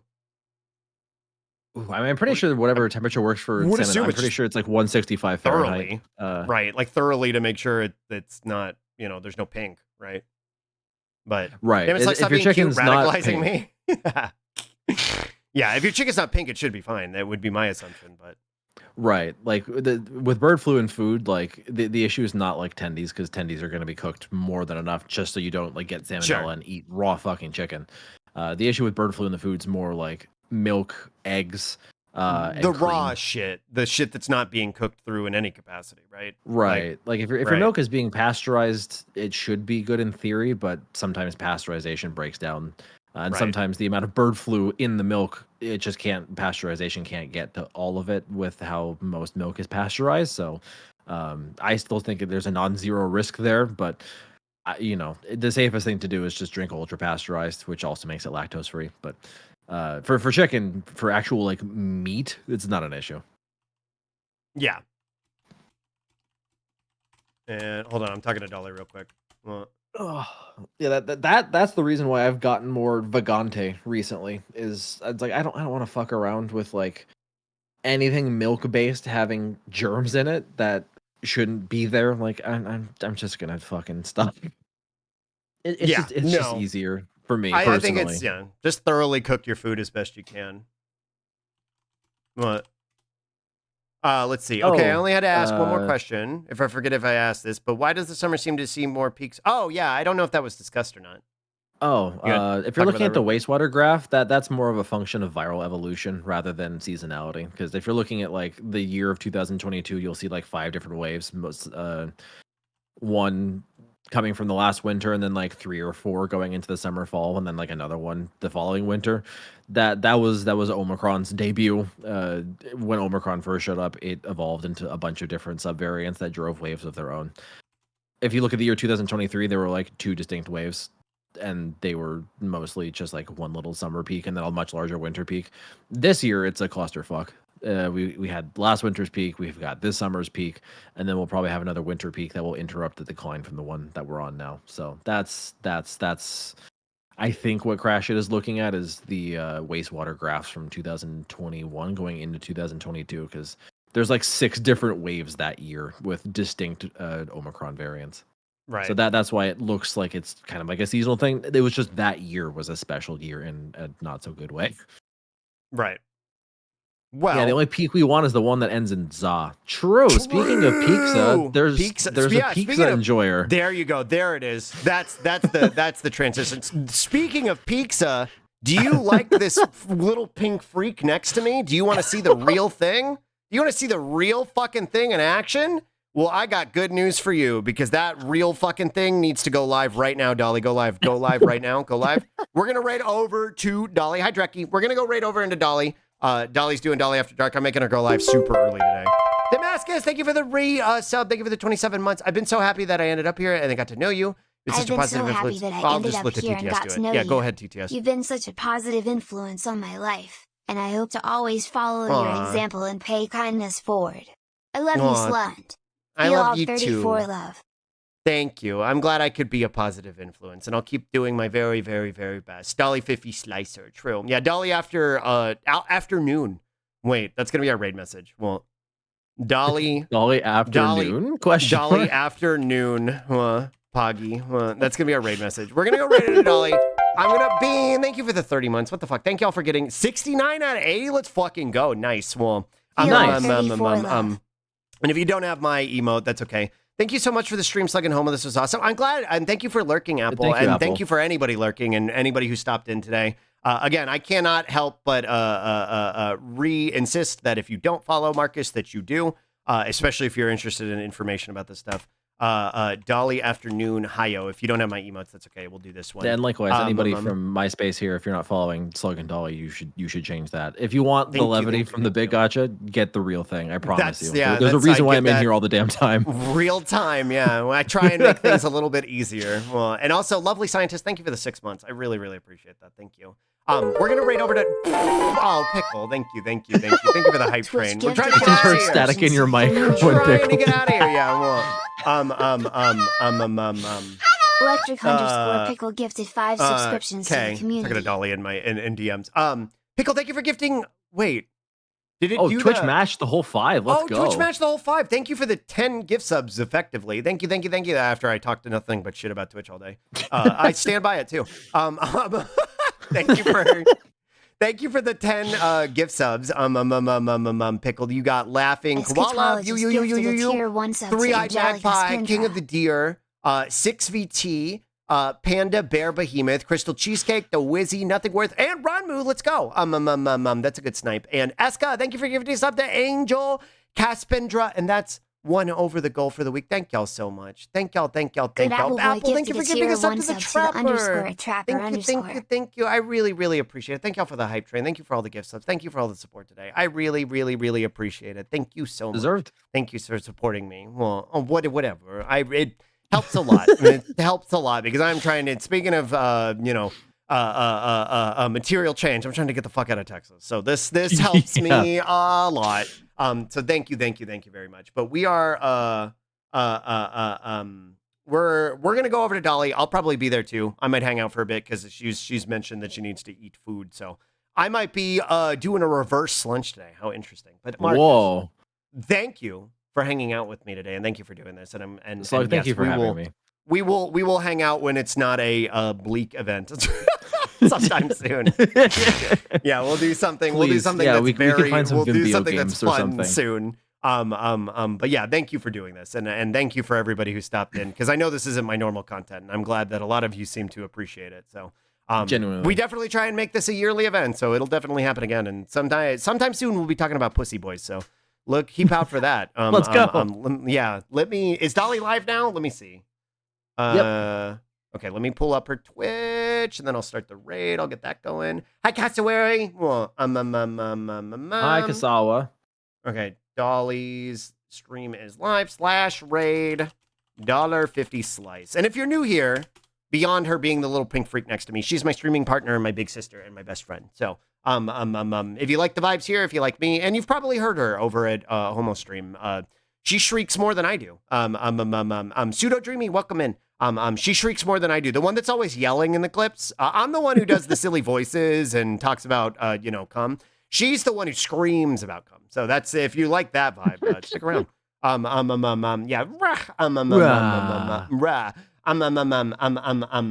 Okay, yeah, I think the raid's going. I'm going to jump over to the end screen while we go. Marcus, thank you for being here with me today. Thank you all coming. Thank you, Sly. And hanging out. Oh, and I'm not going to be around tomorrow. Tomorrow's my anime night. I will be in the Discord. Dolly will be streaming tomorrow. I'll be back on Monday, and we're starting Deltarune Chapter 2 for reals this time. So hopefully you'll come join me for that. Me and Dolly will both be doing that on Tuesday, but or on Monday. But I will probably see you over at Dolly's in just a second, actually. I'll probably be over there in a minute. But I'm going to go over the end screen now. I'll see you on Monday. I love you all very, very, very, very much. Thank you for hanging out with me. Thank you for meeting the goal for the week. I really appreciate it. Thank you. Bye. Bye.